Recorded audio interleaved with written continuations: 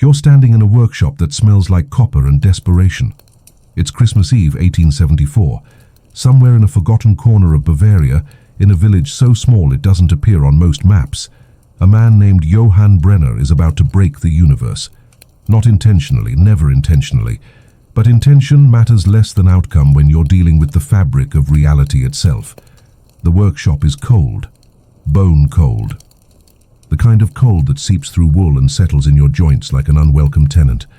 Your breath clouds in front of you, dissipating slowly in air that feels thick with moisture, and the particular despair that comes from knowing winter has 4 more months to torture you. The walls are lined with clocks, hundreds of them, all ticking in perfect, maddening synchronization. Tick, tick, tick. A mechanical heartbeat that never sleeps, never falters, never acknowledges that the man who maintains it is falling apart. Johann sits hunched over his workbench, illuminated by a single oil lamp that flickers like it's considering giving up entirely, which would be appropriate given the circumstances. His hands shake. Not from the cold, though the cold doesn't help. From something else. Something that tastes like failure and sounds like the landlord's fist on the door 3 nights ago, demanding payment that doesn't exist. He's 47 years old. He looks 60. The mathematics of poverty are written across his face in deep lines and hollow cheeks. Around him, the clocks mock his existence. Each one a monument to time he can't get back. Each tick a reminder that he's running out. His wife died 2 years ago. Consumption took her slowly, painfully, expensively. Her name was Elise. She had a laugh like bells. Had. Past tense. Everything good in Johann's life exists in past tense now. His daughter, Greta, 17, eyes like her mother's, heart harder than her mother's ever was, works at the textile mill 14 hours a day for wages that barely cover bread. Her hands are raw, bleeding. The machinery doesn't care. The mill owner doesn't care. The world doesn't care. She comes home smelling like cotton dust and defeat. His son Klaus, 9 years old, stopped believing in Christmas the same winter his mother stopped breathing. He's too thin. Children shouldn't be that thin. You can see his ribs when he bathes. Johann counts them sometimes, like counting the cost of his failures. 7 visible ribs, 7 monuments to inadequacy. Johann Brenner is not a bad man. He's just a man the world has chewed up and forgotten to spit out. Tonight he's finishing his masterpiece. Though he doesn't know yet that it's a masterpiece, it doesn't look like much. A pocket watch, brass casing, intricate enough but nothing extraordinary to the untrained eye. Except for one thing. The mechanism inside is wrong. Fundamentally, impossibly, beautifully wrong. He didn't mean to build it this way.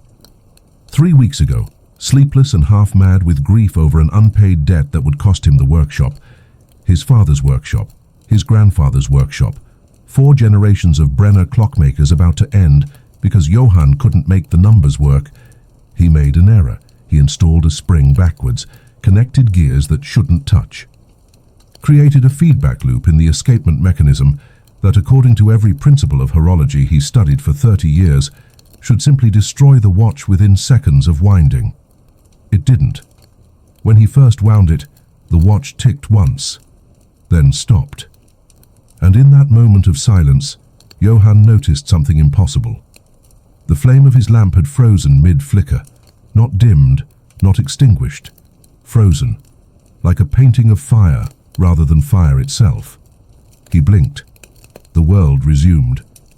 The flame flickered. The watch ticked. Everything continued as if nothing had happened. He thought he'd imagined it. Lack of sleep causes hallucinations. Everyone knows this. But the scientist in him, the part that understands mechanisms and cause and effect, demanded verification. So he tested it again, wound the crown exactly 7 times, pressed the stem. The world stopped. Not slowed, not paused. Stopped. Sound died instantly, like someone had thrown a switch on reality's audio. Motion ceased absolutely. Even the dust motes in the lamplight hung suspended like stars in amber, each one perfectly still, perfectly placed, perfectly impossible. Only Johann could move. He had 16 seconds before the mechanism released, and time lurched forward again like a drunk remembering how to walk. For 3 weeks he's been too terrified to tell anyone, too terrified to destroy it, too terrified to keep it.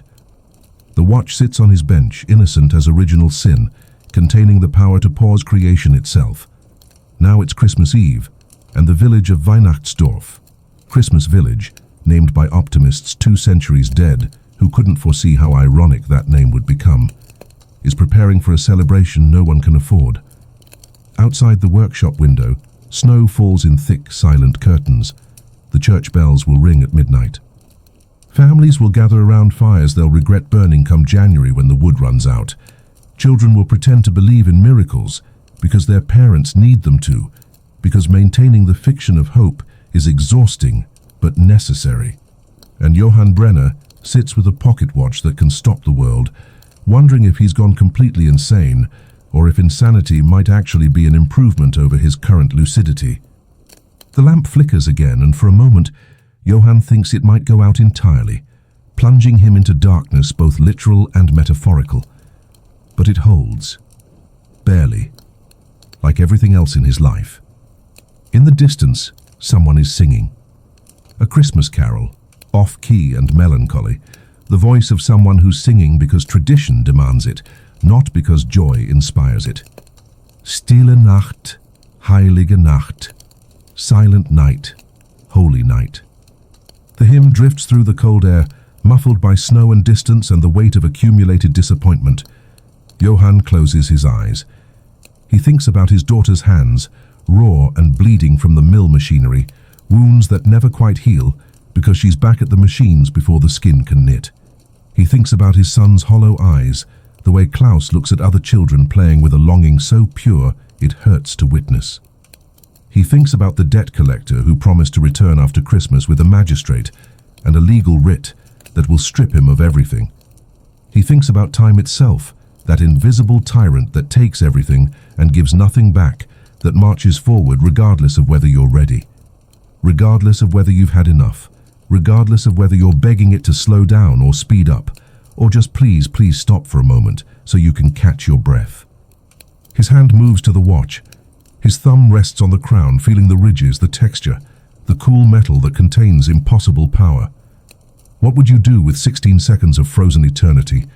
What could you change? What could you steal back from a world that's stolen everything from you?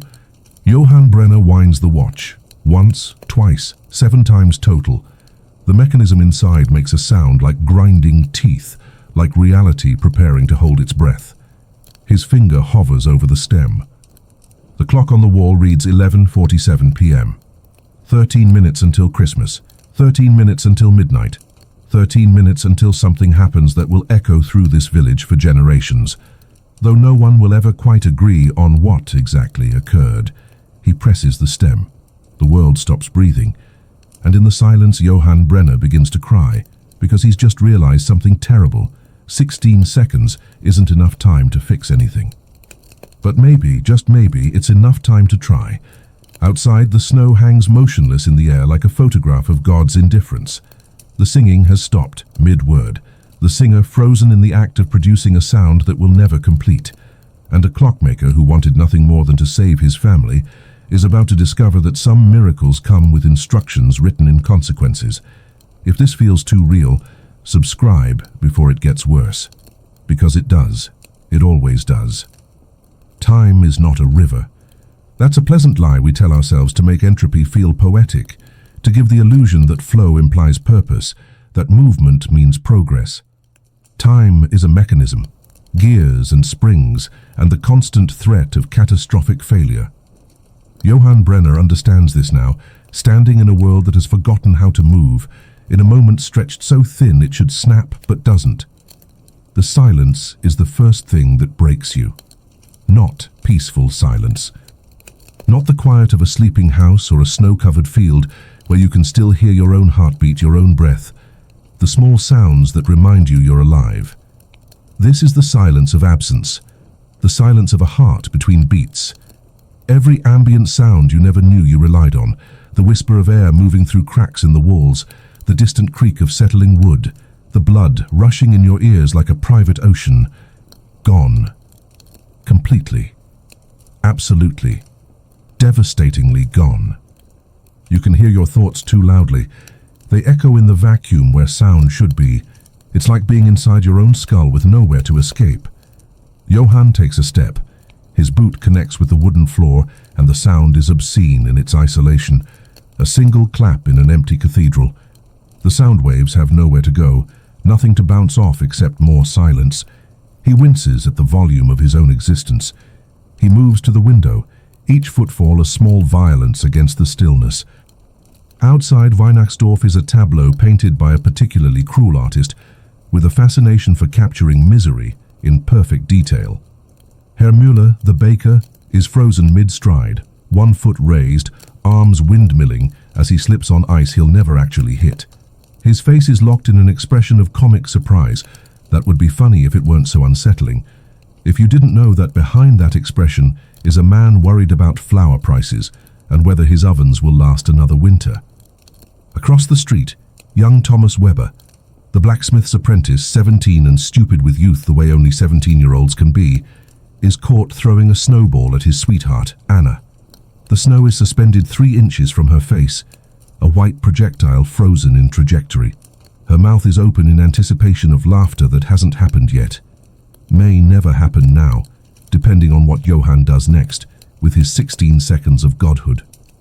The church stands at the village centre, its spire piercing the frozen sky like an accusation directed at heaven itself. The bells are silent.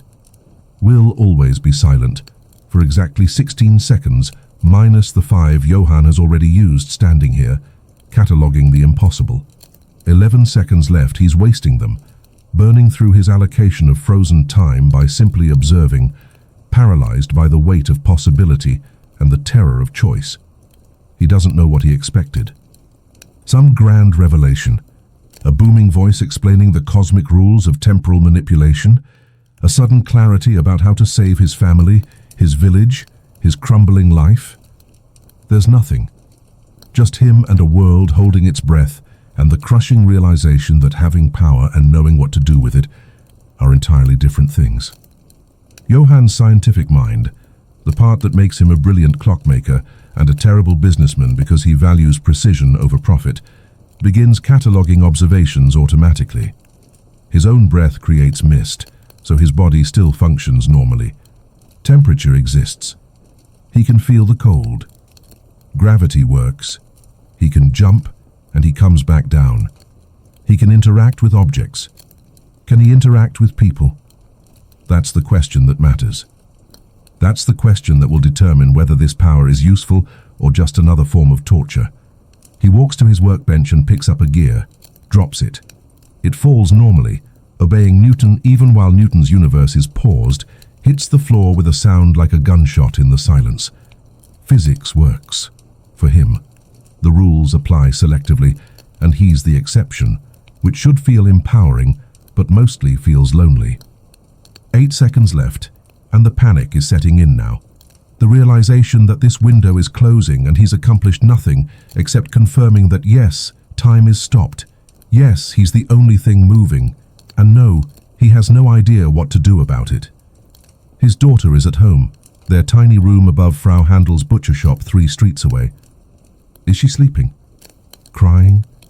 Staring at her bleeding hands and wondering how many more days until the machinery takes a finger? He pictures her there, frozen mid-breath if she's awake, or suspended in whatever dream she's having if she's asleep. Does time stop for dreams?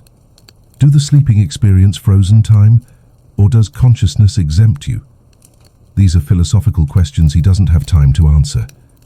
6 seconds left. With this watch, he could walk to the mill owner's house right now. Could take the money from the man's safe.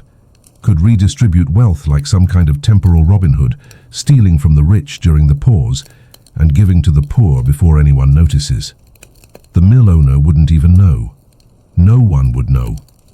Is it stealing if reality is paused? Is it crime if there's no witness, no victim's experience of victimhood? The moral calculus happens faster than thought, a lifetime of ethical training compressed into the space between heartbeats.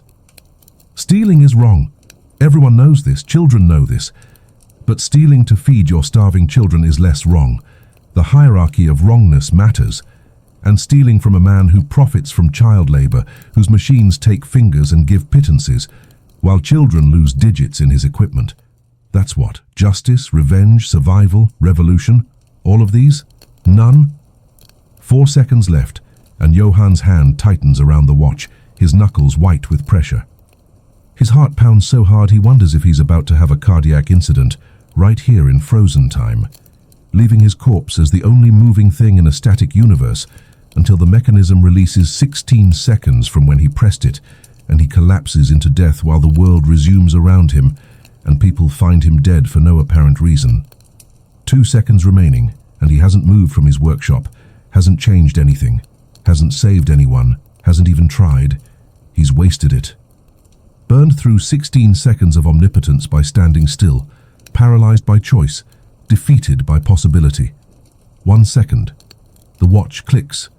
Time lurches forward like a drunk stumbling into motion, like reality remembering how to be itself. Sound crashes back into existence, the sudden violence of normalcy. The clock ticks. The lamp flame flickers. Outside, Herr Müller completes his fall, landing hard on his tailbone with a curse that carries through the cold air, his voice loud and present and real. Thomas's snowball connects with Anna's face with a soft thump, and her laughter rings out, high and bright and utterly unaware that she was frozen mid-joy just seconds ago, that her laughter was paused between notes like a song interrupted. Johann gasps, and his lungs burn.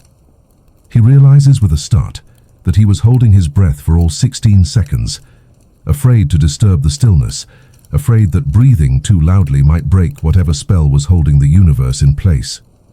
His hands are shaking worse now, a tremor that starts in his fingers and radiates up his arms. The watch sits on the workbench, innocent as original sin, giving no indication that it just paused creation. He stares at it for a long moment, this thing he built by accident, this mechanism that shouldn't work but does. Then, with movements that feel like sleepwalking, like watching himself from outside his body, he winds it again. 7 rotations. The mechanism inside makes that sound, grinding teeth reality's protest. This time when he presses the stem, he's ready. Or thinks he is. You can never really be ready for the world to stop. The silence returns, the cessation, the absence. And Johann Brenner, clockmaker and coward and desperate father who's running out of options, walks out into the frozen Christmas Eve night with absolutely no plan except this. He has 16 seconds to become someone different. Someone who can save the people he loves. Someone who can rewrite fate with nothing but stolen moments and impossible machinery. The snow doesn't fall as he walks through it. It hangs in the air, each flake a tiny universe of ice caught between moments, suspended in the space between falling and landing. He moves through them like moving through a 3-dimensional photograph. They don't melt on his skin. They don't move when he disturbs the air around them. They just hang there, perfect and still and utterly indifferent to his passage. He moves toward the textile mill at the edge of the village, that dark industrial building that devours children and spits out cloth. 12 seconds left. His boots crunch through snow that doesn't remember being disturbed, leaving footprints that won't exist when time resumes. 10 seconds.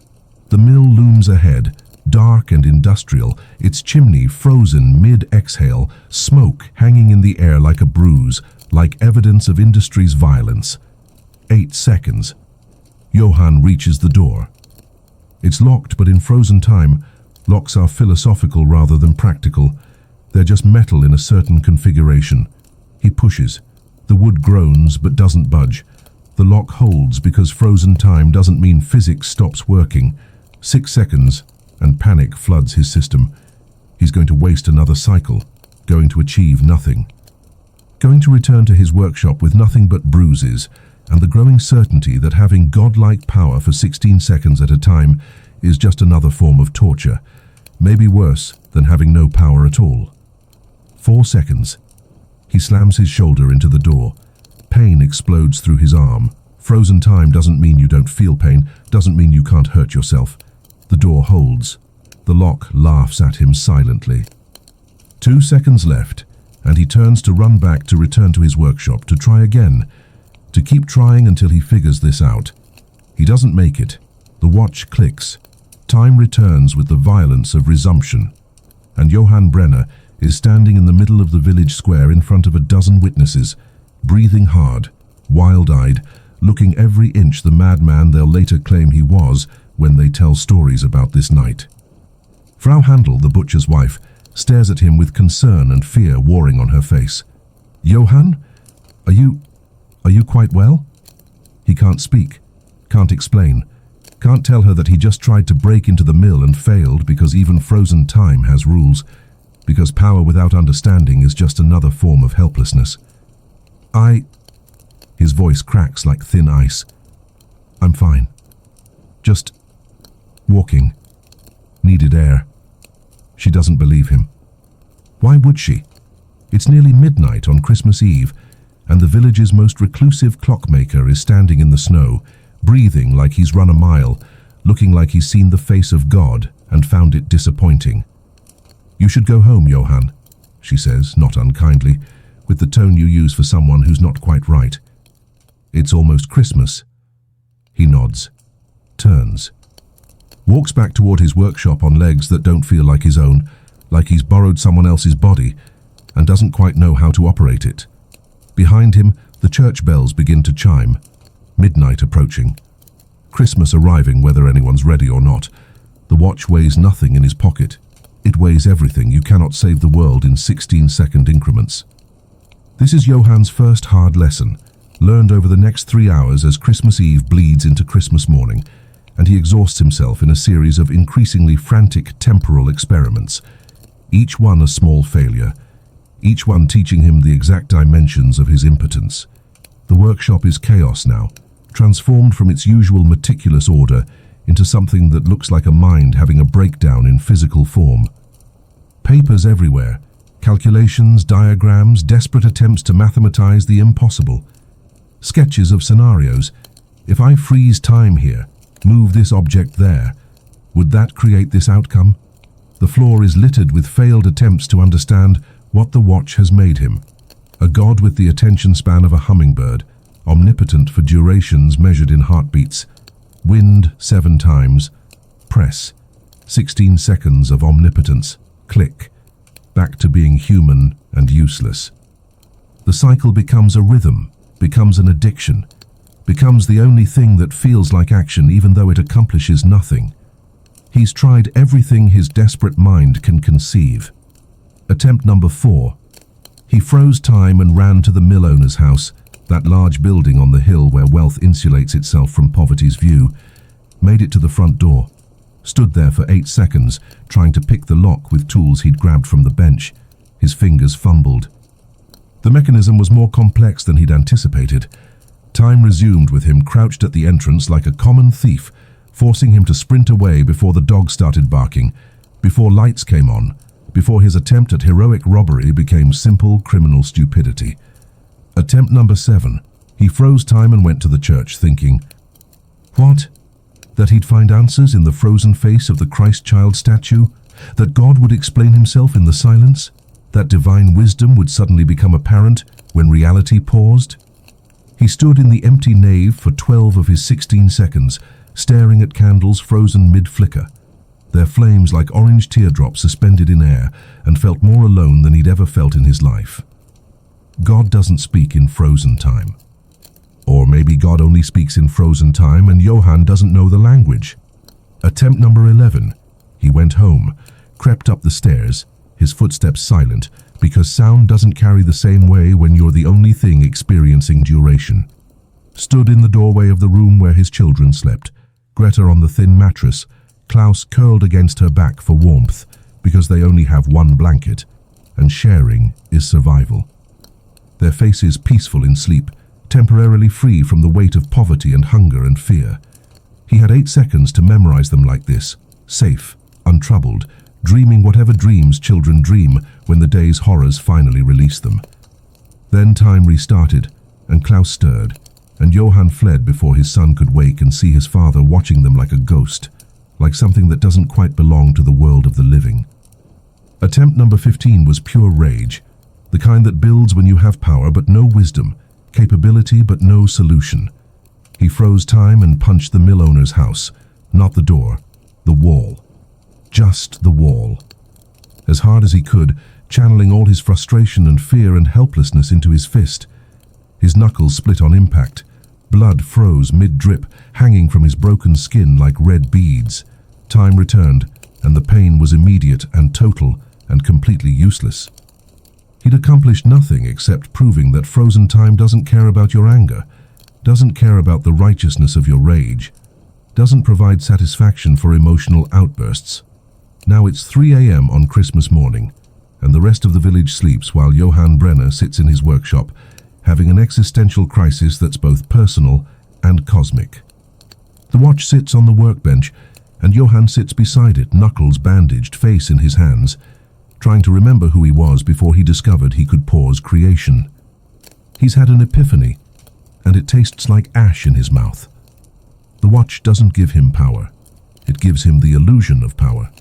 It lets him see all the ways he might save his family, might change their fate, if only he had more time. But 16 seconds is just enough to understand what's impossible.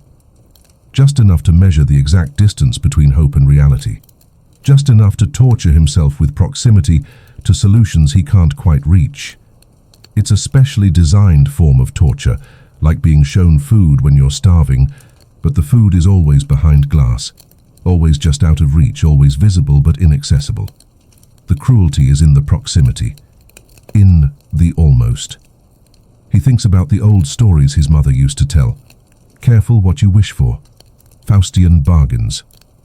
Monkey's paws curling shut. All those warnings about getting exactly what you ask for in the worst possible way, about desire fulfilled in forms that mock the original longing. He wished for more time. Every morning he woke up feeling like there weren't enough hours, like he was always running behind, always failing to catch up. More time. That's all he needed.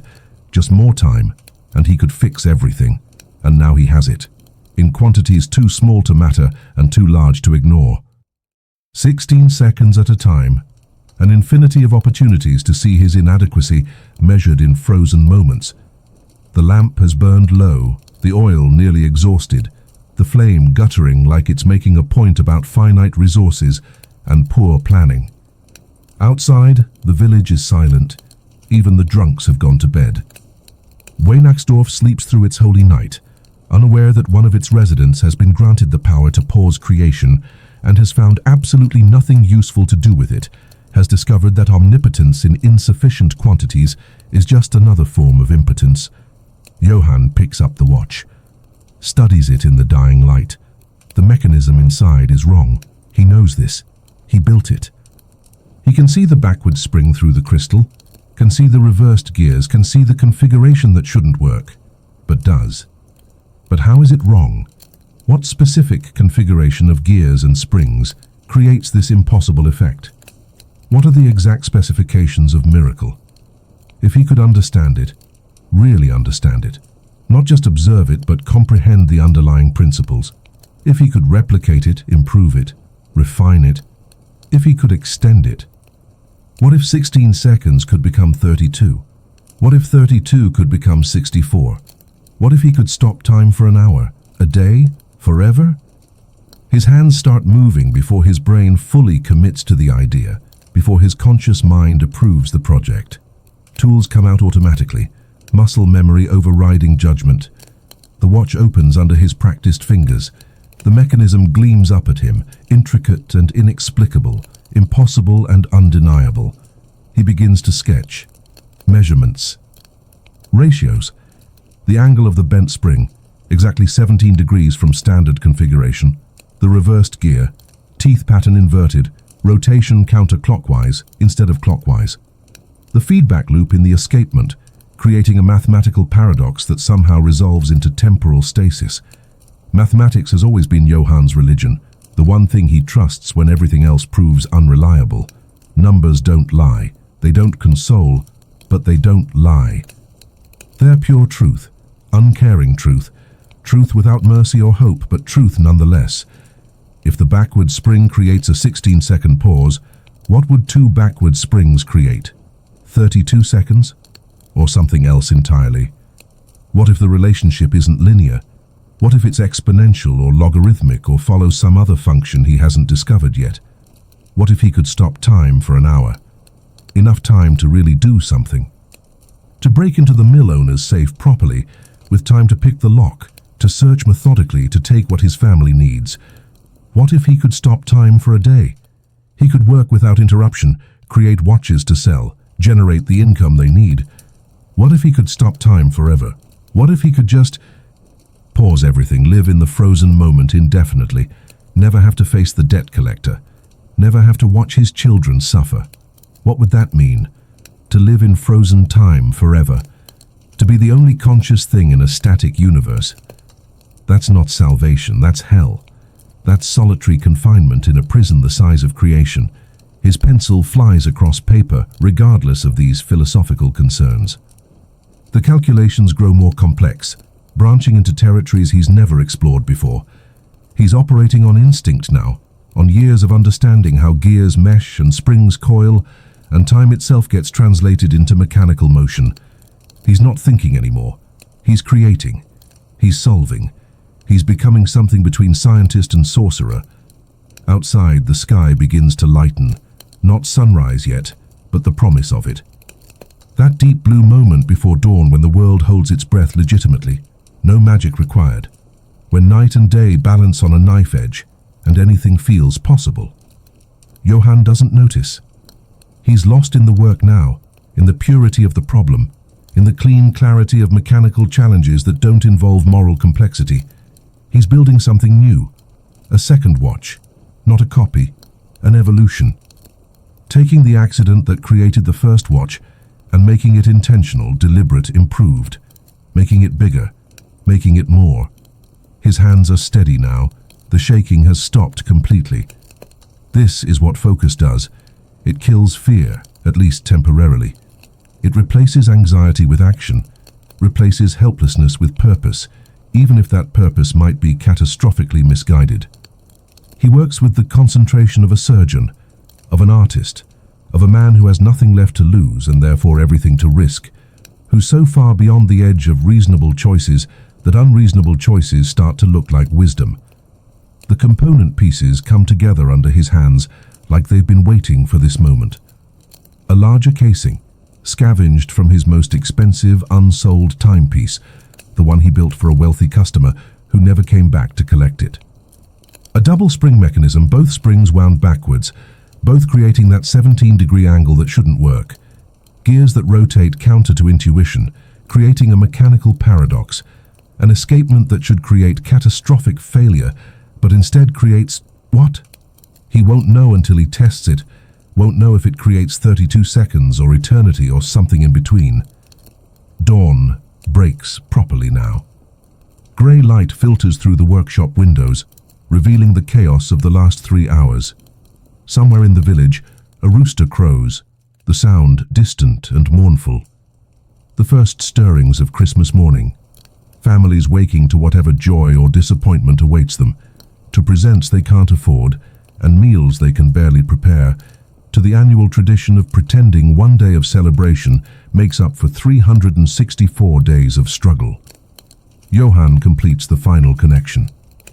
The last gear slides into place with a satisfying click. The new watch sits before him, larger and heavier than the first. It looks dangerous in a way the first one didn't, like a bomb disguised as a timepiece, like something that should have warning labels. He picks it up, feels the weight of it substantial in his palm, wins it. 7 times. No. Instinct tells him this one needs more. This one is different. 14 times. 2 complete rotations of the crown, his fingers moving automatically, muscle memory combined with intuition. The mechanism inside makes a sound like the universe clearing its throat, preparing to speak some fundamental truth. Johann's thumb hovers over the stem. He thinks about his daughter, his son, the debt, the mill, the endless grinding poverty that turns humans into machines and machines into monuments to suffering. He thinks about having more than 16 seconds, having enough time to really change something, to fundamentally alter the trajectory of their lives. to break into the mill owner's safe properly, to redistribute a year's wages, to give his children a future that isn't just slow death by factory and frostbite. His hand is steady, his heart is not. His heart pounds against his ribs like it's trying to escape, like it knows something his conscious mind hasn't admitted yet. He presses the stem. The world stops. And immediately, Johann knows something is wrong. The silence is different this time. Deeper, more absolute. Not just the absence of sound, but the absence of the possibility of sound. The air feels thick, resistant, like trying to move through honey or syrup or the space between thoughts. His chest tightens. Each breath requires conscious effort, like his lungs have forgotten their autonomous function and need manual instruction for every inhale. He checks his own pocket watch, the original, the one that still functions in normal time, that measures duration the honest way, except it's not moving now.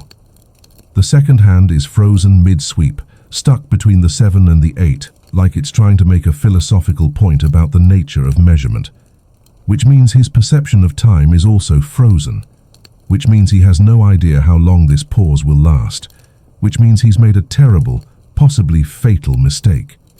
He tries to move. His body responds sluggishly, like walking through water or moving in dreams when your limbs are made of lead. Each step takes enormous effort, each movement draining energy at an alarming rate. The workshop around him seems to resist his presence, as if reality itself is rejecting the fact that he's moving while it isn't, as if he's a foreign object in a system that's decided he doesn't belong. Panic rises in his throat, sharp and metallic and choking. He looks at the new watch in his hand, this thing he built in desperation and hubris. There's no click, no release. The mechanism inside is still engaged, still holding the world in stasis, still refusing to let time resume. And Johann Brenner realizes, with the slow horror of a man watching his own execution, that he's made a terrible miscalculation. The first watch pauses time for 16 seconds because the mechanism fails safely. Something in the design, accident or divine intervention or just the mathematics of imperfection, causes it to break the pause, to release its grip on reality after exactly 16 seconds. It's a flaw, a limitation, a safety mechanism he didn't intentionally install but has been relying on unconsciously. This watch doesn't have that limitation. This watch, built with intentionality and precision and the arrogant assumption that more is better, will hold time frozen until something, entropy, God, the heat death of the universe, his own death, forces it to release. Or until Johann dies in this frozen moment, alone in a world that has forgotten how to move forward, trapped in amber while everyone he loves is suspended on the other side of an impassable barrier. He's trapped himself, in frozen time, on Christmas morning, in a workshop that smells like copper and desperation, and the particular terror that comes from realizing you've destroyed yourself through your own cleverness. He tries to wind the watch backwards. His fingers barely respond, moving like they're pushing through molasses. The crown won't turn. It's locked in place, held by the same mechanism that's holding all of time, caught in its own paradox. He's trapped. The workshop seems to darken around him, though the lamp flame is still frozen in place, still providing unchanging light.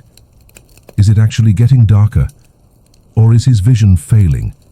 Is this what happens when you exist too long in frozen time? Does consciousness eventually shut down?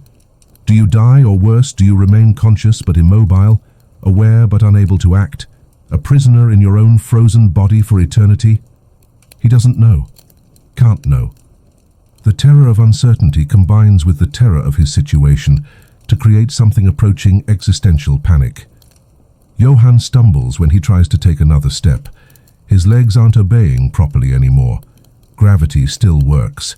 He can feel it pulling at him, but his muscles are failing to respond correctly, like the connection between brain and body is degrading in this frozen state. He falls to one knee.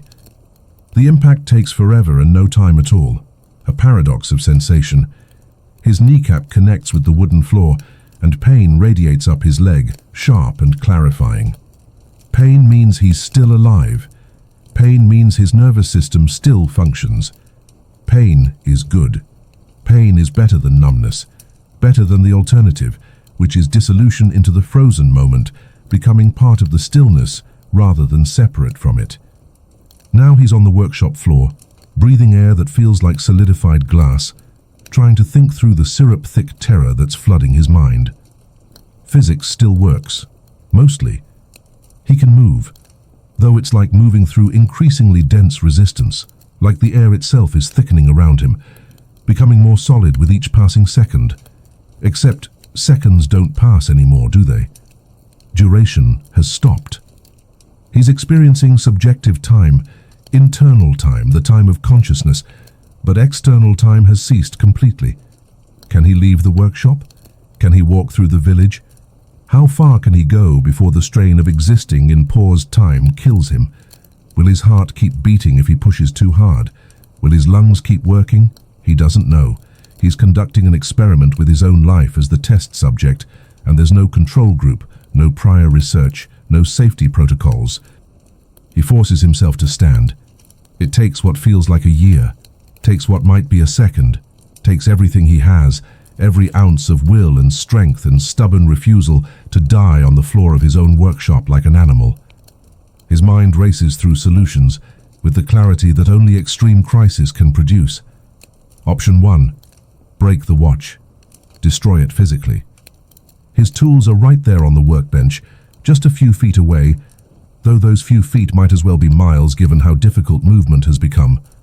A hammer could shatter the casing, destroy the mechanism.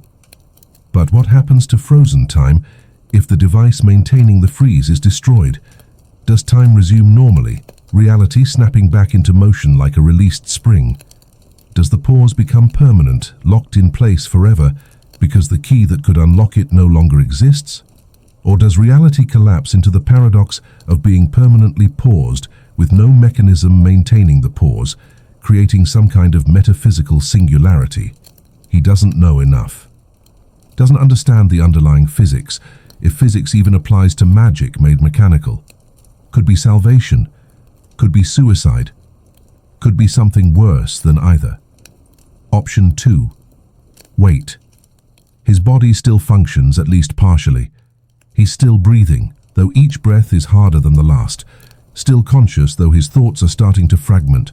Maybe the mechanism will eventually fail on its own. The original watch lasted 16 seconds because something in the design created a natural endpoint. This watch doesn't have that intentional limitation, but mechanical failures happen. Springs break, gears strip, metal fatigue is real. Given enough subjective time, entropy might save him where intelligence failed. But how much time? How much subjective duration can he survive in this state? Hours? Days? His body is already struggling. The effort of simply existing in paused time is exhausting him at an exponential rate. He can feel his energy draining like water through a sieve. Option 3. Try to fix the watch while it's still engaged. Impossible under normal circumstances, like trying to repair a clock while it's running. Except infinitely more complex because the clock in question is reality itself, and the repair shop is located at the end of everything. If he can somehow reverse the mechanism, force it to disengage, manually trip whatever safety should have existed but doesn't. His hands are shaking again, but worse now, a tremor that's part exhaustion and part terror, and part the simple fact that his body is starting to rebel against the impossibility of his situation. He chooses option 3 because it's the only one that feels like action rather than surrender, because waiting to die is somehow worse than trying and failing, because he needs to do something with his remaining strength before it's gone completely. The tools on his workbench might as well be across an ocean, or on the moon, or in some other country of possibility he can no longer reach. Each step toward them is agony, not physical pain exactly, but the exhaustion of pushing against fundamental forces that were never meant to be pushed against. The air resists, reality resists. Existence itself seems to be telling him, "You don't belong here, you shouldn't be moving, stop fighting and surrender to the stillness." He reaches the bench, collapses against it, breathing hard, each inhalation a small victory against the forces trying to stop him. His vision tunnels. The edges go dark. Is this what dying looks like from the inside? He picks up a screwdriver, the tool heavy in his hand like it's made of lead instead of steel. The watch needs to be opened while still engaged, the mechanism exposed and accessed while it's actively holding time frozen. He's never done this, never even considered it possible. It violates every principle of watchmaking he knows. He positions the screwdriver against the first screw, his hands feeling like they belong to someone else, like he's operating them remotely from a great distance. Someone underwater, someone dying. The casing resists. The screws are tight, secured with the precision he always employs, which now seems like a cruel joke played by his past self on his present self. He applies pressure, his muscles screaming with the effort. The screwdriver slips, gouges his palm, cuts deep. Blood wells up and freezes mid-emergence, a ruby peninsula extending from his flesh, crystallizing in the frozen air. Pain. Good, sharp, and clarifying. Pain means he's still alive, still capable of sensation, still present in his body, even if his body is failing. He tries again, adjusting his grip, ignoring the blood freezing on his palm. The screw turns, incrementally, glacially, but it turns, 1/4 rotation, 1/2, 3/4, one screw out. Metal falling to the bench with a sound like the universe sighing. 3 more to go. He can do this, he has to do this. His lungs are burning now, each breath harder than the last. Is there less oxygen in frozen time? Is he using it faster than the paused reality can provide it? Or is his body simply shutting down, overwhelmed by the impossibility of what he's asking it to do? He doesn't know, can't afford to care, just needs to keep moving, keep working, keep fighting. Second screw. His hands are barely responding now, fingers fumbling like he's wearing thick gloves, like the connection between intention and action is degrading with each passing moment of subjective time. His vision blurs. Tunnels. The workshop dims around him, even though the lamp is frozen mid-flicker, providing unchanging illumination. This darkness is coming from inside him, his brain starting to shut down, consciousness beginning its retreat. Is he dying? Probably. The human body wasn't designed for this, wasn't meant to exist in frozen time. He's like a fish trying to breathe air, fundamentally incompatible with his environment, surviving on borrowed time that's running out fast. Third screw. His daughter's face flashes through his mind, memory cutting through the fog of his deteriorating consciousness. Greta. Age 7, laughing as he taught her to juggle gears in this very workshop, her small hands catching and dropping and catching again while he encouraged her. Age 12, crying when they told her mother wasn't coming home, her face a mask of grief he couldn't fix or ease. Age 17, hands bleeding from the mill machinery, eyes dead in ways that have nothing to do with physical death, but everything to do with spiritual murder. He can't die here, can't leave her alone. Can't let his stupidity and hubris make her an orphan. Fourth screw. He applies pressure, turning with what little strength remains. The head strips. The metal rounds off under the screwdriver's pressure. Too much force. Desperation making him clumsy. Now the screw is stuck, unusable, refusing to budge. The thread still engaged, but the head destroyed. Johann makes a sound between a laugh and a sob. The sound strange in the thick air of frozen time. Of course it would come down to this, a stripped screw. The universe's final joke. You wanted to stop time. Here. Stay stopped. Forever. Die in the frozen moment between one breath and the next, killed by shoddy workmanship and your own desperate ambition and the cosmic irony that the thing you wanted most becomes the instrument of your destruction. He drops the screwdriver.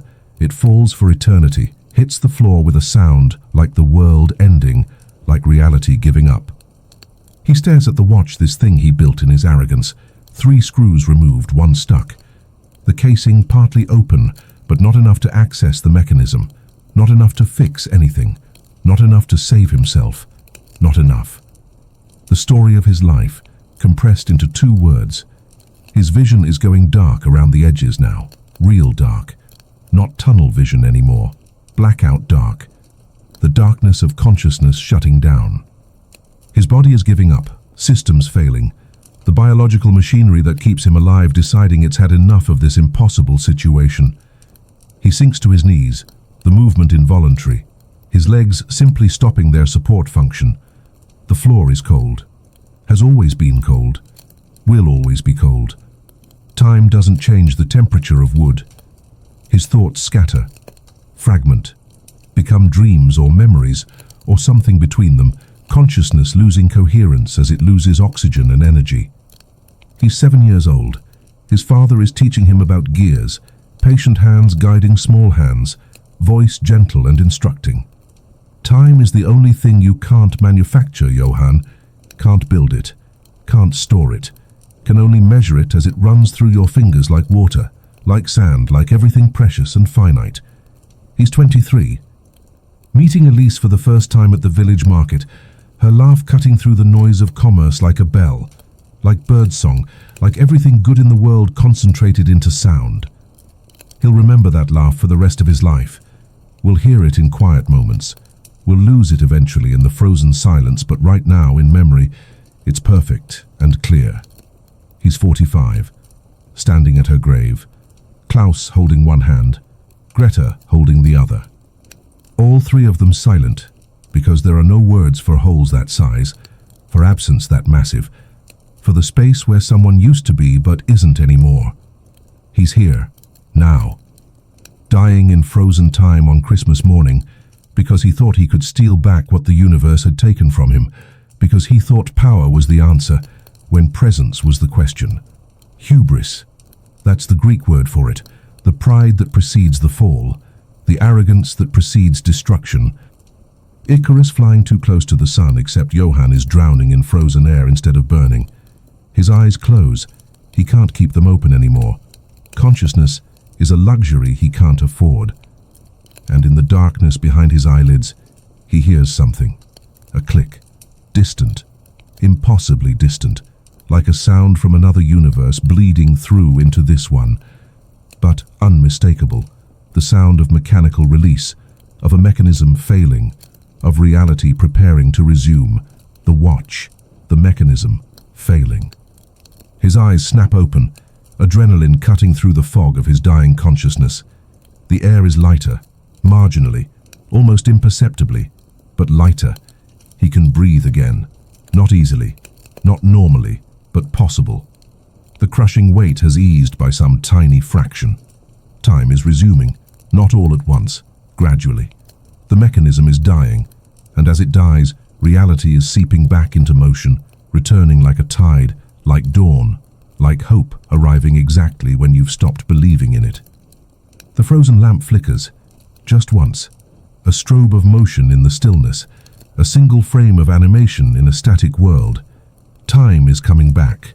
The universe is remembering how to move. Click.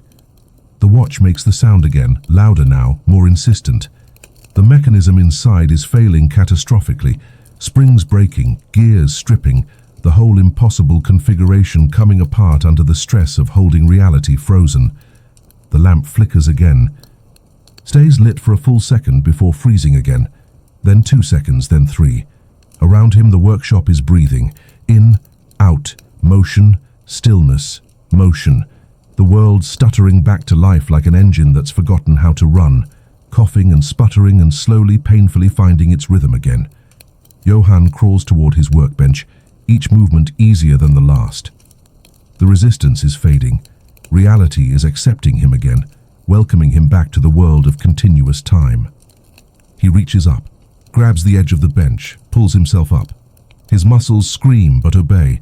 He grabs the original watch, the one that works, the one that failed safely after 16 seconds, the one that saved him by its limitations rather than destroying him through its ambitions.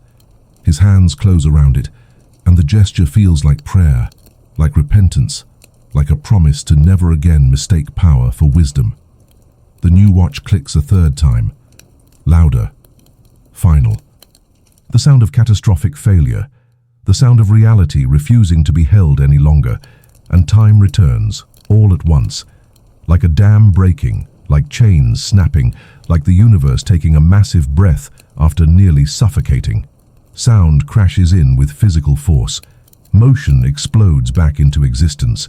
The world lurches forward with such violence that Johann screams, the sound tearing from his throat. He's on the floor of his workshop, the transition throwing him down. The new watch is in pieces around him. It shattered in the return, unable to survive the stress of holding and then releasing reality. Mechanical components scattered across the wooden floor like shrapnel, like evidence, like the remains of his hubris. The original watch is intact in his hand, warm from his grip, still functional, still offering its 16 seconds when needed. He's alive, barely, but alive. Outside, the village continues its Christmas morning in complete ignorance. Church bells ring. Children laugh. Life proceeds in blissful ignorance of the fact that it was paused and restarted like a toy, like a game, like it doesn't matter, except it does matter. It matters everything. Johann lies on the floor for a long time, maybe hours, maybe minutes. Time feeling strange and uncertain now that he's back in it. Breathing. Just breathing. The simple miracle of autonomous respiration. Lungs filling and emptying without conscious effort. Heart beating without permission. Body functioning because that's what bodies do when they're alive. His knuckles are still bandaged from earlier failed attempts. His hand is bleeding from the screwdriver wound. Blood flowing normally now, not frozen, just regular human bleeding. His body aches in ways that feel existential, like he's been broken on some fundamental level and reassembled incorrectly. But he's alive. He survived his own stupidity, barely, by accident more than design. But survived nonetheless. And he still has the original watch, 16 seconds at a time, which suddenly seems like exactly enough instead of tragically insufficient. Outside, someone is singing. "O Tannenbaum, O Tannenbaum, O Christmas tree." The song drifts through the cold morning air, voice cheerful and unaware. Johann closes his eyes and listens, and for the first time in hours, in subjective eternities, he smiles. Because he's just realized something. You don't need to stop time to save your family. You just need to use the time you have. All of it. Every second. Even the ones that don't pause. Especially the ones that don't pause. The pieces of the second watch lie scattered around him. Evidence of ambition, proof of failure. Monument to the lesson that more power isn't better power, that enough is a virtue, that limitations exist for reasons we don't understand until we try to exceed them. He'll gather those pieces later, hide them, make sure they can never be reassembled. But for now he just lies on the floor of his workshop and breathes and exists and feels grateful for the simple gift of continuous time, of regular duration, of being present in the moment he's actually in rather than fractured across frozen seconds. Outside, the snow falls in regular time, each flake taking the normal amount of seconds to reach the ground. No pausing, no freezing. No stopping the inevitable progression of now into next. Just time passing, as it always has and always will, indifferent and precious and the only thing any of us really have. And Johann Brenner, former temporal manipulator, current survivor, sleeps the dreamless sleep of exhaustion on his workshop floor, while Christmas morning continues without him, the village celebrating a holiday he nearly destroyed through the sin of thinking he could save it. Morning light, grey and thin as gruel, filters through workshop windows that haven't been cleaned in months, maybe years. Johann wakes on the floor, his body protesting every movement, muscles cramped from hours of unconsciousness on hard wood. For a moment, he doesn't remember where he is or why he's lying on the ground like a drunk. Then memory returns with the force of physical blow, and he gasps. The frozen time, the trapped hours, the near death in paused reality. He sits up slowly. Inventory of damage. Bleeding hand, needs cleaning and proper bandaging. Bruised knees from falling. Exhaustion so profound it feels like illness. But alive. Fundamentally, miraculously alive. The pieces of the second watch surround him like accusation. Shattered components gleaming in the morning light. The case cracked. Springs unsprung, gears scattered. The architecture of ambition reduced to debris. He gathers them methodically, his hands shaking but functional. Each piece gets collected, examined, set aside. Evidence that needs securing. knowledge that needs containing. He'll hide these pieces separately, scatter them across locations where reassembly becomes impossible, where temptation can't reach them even in his weakest moments. The original watch sits on the workbench where he'd grabbed it during his dying moments in frozen time, still intact, still functional, still offering its 16 seconds when needed. Johann stares at it for 20 minutes, maybe 30, doing mental arithmetic that has nothing to do with mathematics and everything to do with moral philosophy and survival calculus, and the question of what power means when you're too weak to use it wisely. Here's what 16 seconds can buy you in the economy of frozen time. Nothing that matters, everything that matters, depends entirely on what you're willing to pay with pieces of yourself. The debt that's going to destroy his family is 47 marks. The debt collector will return on December 26th, tomorrow, with a magistrate and legal authority to seize his workshop, his tools, his entire livelihood, the accumulated inheritance of 4 generations of Brenner clockmakers, about to be liquidated to satisfy one generation's failure. 47 marks. A fortune to him, a pittance to the mill owner, an abstraction to God. But to Johann, it's the difference between having a home and being homeless, between having a trade and being tradeless, between being a father who provides and a father who failed. In frozen time, he could steal it. Has thought through the logistics extensively during his desperate experiments. The mill owner's safe, the church's collection box, any number of sources where money sits unused while his children starve. Take it during the pause, leave no trace, save his family through redistribution of wealth from those who have too much to those who have too little. Robin Hood in a clockmaker's apron. But, and it's a substantial but, the kind that echoes through centuries of ethical philosophy and religious doctrine, and the simple question of who you want to be when no one's watching. Stealing in frozen time doesn't change the fundamental fact that you're a thief. The universe might not catch you. The law might never know. Your neighbors might never suspect, but you'll know. You'll carry that knowledge like a stone in your chest, feeling its weight every time you look at the money you stole, every time you pay for something with stolen marks, every time your children eat food purchased with theft.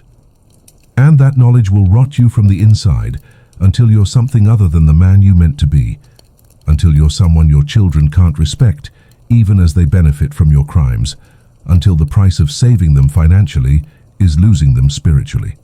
Johann knows this, has always known it. His father taught him when he was 7 years old, teaching him the trade, showing him how to handle delicate components. A man's tools are his legacy. His work is his honor. Take those away through theft or laziness or compromise, and he's just meat and ambition wearing human skin. So, the arithmetic remains. 47 marks. 1 day until collection, 16 seconds at a time. What can an honest man do with that equation? He stands, his body protesting but obeying. Pain is information. Right now, it's telling him he survived something he shouldn't have, and survival creates obligation. The obligation to use the second chance wisely, rather than waste it repeating the same mistakes in different configurations. Outside, Weihnachtsdorf is engaged in the slow dance of Christmas morning. The church service is over. He slept through it, unconscious on his workshop floor, while the village prayed and sang and celebrated the birth of a savior who specialized in impossible rescues. Families are gathering for meager meals. The smell of cooking cabbage and whatever meat people could afford drifts through the cold air, mingling with wood smoke and the particular scent of poverty trying to have a holiday. Johann walks. Not to the mill owner's house, not to the church, not to any location that offers the temptation of easy solutions and hard consequences. To his own tiny room above Frau Handel's butcher shop. To his children. To the reason any of this matters. His children are awake. Greta is trying to make something resembling breakfast from ingredients that can barely be called food. Stale bread soaked in milk to soften it. A piece of cheese so small it's more concept than substance. Klaus is at the window, watching other children play in the snow with a longing so pure and uncomplicated it hurts to witness. The longing of childhood for simple joys that poverty makes impossible. Papa! Klaus's face lights up when Johann enters, the expression dimming immediately when he sees his father's condition. Papa! What happened? You're hurt. Johann looks down at himself, bandaged knuckles, blood seeping through the cloth wrapped around his palm. Exhaustion written in every line of his posture. He looks like he's been in a fight. He has been, with time itself, with his own ambition, with the temptation to solve everything through impossible means. He hugs his son, feels Klaus's ribs through his thin shirt, counts them automatically, 7 visible, which means significant malnutrition, but not yet critical starvation. When did he start measuring his son's health by counting bones? I'm all right, Johann says, the lie obvious but necessary. Just had a difficult night, working, trying to solve problems. Greta turns from her pathetic breakfast preparation. She doesn't speak immediately, just studies him with those eyes, her mother's eyes, seeing too much, understanding too clearly. Did you solve them? The problems? How to answer that honestly? I discovered I could extend frozen time indefinitely, but nearly died in the attempt. I learned that more power just means more ways to destroy yourself. I confirmed that 16 seconds is simultaneously too little and exactly enough. Some of them, he says finally, the important ones. She doesn't believe him, but she doesn't challenge him either. They've developed this language over the 2 years since Elise died, the language of necessary fictions, of polite lies that maintain function, of not pushing too hard on truths that might shatter the fragile equilibrium they're all pretending is stability. Greta, Johann says, sitting at their table, a plank across 2 crates. That's all they have now, all they can afford, furniture as skeletal as they are. I need you to trust me. Her eyes narrow slightly. Trust is expensive, they're all bankrupt. About what? About the debt. I'm going to fix it, today. By tonight, when you come home from the mill, things will be different. She laughs, and the sound contains no humor, just accumulated disappointment, and the worn-down expectations of someone who's been promised improvements before and received only different configurations of the same poverty. Papa, we've had this conversation. You've been working, we're still starving. Working harder doesn't change the fundamental mathematics of insufficient income. Fair, accurate, brutally true. I've been working wrong, Johann says. Today, I work right. Today, I work smart. Today, I use what I have efficiently. What do you have? Time, skill, desperation, the usual resources of the poor. Greta wants to believe him. He can see it in her face, the war between hope and experience, between wanting her father to be the hero he keeps promising to be and accepting that he's just a man, limited and flawed, and doing his best in a system designed to crush people like them. All right, Papa, she says finally, the words empty, placating the madman while planning for continued disaster. I have to go to the mill. Klaus, you'll watch Papa. Make sure he eats. Klaus nods solemnly, accepting the responsibility of caretaking his own father, because someone needs to, and Greta can't be in 2 places simultaneously. She leaves. The door closes. The room feels emptier without her, as if she takes the possibility of hope with her when she goes. Johann turns to Klaus. I need to work today, in the workshop. I need you to stay here, stay safe, and trust that I know what I'm doing. Do you know what you're doing? Honest question deserving honest answer. No, but I'm doing it anyway. Sometimes that's all we have. Action without certainty, effort without guarantee. Klaus considers this with the seriousness only 9-year-olds can bring to philosophical questions. Okay, but Papa, whatever you're planning, be careful. We need you alive more than we need you successful. When did his child become wiser than him? Johann returns to the workshop. Stares at the watch, the original, the functional, the limited one. 16 seconds at a time, 47 marks needed, 1 day to produce it. He does the math. Really does it this time. Not wishful thinking, but actual calculation based on real capability and honest assessment. His finest work, custom timepieces for wealthy clients, takes 3 weeks to complete properly and sells for 20 marks to buyers who can afford quality. Divide that out. Roughly 1 mark per day of focused, continuous work. He needs 47 marks. which means he needs to do 47 days of work in one day. Impossible through conventional means. Any reasonable person would acknowledge impossibility and find another solution, beg for extension, borrow from someone else, accept defeat gracefully. But Johann Brenner has stopped being reasonable. Reasonableness is a luxury of people with options. He has one option: succeed impossibly or fail completely. Unless he can work without interruption, without distraction, without the thousand small inefficiencies that plague normal human productivity and make even simple tasks sprawl across disproportionate time, unless he can freeze time, not to steal, to work. 16 seconds used over and over to create windows of perfect focus, to eliminate every wasted motion, to compress days of labor into hours of frozen moments. It's insane. Dangerous. Possibly fatal given his recent near-death experience in extended frozen time. It might work. Johann picks up the watch, wins it. 7 rotations, the now familiar gesture, muscle memory combined with desperate hope. Presses the stem. The world stops. He has 16 seconds, uses 3 to move to his workbench, uses 8 to select components for a new watch, one he can actually sell to actual buyers. Uses the final 5 to position everything perfectly, tools laid out in optimal configuration, materials arranged for maximum efficiency. Click. Time resumes. He doesn't pause, doesn't hesitate, doesn't waste time on doubt or second guessing. Immediately winds again. Press. 16 seconds. Solder a gear assembly. The work usually delicate, requiring steady hands and careful focus. In frozen time, it's just mechanics. No tremor, no doubt, no anxiety about failure, just pure execution. Click. Wind, press. Install the mainspring. 16 seconds of perfect installation, no wasted motion, no hesitation, efficiency bordering on mechanical. Click. Wind. Press. This becomes his rhythm, his meditation, his redemption and his damnation in equal measure.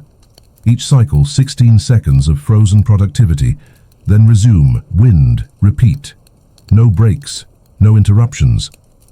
No time wasted on doubt or despair, or the philosophical question of whether this constitutes honest work or another form of cheating. Just work, the purest form of work he's ever experienced, action without consequence, effort without friction, creation without the usual drag of human limitation. Hours pass in the real world, subjective days in his fractured experience. The morning bleeds into afternoon. Outside, the village continues its Christmas. Families together, children playing. Normal people doing normal things at normal pace. Inside, Johann Brenner is fragmenting his existence into 16-second bursts of superhuman focus, trading his presence for productivity, his continuity for capability. He doesn't eat, doesn't drink, doesn't think about anything except the work in front of him, the watch taking shape under his hands, the accumulated seconds buying him progress measured in completed components. Wind, press, create, click, repeat, the mantra of desperation. The rhythm of survival, the heartbeat of a man trading pieces of himself for pieces of time. By noon he's completed his first watch. Simple piece, elegantly functional, worth maybe 8 marks to the right buyer if he can find them, if the market exists, if anything about this plan works beyond the technical achievement of creation. He doesn't celebrate, doesn't pause to admire his work. There's no time for satisfaction when you're racing against impossible deadlines. He sets it aside and begins the second. Wind, press, create, click, repeat. The mechanism becomes muscle memory, becomes breathing, becomes something more fundamental than conscious choice. His hands know what to do before his brain can instruct them. In frozen time, there's no anxiety about the next step, no second guessing about whether this gear or that spring, no human hesitation that normally plagues decision-making. Just the absolute clarity of action without consequence, of work without the friction of doubt. This is what it feels like to be a machine, he thinks during one brief moment between cycles. To exist without the burden of human weakness, without the constant negotiation between what you want to do and what you're capable of doing, without the gap between intention and execution. It should feel wrong, dehumanizing. Like surrendering something essential about what makes him human in exchange for efficiency. It feels perfect, transcendent, like he's finally operating at the level he was always meant to achieve, if only biology hadn't gotten in the way. Second watch complete, another 8 marks of value assuming he can find buyers. 16 total, 31 to go. The mathematics are slowly, painfully tilting in his favor. The afternoon sun angles through the windows, casting long shadows that creep across the workshop floor like time made visible.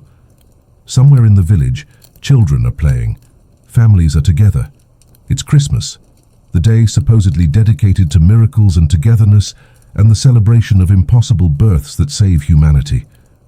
And Johann Brenner is working with the intensity of a man possessed, because he is possessed, by necessity, by love, by the terrible mathematics of survival that don't care about holidays or sentiment or the supposed sanctity of family time. Third watch. This one he makes finer, more ornate, letting his skills show through in ways the first two didn't permit. The kind of piece a merchant might buy to impress a client, to signal wealth and taste, to demonstrate that he's the sort of man who appreciates fine craftsmanship, even if he doesn't understand the technical brilliance that makes it possible. Worth 12 marks if he can find the buyer, if his reputation carries weight, if quality still commands premium in a market increasingly dominated by cheap factory production. Wind. Press. Engrave the case with a delicate pattern, scroll work and geometric precision combined. Click. Wind. Press. Polish until it gleams, until it catches light like a promise, like hope made tangible in brass and crystal. Click. Wind. Press. Install the crystal face with perfect alignment. No gaps where dust could enter. No imperfections to mar the viewing of time's passage. Click. His hands are steady, despite hours of repeated motion. His mind is clear, despite the fractured nature of his work. There's something transcendent about this focus, something that approaches religious experience, even though Johann stopped believing in God around the time God took his wife. Like prayer, if prayer came with gears and springs. Like meditation, if meditation produced tangible results instead of just inner peace. Fourth watch, simpler again but no less competent. 8 marks of value, running total 36 marks, 11 to go. The finish line is visible now, close enough to imagine reaching, far enough to require continued effort. The sun is setting, painting the workshop in shades of orange and red that would be beautiful if Johann had any attention left for beauty. In a few hours, Greta will return from the mill. Klaus will be hungry. The world will expect Johann to be the same broken man he was this morning, defeated by circumstance and ground down by accumulated failure. He won't be. Can't be. He's transforming through this process, becoming something different, though whether that's improvement or degradation remains unclear. Fifth watch. He makes this one special, makes it personal. Not for sale. For Greta. A gift to replace the childhood she lost, the innocence that poverty and her mother's death and her father's failures stripped away too early. Wind. Press. Carve her initials into the case with delicate precision. G.B. Greta Brenner. His daughter. His reason. His judge. Click. Wind. Press. Install a mechanism that chimes on the hour. Something pretty, something unnecessary, something that serves no purpose except beauty, something that says you are worth beautiful things, even when the world insists you're only worth utilitarian survival. Click. Wind. Press. Polish it until it catches the dying light like a promise, until it looks like the kind of heirloom wealthy families passed down through generations, until it contradicts everything their poverty claims about their worth. Click. This one he'll never sell. This one is proof that her father hasn't forgotten how to make miracles, even small ones, even mechanical ones that don't actually change anything except prove that love can manifest in gears and springs. But he still needs 11 marks. The math is close but not close enough.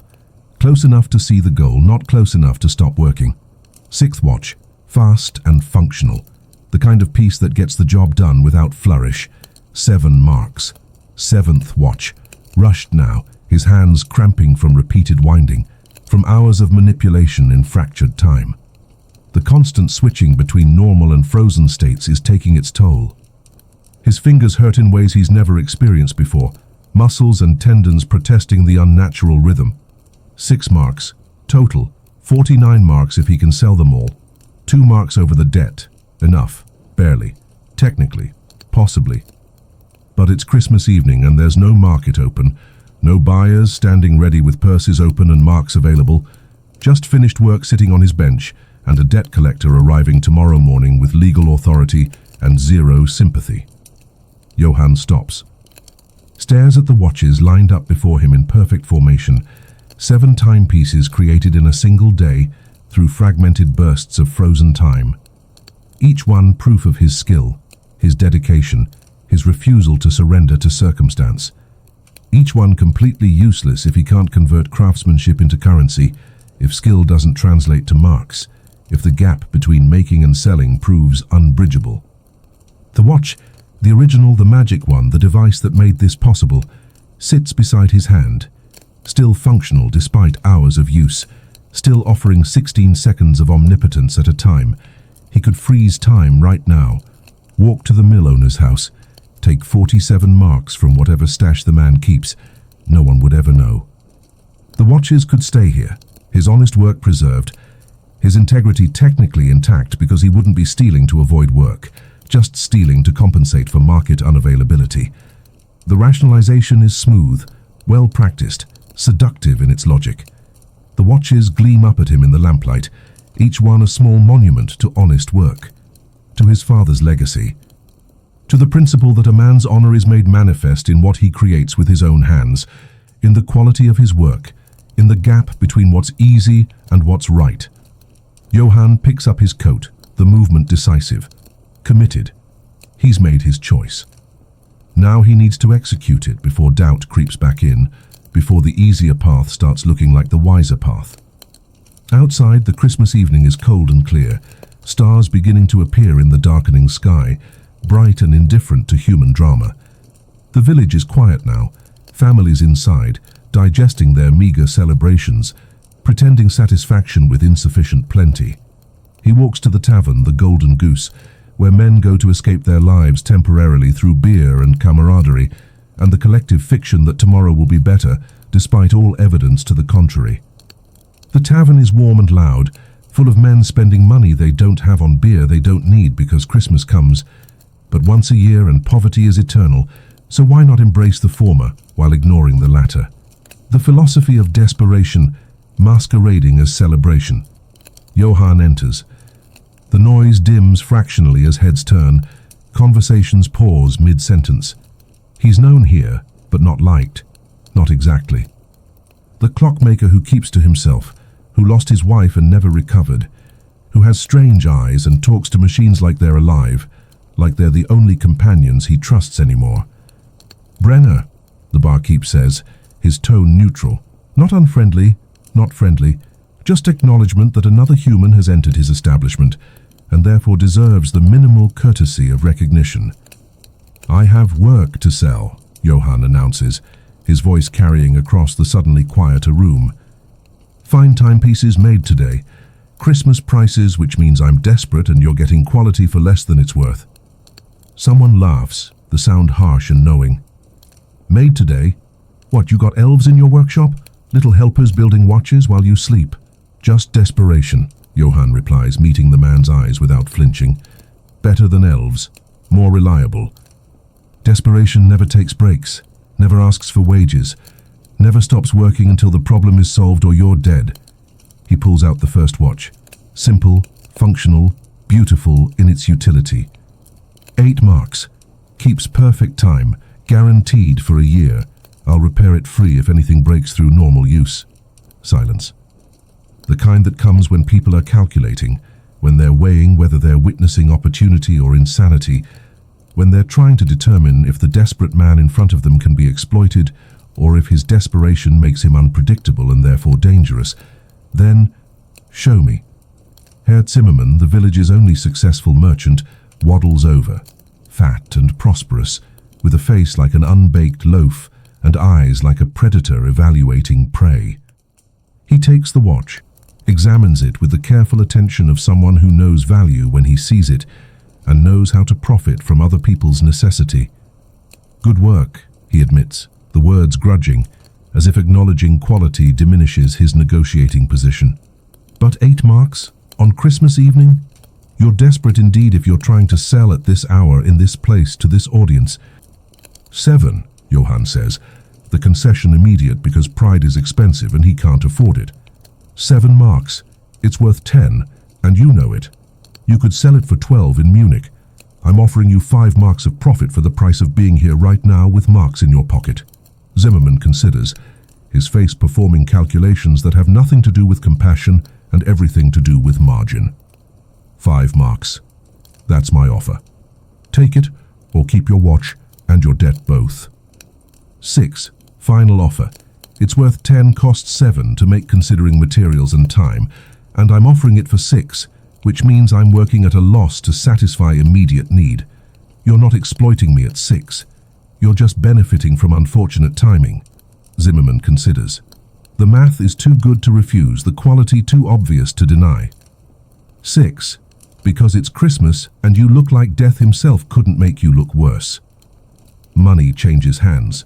6 marks. 41 to go. The first sale confirms the plan works, confirms that skill has value, confirms that honest work can translate to survival if you're willing to accept less than you deserve. The next hour is a masterclass in humiliation, masquerading as commerce, in degradation dressed up as negotiation. Johann sells his work at cut rates to men who know he's drowning and are happy to profit from it, who see his desperation and calculate exactly how much they can exploit it without completely destroying him, who take his quality and pay him pittance and feel clever for the transaction. The merchant watches gleam as they're purchased for half their worth, each sale a small death, each transaction a reminder that skill and honor mean nothing when you're negotiating from your knees, that the free market is only free for those with leverage, that capitalism is just feudalism with better marketing. But the marks accumulate despite the humiliation, because humiliation doesn't kill you and debt collectors do. Watch 2. 8 marks in value sold for 5 to Herr Weber the blacksmith, who wants to impress his new bride, who married him for stability rather than love, and deserves something pretty to compensate for the compromise. Watch 3. 12 marks in value, sold for 10 to a traveling salesman who recognizes quality and has enough conscience to not completely rob him, who understands that driving too hard a bargain might feel good today, but creates enemies tomorrow. Watch 4. 8 marks in value sold for 6 to Frau Müller, buying a gift for her husband who hasn't given her anything in 3 years, who's forgotten that maintenance of affection requires occasional demonstration. Running total, 27 marks. 20 to go. The mathematics are tilting inexorably toward survival, toward making the deadline, toward proving that 16 seconds at a time can accumulate into salvation if you're willing to pay with dignity. The tavern is watching now, openly, unashamedly. This is entertainment, better than the usual drunken arguments and tired stories. The clockmaker's fire sale, the sound of a man's pride being liquidated one timepiece at a time, the spectacle of desperation made public. They'll talk about this for weeks, months, years maybe. Remember when Brenner sold his work for nothing? Remember how low he went? But Johann doesn't care about their future conversations. He cares about his children's immediate survival. Watch 5, the one he made for Greta with her initials, with the hourly chime, with all the love he couldn't express in words manifested in mechanical precision, sits in his coat pocket against his chest. He won't sell this one, can't. It's not for sale, it's for her. It's proof that he still knows how to create beauty in the midst of horror, but he might have to sell it. The math might demand it. Love might require sacrifice of the thing created from love. The universe specializes in these ironies. Watch 6. 7 marks in value, sold for 5 to young Thomas Weber, the blacksmith's apprentice who's courting Anna and wants something nice for her and doesn't understand yet that love is a luxury he can't afford, that romance is for people with full bellies and stable futures, that pretty gifts don't substitute for financial security. Watch 7. 6 marks in value, sold for 4 to Pastor Klein, who arrived late to the tavern and claims the watch is for ministry purposes, as if God cares about punctuality, as if heaven runs on schedule, as if the divine requires mechanical timekeeping to organize salvation. Total, 36 marks, 11 short. The finish line is close enough to see clearly, far enough to require one more sacrifice. The tavern has gone quiet again. Everyone watching, everyone waiting. This is theatre now, tragedy in real time. The moment where the protagonist must choose between competing goods, where every option carries cost and no choice is clean. Johann reaches into his pocket. His fingers touch 2 things: the magic watch that started all this, that made this day possible, that sits like a loaded gun against his ribs, and Greta's watch, the one with her initials, the one that chimes hourly, the one that was supposed to end this nightmare by demonstrating that her father still loved her enough to create beauty just for her. He pulls out Greta's watch. The decision makes itself, or maybe he makes it and pretends it made itself. Maybe that's the only way to survive choices this painful. Pretend they're inevitable rather than admit they're voluntary. It gleams in the lamplight. The engraving catches the glow. GB. The hourly chime mechanism is visible through the crystal. Tiny hammers poised to strike tiny bells, beauty serving no purpose except being beautiful. It's the finest work he's ever produced. Better than anything he made for paying customers. Better than the pieces wealthy clients commissioned and never appreciated. Love made it better. Desperation refined it. The combination of caring deeply and needing desperately created something transcendent. This one, Johann says, and his voice doesn't shake, though everything inside him is breaking into pieces smaller than the gears he works with, is my finest work. 15 marks. Herr Zimmermann picks it up, his thick fingers incongruous against the delicate craftsmanship. He examines the engraving, notes the initials, understands immediately that this was custom-made, was personal, was meant for someone specific. GB, this was for your daughter. Yes, and you're selling it. The question contains judgment and curiosity in equal measure, condemnation and understanding, revulsion and respect fighting for dominance on his face. Yes. Why? Because she needs a father more than she needs a watch. Because survival takes priority over sentiment. Because love sometimes means sacrificing the thing you made from love to provide the things love requires. The tavern is absolutely silent now. Even the drunks have stopped mid-drink to watch this moment, this transaction that transcends commerce and enters the territory of human drama, of the kind of choice that defines character. Zimmermann's face does something complicated, multiple emotions warring visibly, pity and contempt and something almost like respect fighting each other across his features. 10 marks, he says quietly, more quietly than Johann has ever heard him speak. Because I'm not entirely heartless, even if I'm largely heartless, 10 marks for work worth 20. 12, please. The please costs him something, some piece of dignity he'll never recover, but he's long past caring about dignity when survival hangs in the balance. 11, that's my final offer. Take it or keep your daughter's watch and your debt both, and tomorrow you'll have neither watch nor daughter because she'll be in the workhouse and you'll be in debtor's prison. Johann closes his eyes, sees Greta's face, 7 years old and laughing, 12 years old and crying, 17 years old and bleeding. Sees the future she'll have if he fails versus the future she might have if he succeeds. Sees that the watch, beautiful as it is just metal and gears, and she is flesh and soul, and the choice isn't really a choice at all. Opens his eyes. 11. The money changes hands, the transaction complete.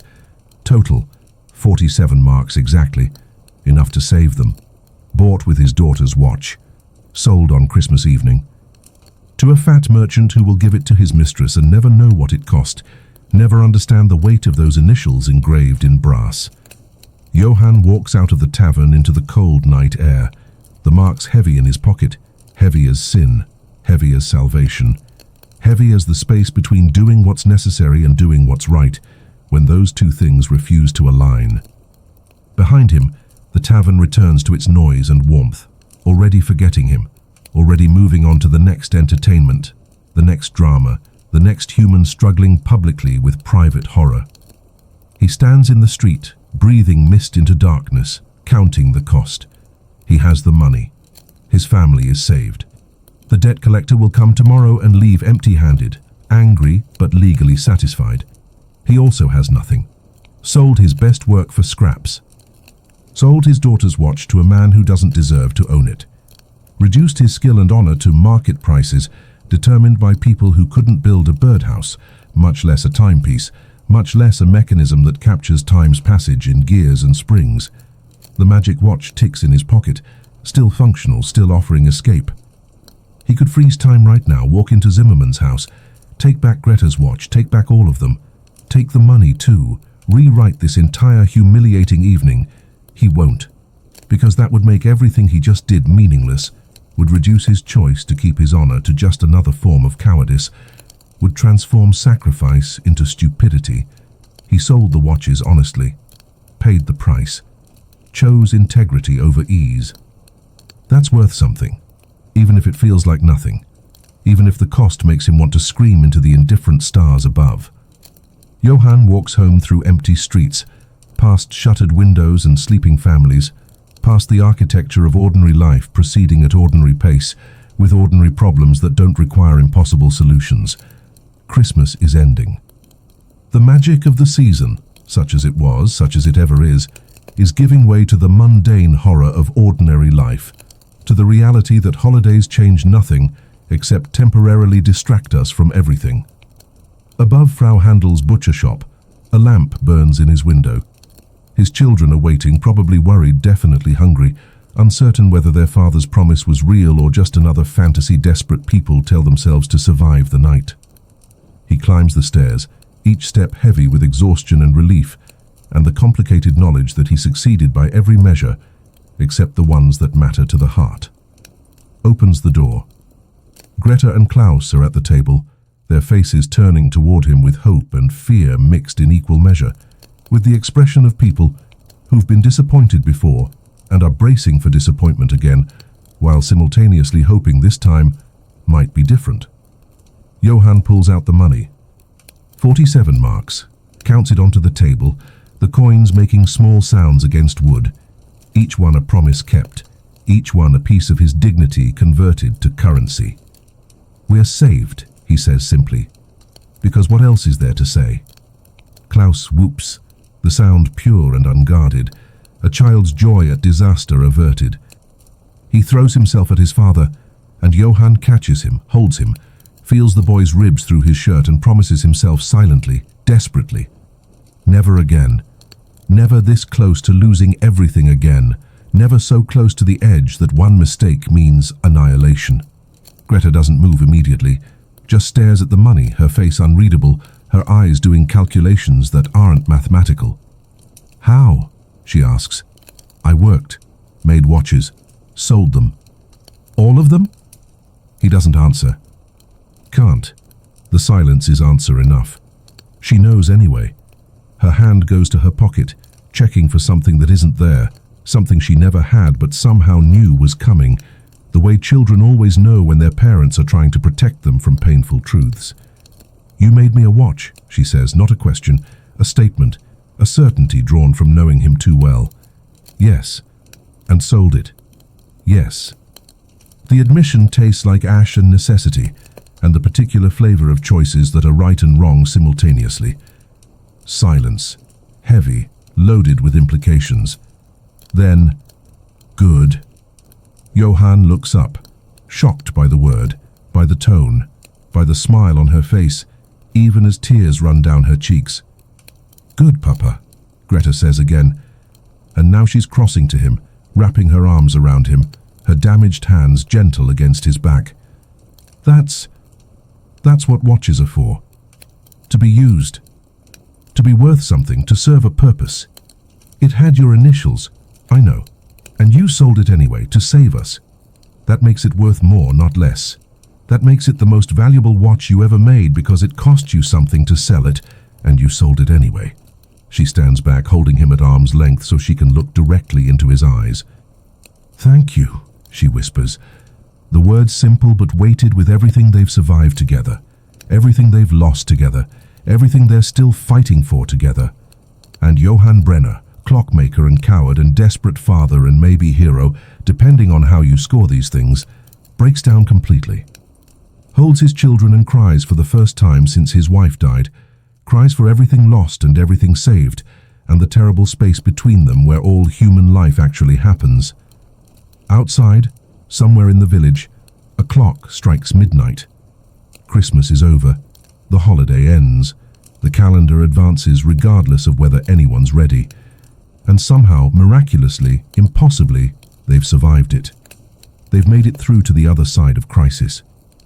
They're still together, still intact, still a family despite everything trying to tear them apart.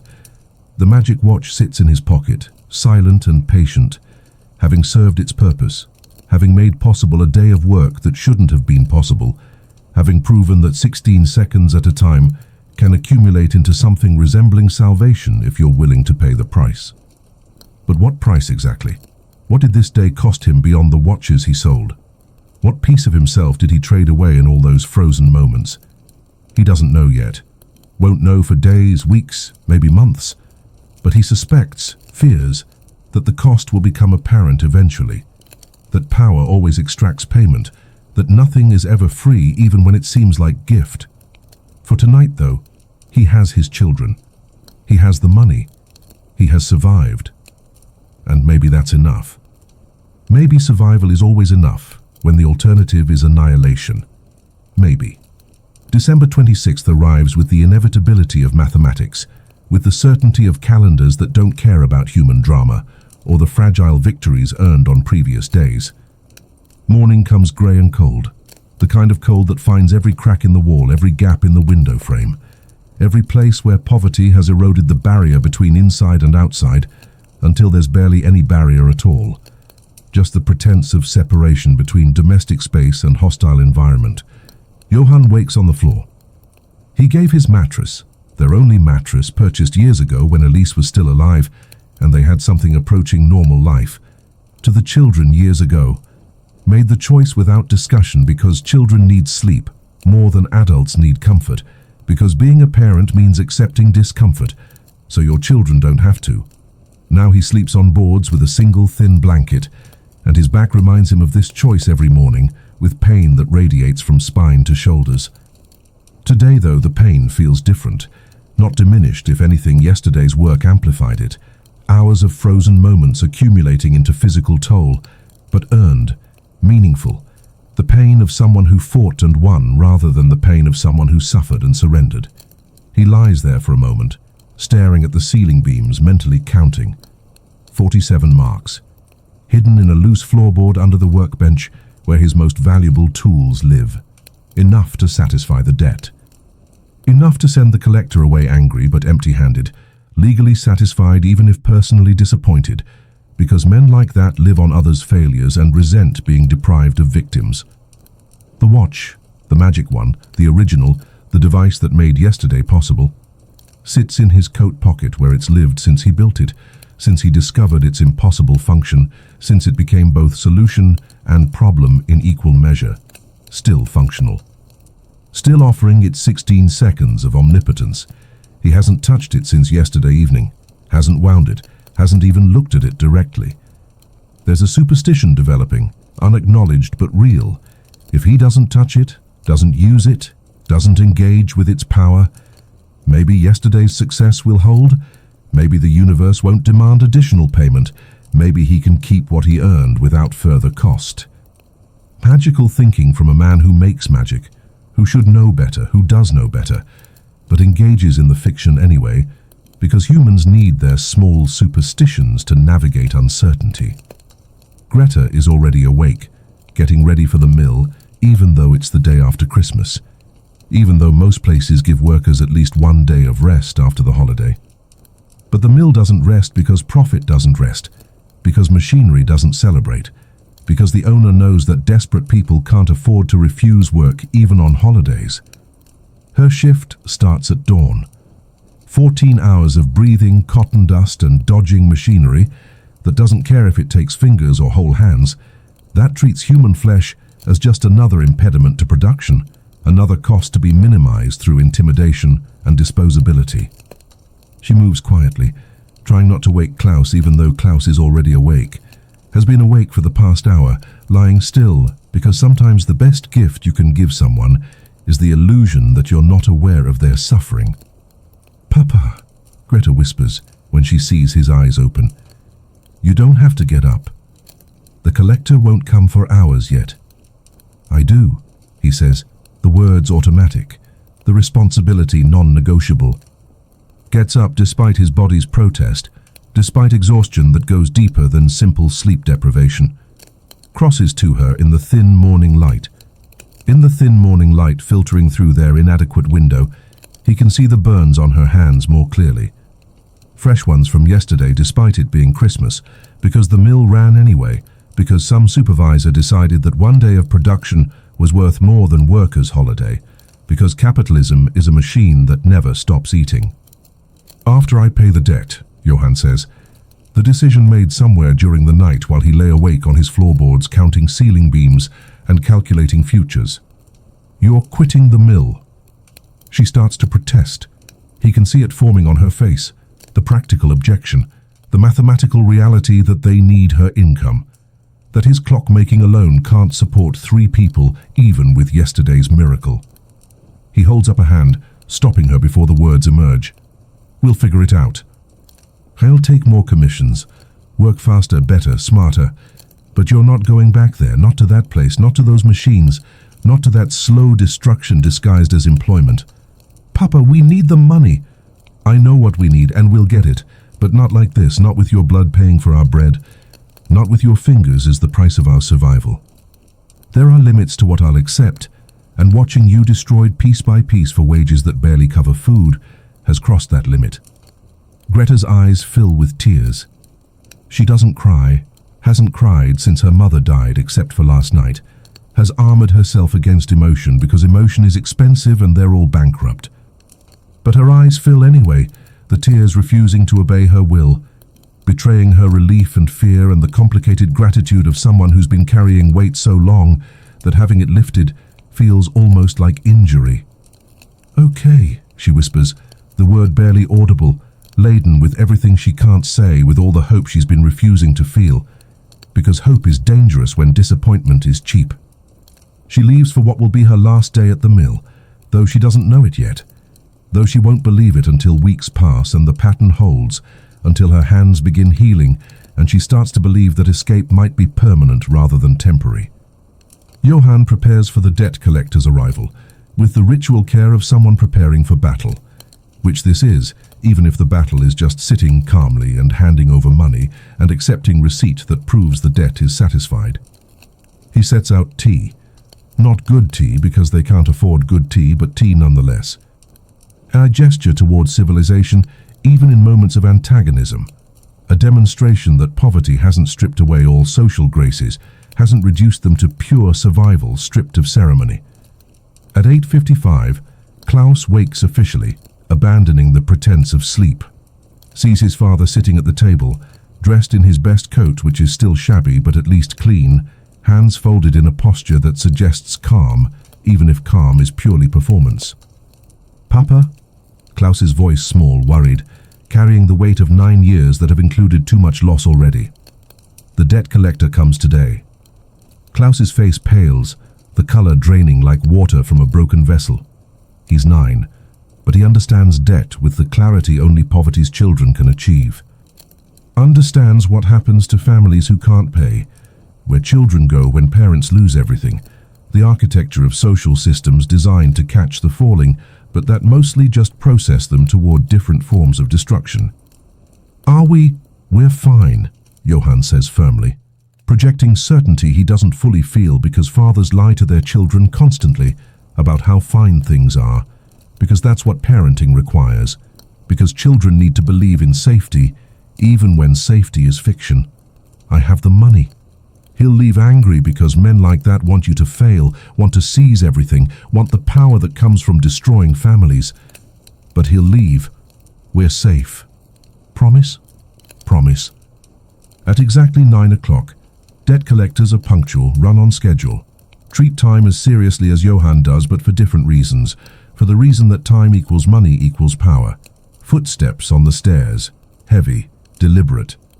The footsteps of a man who knows he holds power and enjoys the knowledge, who savors the fear his arrival generates, who's learned to extract satisfaction from others' dread. A knock, 3 times, sharp. Each one a small violence against the wood, against the morning, against the fragile peace Johann has constructed from yesterday's exhausted triumph. Johann opens the door, his face composed, his body language deliberately calm, refusing to give the collector the satisfaction of visible fear. Vogel stands there, massive in the doorway like a personification of inexorable force, face like weathered granite, expression like someone who's seen every variation of human desperation and been bored by all of them. Behind him, a constable in uniform, legal authority made manifest, the state's backing for private debt collection, the visible reminder that society's machinery will grind you down if you fail to pay. "Brenner," Vogel says. His voice is surprisingly soft, almost gentle, which somehow makes it worse, makes the contrast between tone and purpose more unsettling. Soft voice, hard function, gentle words, brutal outcome. "Herr Vogel, Constable." Johann's voice steady, giving nothing away. "I believe you know why I'm here." Not a question, statement, formality. The ritual words that accompany debt collection. The script everyone follows because scripts make horror easier to process. "I do. Would you like to come in?" The invitation unexpected, off script. Most people try to avoid this moment, try to delay, make excuses, beg for extensions. Johann is inviting him in like a guest, like this is social call rather than financial execution. Vogel's eyebrows rise fractionally, the only sign of surprise on his practiced face. "Yes, thank you." They enter. The constable remains outside, a courtesy or a threat depending on interpretation, depending on whether his presence is meant to ensure legal procedure or to intimidate through implied force. Vogel sits in the chair Johann indicates, accepts the tea Johann offers. Doesn't drink it immediately, just holds it, the ritual of hospitality strange in this context, civilization's forms imposed on uncivil function. 47 marks, Vogel begins, pulling papers from his coat. The legal documentation that transforms human need into official debt, that makes poverty into crime, that provides structure for extraction. Principal and interest. Due today or seizure of assets begins immediately. You understand the terms? I understand them, and I have the money. Vogel stops mid-motion, papers half removed. You have it? Yes. The silence that follows is profound, loaded with implications. Debt collectors don't often hear these words, don't often encounter people who've succeeded against odds, who've managed to find money that shouldn't exist, who've solved impossible equations through means the collector can't see. Where did you get this money? Not accusatory, genuinely curious. The question of someone whose entire profession involves understanding human behavior under financial pressure, who's trying to solve the puzzle of Johann's unexpected success.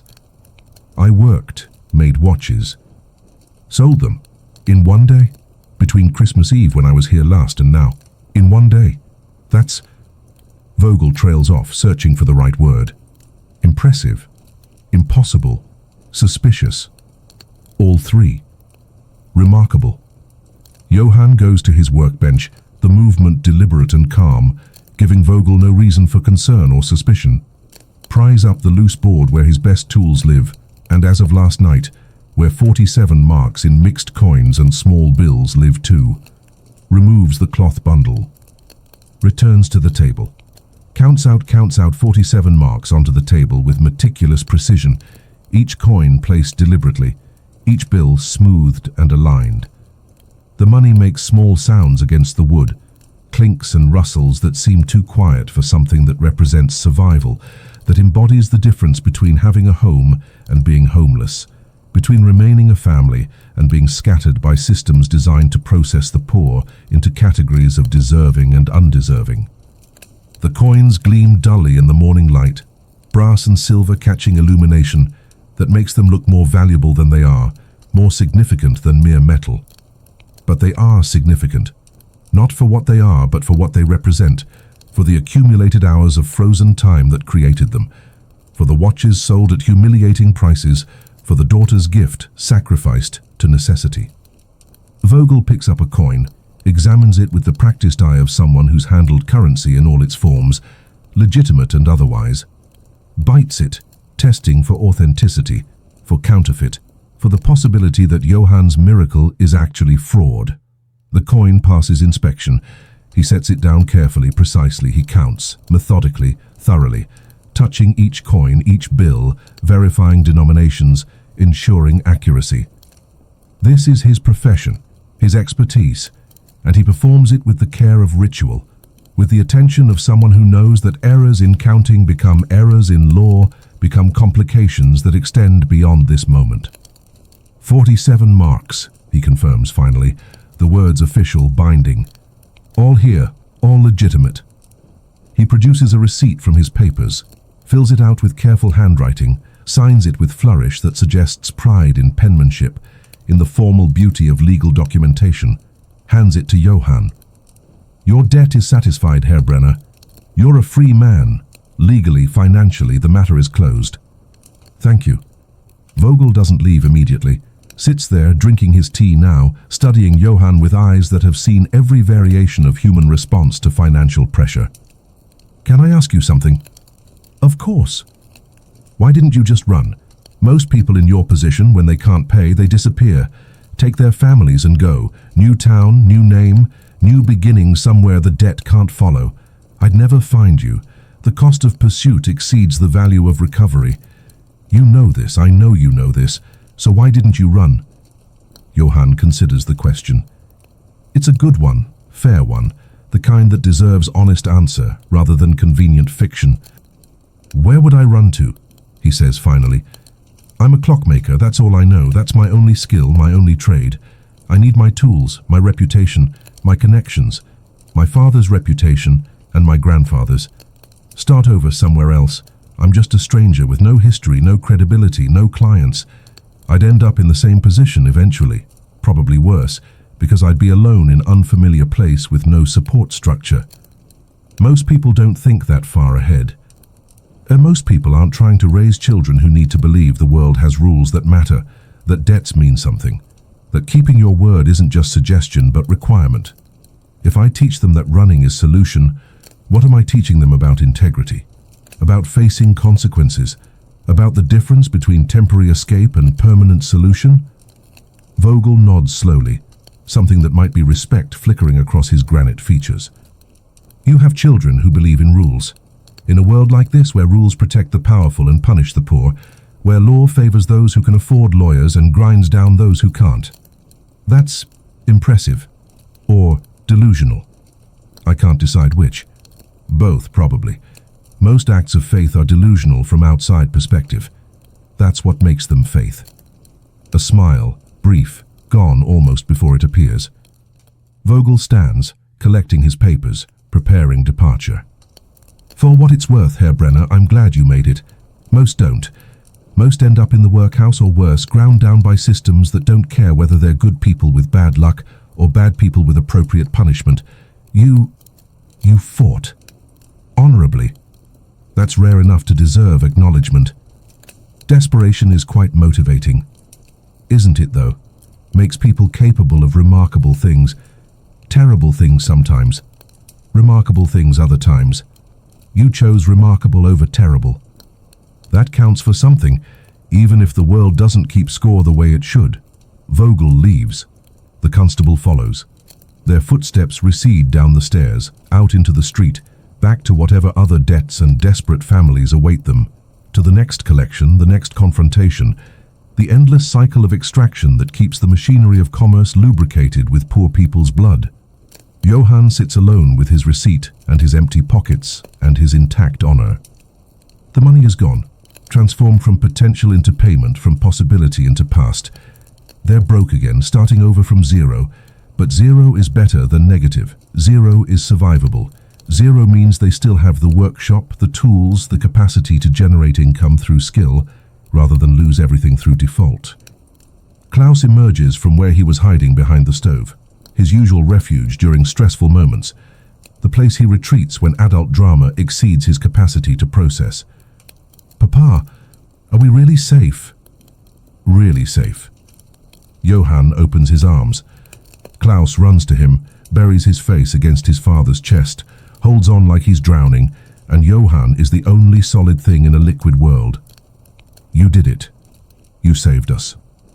"We saved us," Johann corrects gently, holding his son, feeling the boy's heartbeat against his own, the dual rhythm of related life. "Your sister working, me working, all of us together. Family isn't one person carrying everything, it's everyone carrying something." What happens now? Good question, excellent question. The question that matters more than celebration of victory, because victory is just the end of one crisis, and life is just the space between crises, the brief moments of calm between storms. What happens now? The debt is paid, but they're broke again. Greta's quitting the mill, which is morally necessary but financially catastrophic. Klaus needs food, clothes, education, all the things children need that cost money they don't have. The workshop needs materials for new projects. Winter continues for months yet, and heating costs accumulate. Life needs funding, and funding requires work, and work requires time, and time is the one thing Johann has learned to manipulate, but at costs he's only beginning to understand. "Now," Johann says slowly, choosing words carefully because words to children become their understanding of reality, become the framework they use to interpret experience. "We figure out how to live, how to continue, how to build something sustainable instead of just lurching from crisis to crisis. That's it? That's the plan? That's everything. That's the only plan that matters. Not solving everything, not achieving perfect security, just living, just continuing, just being here together. That seems small.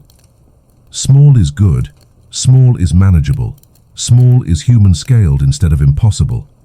I've spent too long trying to be impossible. Now I'm trying to learn how to be sufficient." Klaus pulls back, looks up at his father with those eyes that see too much, that understand too clearly. "The magic watch, you still have it." Not a question, statement, observation. "Yes." "Are you going to use it again?" "I don't know, I hope not. But I can't promise, can't say never. Can only say I'll try not to." That's honest, at least. Honesty is all I have left. Everything else got spent buying our survival. They sit together in the morning light, father and son, in the aftermath of victory that doesn't feel like victory, more like exhausted relief, like surviving something that should have killed you and discovering that survival is less triumphant than expected, more complicated, more uncertain. Outside, December 26th continues. The village returns to normal patterns after Christmas disruption. Shops reopen, work resumes. Life proceeds at its regular pace with its regular problems and its regular small tragedies that don't require impossible solutions, just patient endurance. The magic watch sits in Johann's pocket, warm from body heat, silent but present, always present. A tool, a temptation, a possibility held in reserve for the next crisis. Because there will be a next crisis, there's always a next crisis. That's what life is, a series of manageable problems, punctuated by impossible ones that require choosing between bad options and worse options. He's kept the watch, hasn't destroyed it despite his near-death experience in extended frozen time. Hasn't thrown it away despite knowing it's dangerous, that it fragments his existence, that it trades presence for productivity in ways that almost destroyed him. Why keep it? Because what if Greta gets sick and there's no money for medicine? Because what if Klaus has emergency that requires immediate funds? Because what if the mill owner retaliates against Greta for quitting? Because what if another debt appears? Because what if, the endless catastrophizing that keeps the watch in his pocket, that keeps the possibility available, that ensures the temptation remains constant. He's an addict who's kept his drug, a drunk who's hidden a bottle, a gambler who's maintained access to the table. He's made himself perpetually vulnerable to relapse, to returning to the fractured existence that almost killed him, to choosing power over presence whenever the next crisis arrives. And he knows this, understands it fully, sees the trap clearly, keeps the watch anyway because he's human. Because humans are bad at destroying possibilities, even when possibilities are dangerous. Because the comfort of having options exceeds the safety of eliminating options. Because living with temptation feels better than living with the certainty that impossible problems have no impossible solutions. This is his compromise with himself. Keep the watch, don't use it. Try to build a life that doesn't require it. Hope that circumstances never force the choice between using it and watching his family suffer. It's not a good plan. It's not even a particularly honest plan. It's just the plan he can live with, the one that balances competing needs, the need for safety from the watch's destructive potential, and the need for the watch's salvation potential when safety fails. Greta will return tonight from her final mill shift, hands bleeding, body exhausted, spirit slightly less crushed knowing she never has to return. They'll have dinner, bread and whatever else they can assemble from nearly empty pantry. They'll talk about the future, make plans that probably won't survive contact with reality. They'll be together. And that's enough. Has to be enough. Because enough is all they have. All anyone has, really. All that life offers between birth and death. Enough to continue, enough to persist. Enough to maintain the fiction that tomorrow might be better, even when evidence suggests otherwise. Johann stands, his body protesting, his back reminding him of floorboard sleeping and hours of fractured work. Klaus stands with him, no longer hiding, no longer afraid, at least for now, at least until the next crisis arrives. "Papa," Klaus asks, "can we have breakfast?" Simple question, basic need. The kind of ordinary request that constitutes actual life between the dramatic moments, between the crises and miracles and impossible choices. "Yes," Johann says, "we can have breakfast." "Whatever we have, we'll share." That's what families do. They move to the tiny kitchen area, such as it is. Johann finds bread, stale but edible, finds cheese, hard but nutritious, finds hope, fragile but present. They eat together as morning light strengthens, as the village fully wakes, as December 26th becomes just another day in the long sequence of days that constitute a life, that add up to something or nothing depending on how you count, depending on what you value, depending on whether you measure success by what you have or what you've managed not to lose. The receipt from Vogel sits on the table. Legal proof that they're free, that the debt is satisfied, that this particular crisis has been survived. The watch sits in Johann's pocket. Mechanical proof that he has power he's afraid to use and more afraid not to have. And somewhere in the space between these two proofs, between satisfied debt and available power, between normal life and impossible life, between presence and fractured existence, Johann Brenner and his family continue, not thriving, not secure, not saved in any permanent sense, but continuing, persisting, surviving. And maybe that's the only miracle that ever really mattered. Not the power to stop time, but the strength to keep living in it, to keep moving forward through it, to keep being present in each moment even when each moment is hard, even when easier options exist in frozen seconds, even when continuity costs more than fracture. They survived Christmas 1874. They'll survive whatever comes next. Together. Continuously. Humanly. That's the gospel according to Johann Brenner, clockmaker and sometimes time manipulator and always father. Keep going. Stay present. Choose your children over everything else, even salvation, even impossible power, even the temptation to solve everything by surrendering yourself. Keep going, that's all, that's everything. The days after Christmas pass in a rhythm that feels almost normal, which is itself unsettling, because Johann has forgotten what normal feels like, has spent so long in crisis mode that the absence of immediate disaster creates its own form of anxiety. When you're accustomed to drowning, floating feels suspicious, like the water is planning something, like calm is just the prelude to the next wave. Almost normal. The qualifier matters. Greta comes home from her final day at the mill with her hands bandaged and her soul slightly less crushed, the weight of captivity lifting incrementally as she realizes escape is real, that this isn't temporary reprieve, but actual liberation.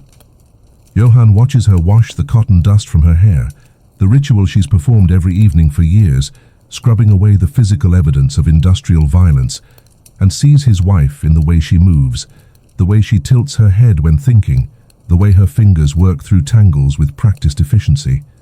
The resemblance is knife-sharp, beautiful and painful. Elise lives in Greta's gestures, in her expressions, in the particular way she holds her shoulders when she's tired. Genetics as haunting, memory made flesh, the dead persisting through the living. "I'm free," Greta says that evening, and the word hangs in the air like prayer, like hope, like something fragile that might shatter if examined too closely. "You're free," Johann confirms. The words benediction promise commitment that he'll make this permanent, that she'll never return to that place, that his children's blood will not be the price of their survival, no matter what sacrifices that requires from him. Klaus, meanwhile, has returned to being 9 years old in ways he couldn't when crisis loomed. The terror of potential homelessness has retreated into memory, and in its place, questions, endless questions. The curiosity of childhood reasserting itself now that survival is slightly less uncertain. "Papa, how did you make 7 watches in one day?" Very quickly, with intense focus. "But how? Mama used to say your watches took weeks. She'd brag to the neighbors about how careful you were, how patient, how every piece took time because quality can't be rushed." Your mother was correct. Normally, quality requires time. But sometimes, when necessity demands, you find ways to work more efficiently. To compress processes, to eliminate wasted motion. What way? What did you do differently? Focus, just extreme focus, removing all distractions, working continuously without breaks, optimizing every movement. All technically true, all carefully crafted to avoid the actual truth, which is that he fractured time itself, that he worked in frozen moments stolen from reality's flow, that he accomplished the impossible through methods he can't explain without sounding insane. Can you teach me to work that fast? No. The answer too quick, too sharp. Johann softens his tone. What I mean is, that kind of intensity isn't sustainable, isn't healthy. I did what I had to do for that one day, but it's not a method you can maintain. It costs too much. Costs what? Pieces of yourself you might not get back. Klaus accepts this with the seriousness of children who've learned that adult answers sometimes hide darker truths, who've learned that not pushing is sometimes wisdom. He returns to his own work, practicing with watch components, learning the basics of clockmaking under Johann's patient instruction. The watch, the magic one, the original, the source, remains in Johann's coat pocket. He's aware of it constantly, perpetually. The weight is negligible, maybe 2 ounces, but the presence is massive, dominating like carrying a small god around, powerless until invoked, but always attentive, always waiting, always offering solutions to problems that haven't even appeared yet. He hasn't wound it since the day he paid the debt, hasn't touched it with intent. His fingers brush against it occasionally when reaching for other things, and each contact is electric, charged with possibility and danger in equal measure. Hasn't needed to use it, hasn't wanted to use it. This second statement is a lie, but he's good at lying to himself. Years of practice, decades of telling himself small fictions that make survival possible, that bridge the gap between what is and what needs to be, that allow forward motion despite contradictory truths. He wants to use it constantly. Every difficult task becomes calculation. How much faster could I do this in frozen time? Every problem becomes temptation.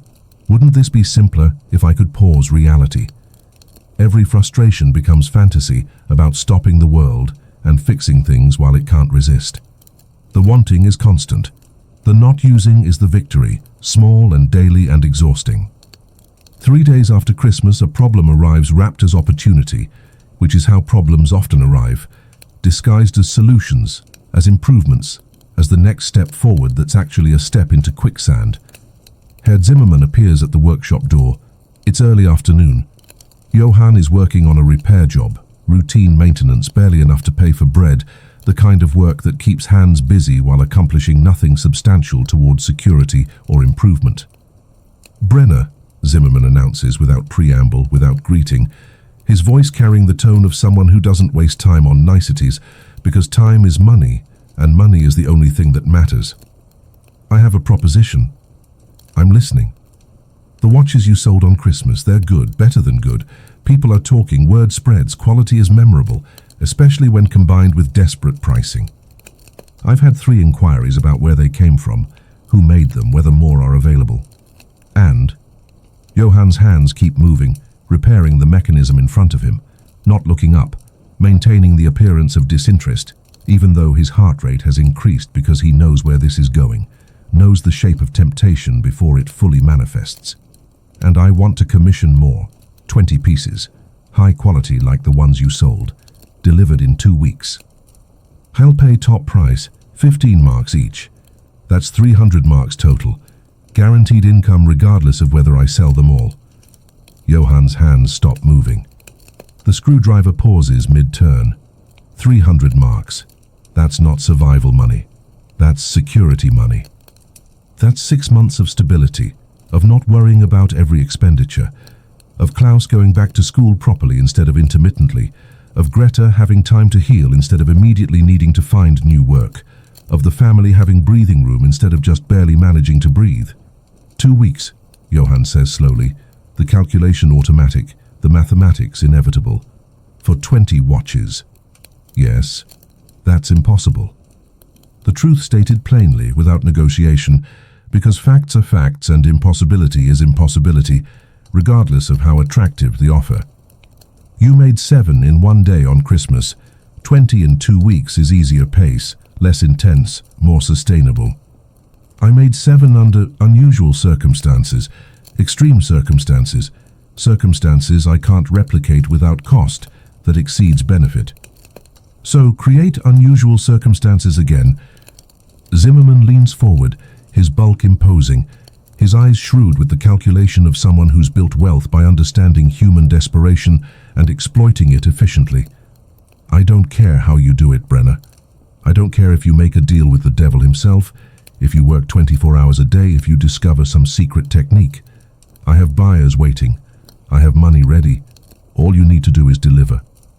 And if I can't, then you go back to barely surviving on repair jobs that pay pennies, and I find another clockmaker. There are always other clockmakers. You're good, but you're not irreplaceable. No one is. The world is full of skilled people desperate for opportunity. You're just the one I'm offering opportunity to right now. He leaves without waiting for answer, the ultimatum hanging in the air like smoke, like poison, like possibility.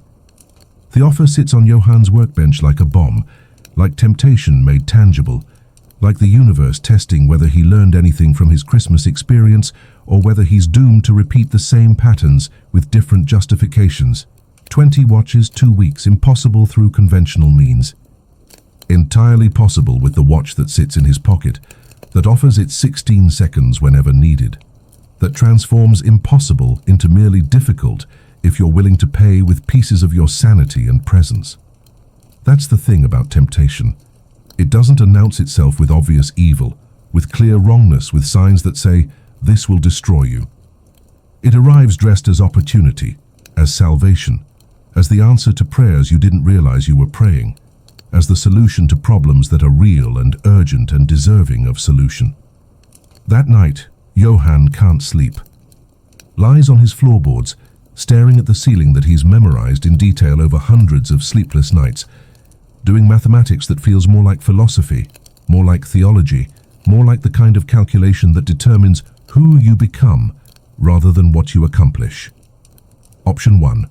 Refuse the commission. Maintain his resolution to use the watch only in true emergencies. Stay poor but present, struggling but human, limited but continuous. Watch his children exist at subsistence level while maintaining his integrity. Feel virtuous while failing as provider. Be honorable while being insufficient. Option 2. Accept the commission. Use the watch. Create the impossible again.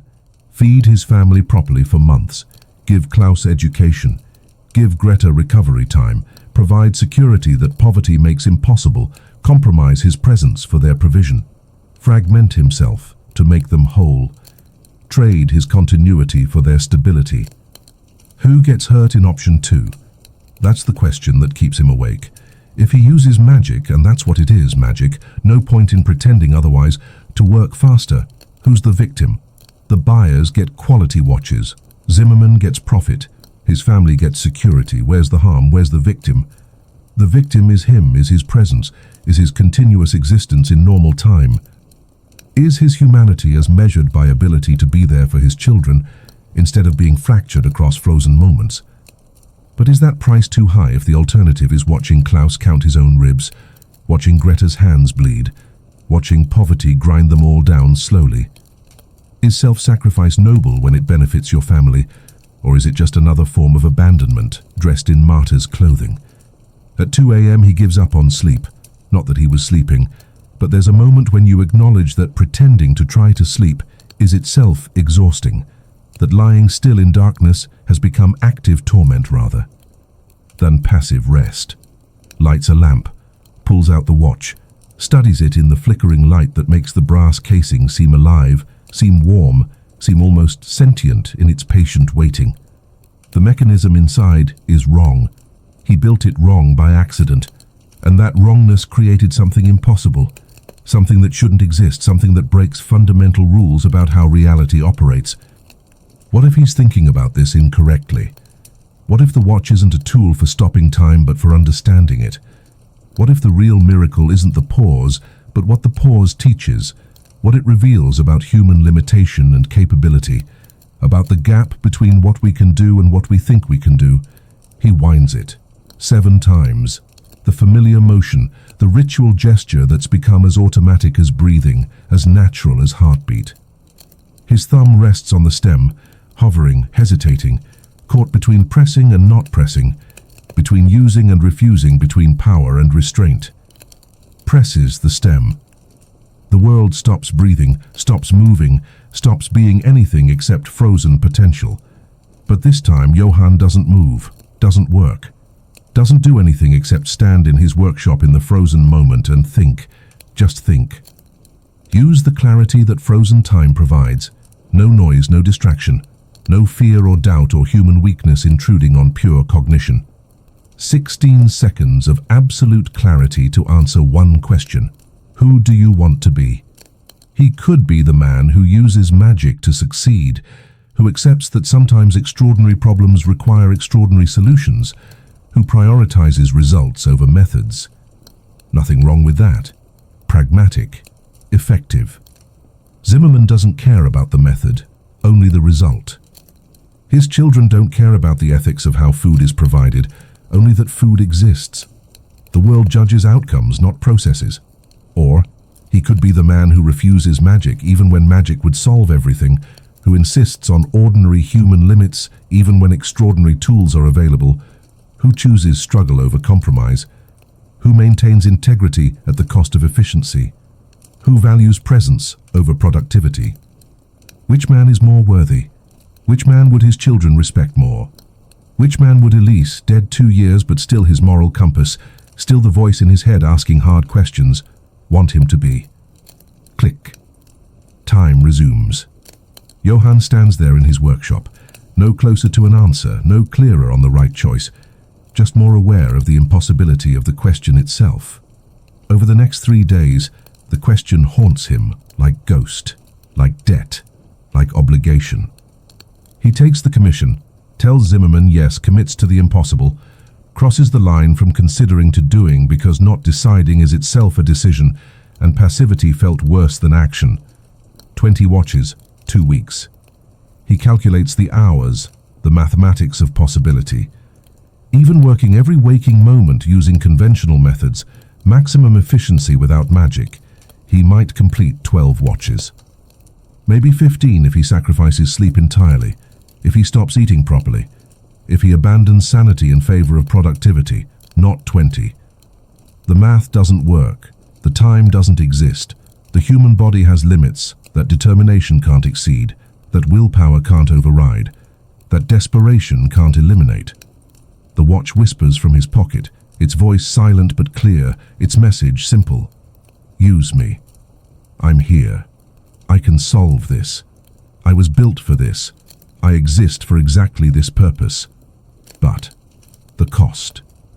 The fracturing, the loss of presence, the gradual dissolution of self that happened on Christmas, the near death in extended frozen time, the way Klaus looked at him with fear, the way Greta watched him like he was becoming something other than her father. If he uses the watch to complete this commission, what happens with the next one? And the one after that?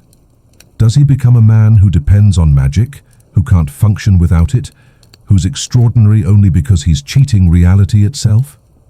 Is it cheating if the tool is real? Is it honest if no one knows? Do intentions matter or only outcomes? Does the method matter or only the result? These questions have no good answers, only competing answers, only different frameworks that prioritize. Different values, only philosophical positions that can't be proven, only choices that define character without objective validation. On day 4 of his internal debate, he makes a decision, or rather, a decision makes itself, coalesces from the chaos of competing considerations into something that feels like resolution, even if it's actually just exhaustion from indecision. He'll complete the commission honestly, work every available hour, sacrifice sleep when necessary, push himself to the absolute limit of human capability without crossing into superhuman. And if he fails, if he only delivers 15 watches instead of 20, if he comes up short despite maximum effort, at least he'll have failed on his own terms, in his own time, as himself rather than as fragmented ghost. The watch goes into a drawer, locked, hidden, removed from immediate accessibility so that moment-to-moment temptation can't override long-term resolution. He begins work on the first commissioned watch immediately, that same afternoon, while determination is fresh and doubt hasn't had time to erode commitment. The first watch takes 2 days of concentrated work. Beautiful piece, worth every mark Zimmermann is paying. Quality that justifies price, craftsmanship that proves skill. But 2 days per watch means 40 days total for 20 watches. He has 14 days remaining. The mathematics are damning, are impossible. Are the universe demonstrating that integrity is expensive, that honest methods are insufficient, that some problems don't have solutions that satisfy both practical needs and moral standards? On day 6, Greta finds him asleep at his workbench, face pressed against gears, hands still holding tools, body having surrendered to exhaustion while mind insisted on continuing. She wakes him gently, her touch careful on his shoulder, her voice soft with concern and frustration. "Papa, you can't do this. This isn't sustainable. This is killing yourself slowly for money that isn't worth your life. I have to. I committed. I gave my word. Then ungive it. Tell Zimmermann you can't deliver. Take whatever work you can handle at human pace. We'll survive. We always survive." "I don't want you to survive, Greta. Survival is what animals do. I want you to live, to thrive, to have more than just barely enough. This commission provides that. 300 marks provides that. I am living, right now, with you, watching you destroy yourself. This isn't living for me. This is watching you die in slow motion while claiming you're doing it for us." Her voice breaks, tears threatening, emotion overwhelming the control she usually maintains. "Papa, Mama died working too hard, trying to do too much, trying to save us by destroying herself. Please don't do the same thing. Please don't make us lose you the same way." Johann stares at his daughter, at her mother's eyes looking back at him with her mother's concern, at the truth she's speaking that he's been avoiding, because avoidance is easier than acknowledgement, because denial is more comfortable than facing the pattern he's repeating. "What should I do?" he asks, and it's not rhetorical, not performance. He genuinely doesn't know. Has lost the capacity to see clearly, to distinguish between necessary sacrifice and unnecessary self-destruction, between providing for family and abandoning them through over-dedication to providing. "Use whatever you used before," Greta says, the words careful, chosen with precision. On Christmas. I don't know what it was. Don't need to know details. Don't want to know, maybe. But you made 7 watches in one day, and they were perfect, flawless, better than anything you'd made before. So whatever method you found, whatever technique or process or... She searches for words. Whatever it was, use it again. I'd rather have you alive and using questionable methods than dead from honorable ones. It's complicated. The method, it costs. Everything costs. The question is whether the cost is bearable. Christmas almost killed you. I could see it in your eyes when you came back, could see that wherever you went, whatever you did, it took pieces of you. But you came back. You survived. So maybe you can do it again. More carefully this time, less intensely, sustainably. It's not that simple. Nothing's simple. But Papa, we need you. Klaus needs his father. I need mine. Whatever you have to do to stay alive and present in ours, do it. I'll help you pay the price later if there's a price. We'll figure it out together. But don't die for honor. Don't sacrifice yourself for integrity. Those are luxuries we can't afford. She leaves him alone with her blessing and his conscience, with permission and prohibition warring in his head, with the choice that's somehow harder now that she's given him freedom to choose. Johann sits in the silence his daughter left behind. Then slowly, mechanically, like a man walking to his execution or his salvation and unable to distinguish which, he unlocks the drawer, takes out the watch. The magic one, the source of impossible. The tool that fragments time and self in equal measure, wins it. 7 rotations, the gesture automatic, the motion familiar, the ritual that transforms ordinary into impossible, holds it, feels its weight, its possibility, its danger, and thinks, maybe magic isn't the problem. Maybe refusing help when your family needs it is the real sin. Maybe honor is flexible when survival demands. Maybe desperation gets to rewrite the rules. Maybe intentions matter more than methods. Maybe outcomes justify processes.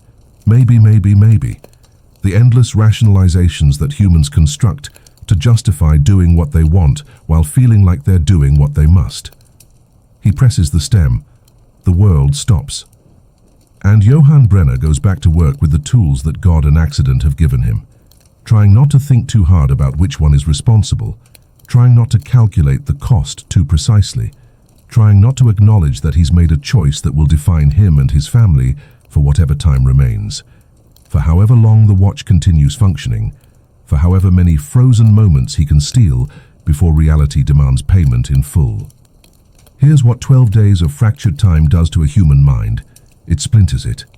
Not dramatically, no grand psychotic break, no operatic madness, with visible symptoms that would alarm observers or justify intervention. Just a slow dissolution of the boundary between normal existence and the frozen moments outside normal existence. A gradual erosion of the membrane that separates continuous self from fragmented self, until you're no longer sure which version is real and which is simulation. By day 3 of the commission, Johann has developed a rhythm that feels like breathing, like heartbeat, like something fundamental rather than chosen. Wake at dawn. Normal work for 3 hours, real work at real pace, maintaining the pretense of humanity. Wind the watch. 16 seconds of frozen productivity, of work without friction, of creation without the drag of human limitation. Resume normal time. Wind again. Repeat. 20 cycles before breakfast that he barely tastes because eating in normal time feels like wasted duration, when he could be eating in frozen time, except food doesn't process properly when reality is paused. So he forces himself to eat normally while resenting every second spent on biological maintenance. Breakfast, bread and cheese if they have it, bread and hope if they don't. Klaus watches him eat with eyes that see too much, that track his father's movements like studying foreign language, trying to decode the grammar of strange behavior. More work. Normal and frozen, alternating. The workshop becoming a strange place that flickers between motion and stillness, between sound and silence, between continuous reality and fragmented impossibility. Visitors who arrive find him sometimes mid-motion, sometimes eerily still, sometimes responding to questions that were asked seconds ago as if decades have passed, because for him, subjectively, they have. Lunch. Forget lunch. There's no time, which is ironic, given that he's literally stopping time, but the stopping takes time, paradoxically, and the transitions drain energy, and somehow the day becomes shorter when you're extending it through frozen moments. The mathematics don't work, but the experience is undeniable. Afternoon, the hardest stretch. His hands start shaking around hour 6 of combined normal and frozen work. Not from exhaustion in the traditional sense. His body is well rested, technically, because frozen time doesn't tire muscles, doesn't deplete resources, doesn't accumulate fatigue in the usual way. But something else is depleting. Some other resource is being consumed. Something that doesn't have a name, but that he can feel draining like blood, like warmth, like the capacity to remain himself. By day 5, he's completed 6 watches. Ahead of schedule by conventional calculation, exactly on schedule by the private calculation only he knows, the one that accounts for frozen moments stolen from reality's flow. The work is perfect, better than perfect, which should be impossible because perfection is by definition unsurpassable, but somehow the watches he creates in frozen time exceed the watches he creates in normal time.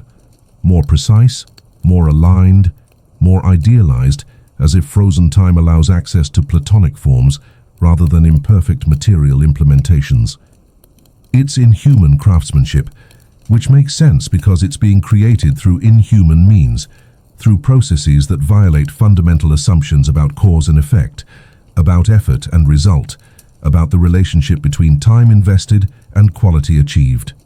Greta notices the change first because daughters always notice, always see through the performances fathers construct, always penetrate the masks that fool everyone else. "Papa, you're not blinking enough." He looks up from his work, confused by the observation, uncertain what blinking frequency has to do with anything. What? When you work, you stare at the gears and don't blink for minutes at a time. It's unsettling. Makes you look less human. Makes you look like you're somewhere else even though you're physically here. He doesn't know how to explain that in frozen time. Blinking is optional. That the body's autonomous functions become voluntary when you're the only thing experiencing duration. That he's forgetting to blink in normal time because the habit has eroded through repeated pauses, through spending too many subjective hours in states where blinking serves no purpose. I'm focused. Deep focus requires minimizing distraction. Blinking is distraction. Breathing is distraction too. Should you stop that as well? Don't be absurd. I'm not being absurd, I'm being observant. You're changing, Papa. Becoming something else. Something that looks like you but isn't quite you. Klaus sees it too. This stops him completely, the screwdriver pausing mid-turn. What? He's scared again. Not as bad as Christmas, but scared. Says you move weird. Like you're skipping between moments. Like you're not fully present even when you're standing right there. Johann looks at his hands. They're steady when he's working. Perfectly steady, inhumanly steady. The kind of steadiness that requires either tremendous skill or the absence of human tremor that normally accompanies fine motor control. But now, in conversation, they flutter. Tiny movements, micro tremors, like his body is trying to remember how regular time functions, how normal motion works, what continuous existence feels like.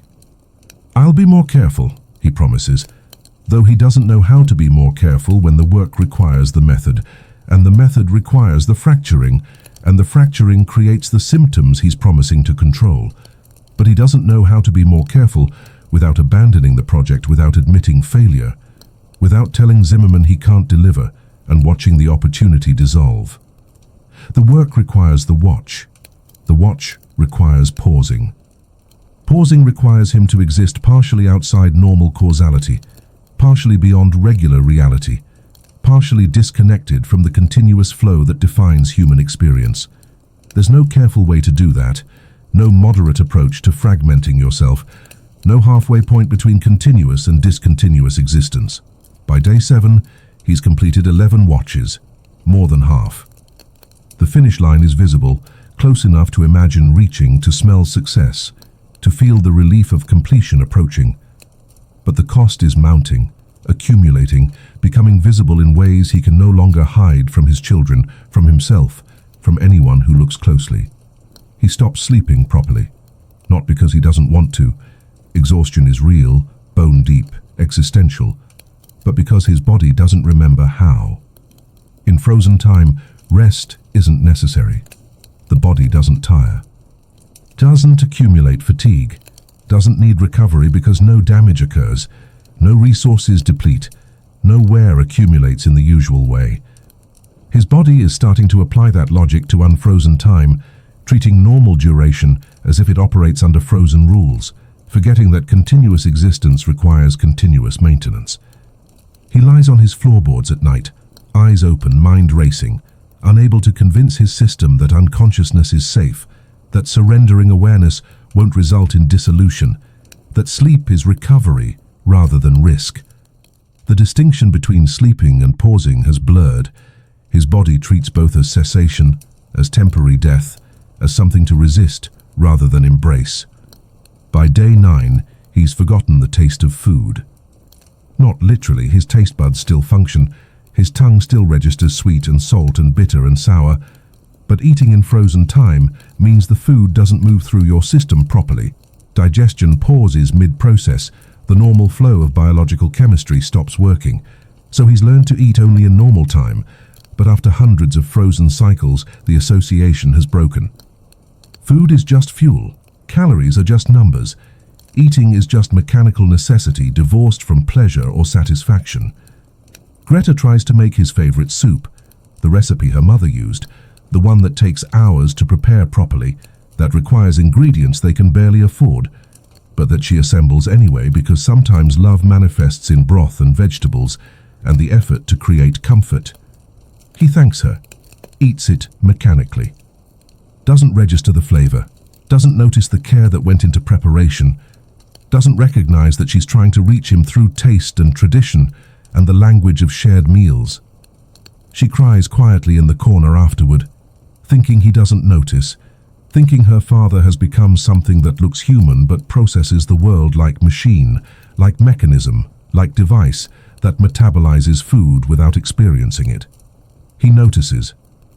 He's just forgotten how to respond appropriately, forgotten the social grammar of comfort, forgotten that witnessing someone's pain requires acknowledgement, not just awareness. Emotions in frozen time don't exist. There's only action, only work, only the clean precision of gears meshing and springs coiling and time being manipulated. Bring that mindset back to normal time repeatedly, and emotions start to feel optional, inefficient, a bug in the human operating system rather than feature that defines humanity. By day 10, 15 watches are complete, 5 remaining, 4 days left in the deadline. The mathematics are working in his favor finally, success approaching inevitability, completion transforming from impossible to probable to nearly certain. But Klaus won't talk to him anymore. His son, 9 years old with ancient eyes, looks at him with expression that mixes fear and sadness and something worse, disappointment. The recognition that his father has changed into someone else, someone his son doesn't recognize and doesn't trust. "What's wrong?" Johann asks during dinner, his voice sounding strange to his own ears, too flat, too mechanical, lacking the tonal variation that normal human speech requires. Klaus doesn't answer, just stares at his plate, the wooden surface more interesting than his father's face, safer than making eye contact with someone who's become alien. Greta answers for him, her voice careful, choosing words like stepping through minefield. "He says you don't cast a shadow right." What does that mean? Genuinely confused. Shadows are physics, are light and opacity, are geometry not subject to interpretation. "I don't know, Papa." He's 9. He sees things we don't, perceives reality differently. And whatever he's seeing when he looks at you, whatever wrongness he's detecting, it frightens him, you frighten him. Johann wants to argue, wants to prove he's still human, still himself, still their father, rather than whatever he's becoming. But he's not sure any of those things are true anymore. Not sure the man sitting at this table is the same man who started this commission 10 days ago. Not sure identity persists through transformation, or if change is dissolution by another name. That night, he dreams. First dream in days because sleep has become rare, because rest has become impossible, because his circadian rhythms have been shattered by existing across normal and frozen time simultaneously. The dream is vivid, unnaturally so, hyper-real in the way dreams become when consciousness is compromised. He's in the workshop, working. The routine familiar, comforting even in dream logic. Win the watch, press the stem. The world stops with its usual violence that feels like silence. But this time when time stops, he stops too. Frozen mid-motion. A statue of himself, aware but immobile, conscious but paralyzed. His mind screams at his body to move, but his body doesn't respond, doesn't obey, has forgotten how to translate intention into action. He tries to breathe, can't. The mechanics of respiration have paused along with everything else. Lungs frozen mid-inhale, diaphragm locked, chest rigid. Panic floods through him but has nowhere to go, no outlet, no expression. Just pure panic contained in a frozen body, terror without relief. The workshop around him begins to decay. Fast-forward entropy, not frozen now but accelerating, aging at impossible speed. Dust accumulates in seconds, wood rots in minutes, metal oxidizes in hours. The whole structure aging years in subjective moments, decomposing around his frozen form. His frozen body ages with it.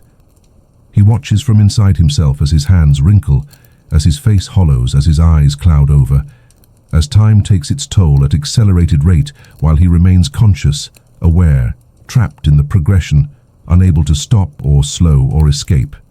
He's dying in frozen time, growing old and dying while the world stands still. The ultimate irony, the final joke, immortality through stasis becomes mortality through acceleration. Eternal moment becomes eternal decay. And no one will ever know because from the outside, he just looks like a man who stopped moving, who paused mid-gesture and never resumed, whose death is invisible because it happens in frozen time where no one else can see. He wakes gasping, the gasp explosive, violent, like surfacing from drowning. The workshop is dark, normal, unchanged. The dream was dream, not reality, not prophecy, just his subconscious processing trauma through symbol and metaphor.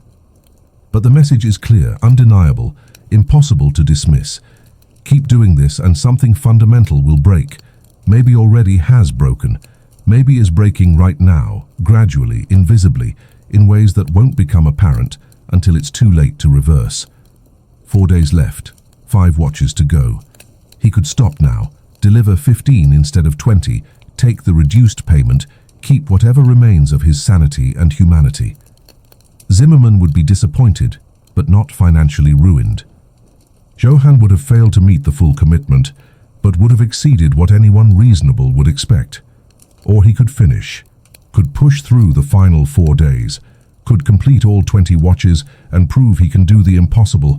That commitment matters, that his word is binding even when keeping it costs everything.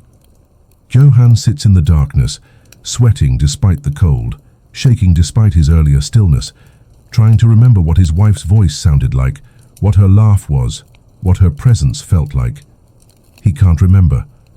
That's been erased, overwritten by hundreds of cycles of frozen silence, by hours of existing in states where sound doesn't exist, and memory becomes unreliable, and the past dissolves under the weight of fractured present. He's forgotten Elise's voice. The realization hits like physical blow, like violence, like loss experiencing itself again and again in recursive loop. He picks up the watch, stares at it. This thing that saved him and destroyed him in equal measure, that's provided and cost in proportions he can't calculate, that solution and problem merged into single object, 16 seconds at a time. That's all it takes to lose yourself. 16 seconds repeated, accumulated, compounded until the fragments outnumber the continuous moments, until frozen time exceeds normal time, until you're more absent than present. more ghost than human, more mechanism than man. He winds it.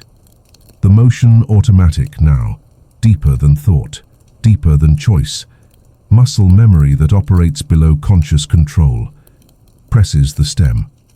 The world stops. And Johann Brenner, alone in the frozen silence, begins to cry. But the tears don't fall. They hang on his eyelashes like tiny crystals, suspended between grief and gravity, frozen between emotion and expression. Even his sorrow has learned to pause. Click. Time resumes. The tears fall suddenly, violently, like rain after drought, like grief finally finding outlet after being damned. He goes back to work because work is all he has left, because completion is the only goal that still makes sense, because stopping now would mean all the cost was wasted, all the sacrifice was for nothing, all the pieces of himself he traded away bought nothing except partial success, which is just another name for failure. Wind, press, work, click, repeat, the mantra, the meditation. The rhythm that defines him now, that's replaced heartbeat and breathing as his fundamental cadence, that measures his existence in frozen increments rather than continuous duration, that transforms him from human being into something that exists between moments, that inhabits the spaces between seconds where reality pauses and only he continues. By day 12, 19 watches are complete. Perfect array of mechanical precision lined up on his bench, like soldiers awaiting deployment, like proof of capability, like monuments to what can be achieved when you're willing to pay with pieces of yourself that you'll never recover. One watch remains, the final piece, the completion of the commission and the validation of everything sacrificed, the final watch. The one that will fulfill his commitment to Zimmermann, that will earn the 300 marks, that will prove that 16 seconds at a time can accumulate into months of security if you're willing to fragment yourself sufficiently. He picks up the components for the 20th watch. His hands move automatically, muscle memory operating independent of conscious thought, creating without thinking, assembling without planning, the work happening through him rather than by him. Wind, press, work. Click. The cycle continues, each iteration taking him further from whoever he was when this commission started. Each frozen moment, adding distance between past self and present self until they seem like different people, until continuity feels like fiction, until identity becomes question rather than certainty. 6 hours of normal time, 360 pauses. 96 minutes of frozen time compressed, distributed, fragmented across the hours like salt dissolved in water, invisible but pervasive, present but undetectable from outside. When it's finished, the 20th watch sits before him. Perfect. Absolutely, flawlessly perfect. Every gear aligned within tolerances that exceed human capability. Every surface polished to ideal reflectivity. Every mechanism calibrated to precision that shouldn't be possible with hand tools and human skill. It's also completely soulless. He can sense this even though he can't articulate it, can feel the absence even though he can't name what's missing. This watch was made by someone who was barely present for its creation, who existed in stolen moments, who assembled it across fragments of frozen time without continuous engagement. It's a ghost of a watch, beautiful, empty, haunted by the absence of the maker's presence, just like its maker. Beautiful on the outside, still functional, still skilled, still capable of producing quality. Empty on the inside, presence eroded, continuity shattered, humanity traded away in 16-second increments until barely anything remains except the technical capability to continue working. Johann sets the 20th watch down with the others. 20 watches, perfect formation, ready for delivery, the commission complete, the deadline met. Success achieved by every measure except the ones that matter to the soul. Tomorrow he'll take them to Zimmermann, collect the payment, complete the transaction. Close this chapter. Tomorrow he can stop using the magic watch. Tomorrow he can try to become human again. Tomorrow he can attempt to reassemble himself from the fragments, to restore continuity from the shattered pieces, to recover presence from the accumulated absences. If he remembers how. if it's possible. If too much hasn't been permanently lost. He sits at his bench surrounded by his perfect hollow creations and tries to feel something. Pride, relief, accomplishment, satisfaction, anything. There's nothing. Just emptiness where emotion should be. Just void where response should exist. Just the mechanical ticking of 100 clocks on the walls, counting time he's learned to pause but can no longer value, measuring duration he's learned to manipulate but can no longer experience. Outside, the village sleeps. Weihnachtsdorf continues its winter existence in blissful ignorance of what's happening in one workshop, of one man's slow dissolution, of the price being paid for security, for success, for the completion of impossible tasks through impossible means. Inside, Johann Brenner remains awake. Eyes open, mind empty, body present but self-absent, wondering if the price of survival was too high after all, if providing for family required destroying the person who provides, if success measured in marks and watches is actually failure measured in presence and humanity. The magic watch sits in his pocket, warm from his body heat, patient as always, waiting for the next crisis, the next excuse, the next opportunity to trade seconds for salvation, presence for productivity, humanity for efficiency. And somewhere in the frozen spaces between moments, scattered across the accumulated pauses, distributed through the fragmented duration, something that used to be Johann Brenner's continuous self shivers in the cold, wondering if it will ever be whole again, if reassembly is possible, if you can become human again after learning to be temporarily not human, if presence can be recovered after being traded away in such small increments that you didn't notice the accumulation until almost nothing remained. The answer, which he doesn't know yet, which he won't know for days or weeks or months, maybe, possibly, with time and effort and the stubborn refusal to continue fracturing. But also, maybe not. Possibly permanent. Some damage doesn't heal, some trades can't be reversed. Some pieces once lost, stay lost forever. He'll discover which truth applies to him eventually. But not tonight. Tonight he just sits in his workshop, surrounded by evidence of his capability and proof of his cost, waiting for dawn, waiting for delivery, waiting for whatever comes next with the hollow patience of someone who's forgotten how to hope, but hasn't yet learned how to despair.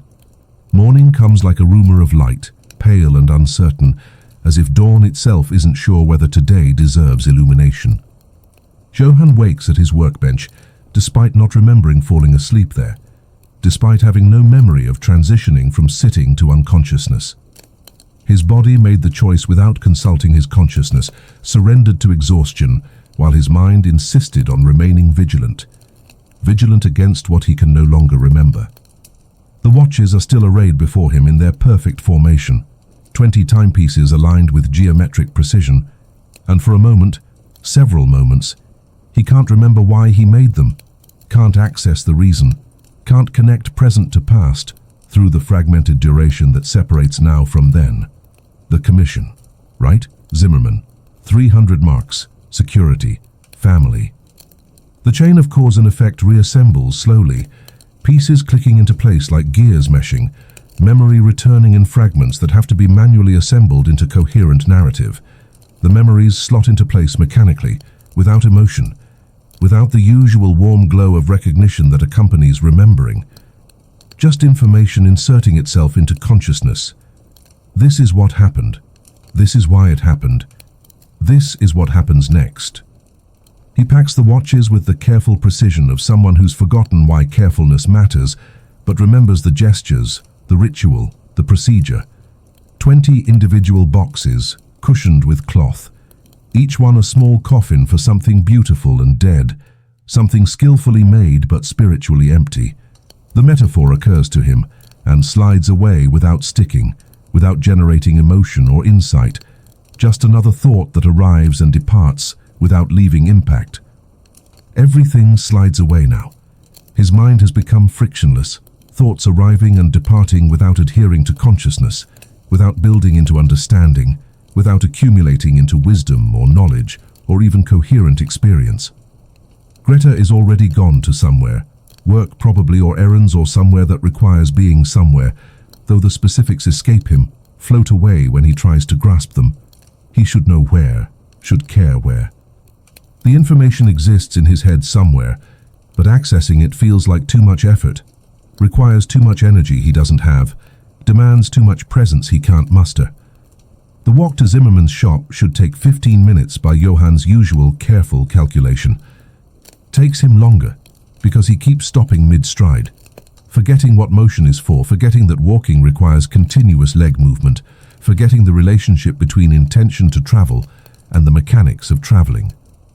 People stare as he pauses inexplicably mid-street, as he stands motionless for seconds or minutes before resuming movement, as he navigates the village like someone operating a body remotely, like consciousness piloting meat from a great distance.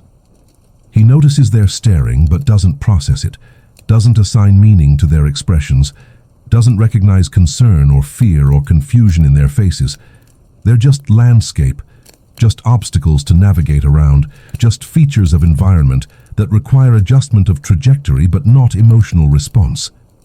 The shop is warm and crowded with merchandise when he finally arrives, though the journey might have taken 20 minutes or 40, time having become unreliable, duration having lost meaning after too many hours of experiencing it fractured.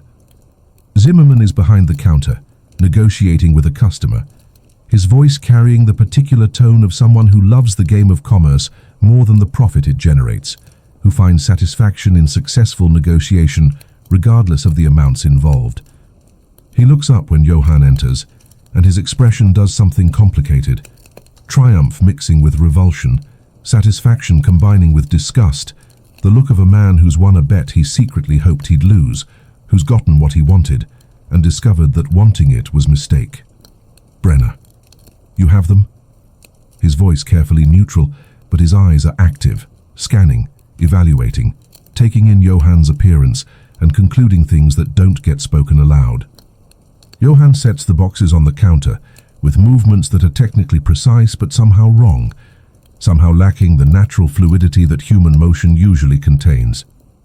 Opens each box mechanically, revealing each watch with the ceremonial care of someone performing ritual, whose meaning has been forgotten but whose gestures remain.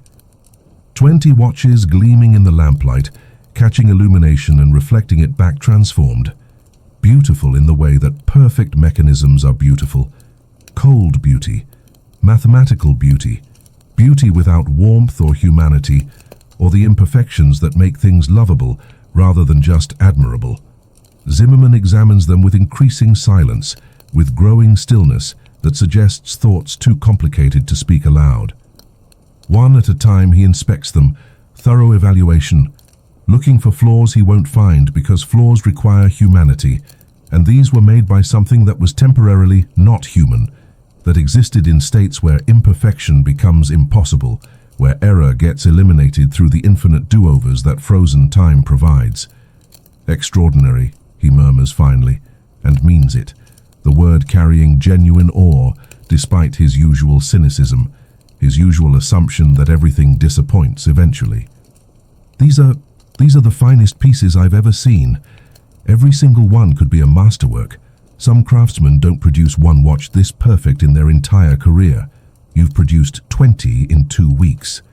300 marks, Johann says, his voice flat, inflectionless, like audio recording played back at wrong speed, missing the tonal variations that make speech human rather than just sonic communication.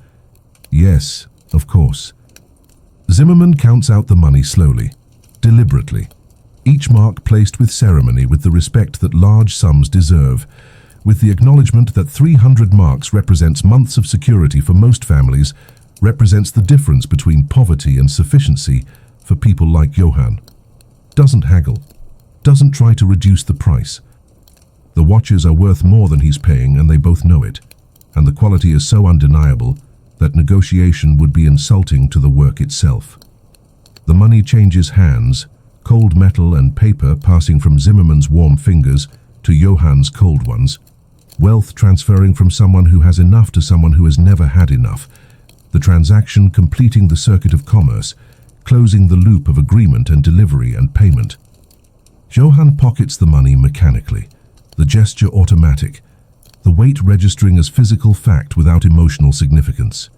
Should feel relief, should feel pride, should feel something, feels nothing. Just empty acknowledgement that transaction is complete, that commitment is fulfilled, that the exchange has occurred according to terms agreed upon. Brenner, Zimmerman says as Johann turns to leave, his voice containing something unexpected. Concern maybe, or recognition, or the discomfort of witnessing something disturbing that you can't name but can't ignore. I'll have another commission for you. Next month, 30 pieces, same timeline, 2 weeks. Interested. Johann stops, the question penetrating the fog that surrounds his consciousness, reaching through the numbness to touch something that still responds, still reacts, still recognizes danger when it manifests. 30 pieces, 2 weeks. Impossible without the watch. Entirely, absolutely, unquestionably impossible through normal means, through human methods, through continuous existence in normal time. Entirely possible with the watch, with frozen moments, with the fragmentation that nearly destroyed him over the past 2 weeks, that transformed him from father to mechanism, from human to something that merely performs humanity without experiencing it. More money, 450 marks this time, more security, more months of stability, more opportunities to pause time and forget what it means to exist in it, to be present in it, to value duration and continuity and the accumulated moments that constitute actual life.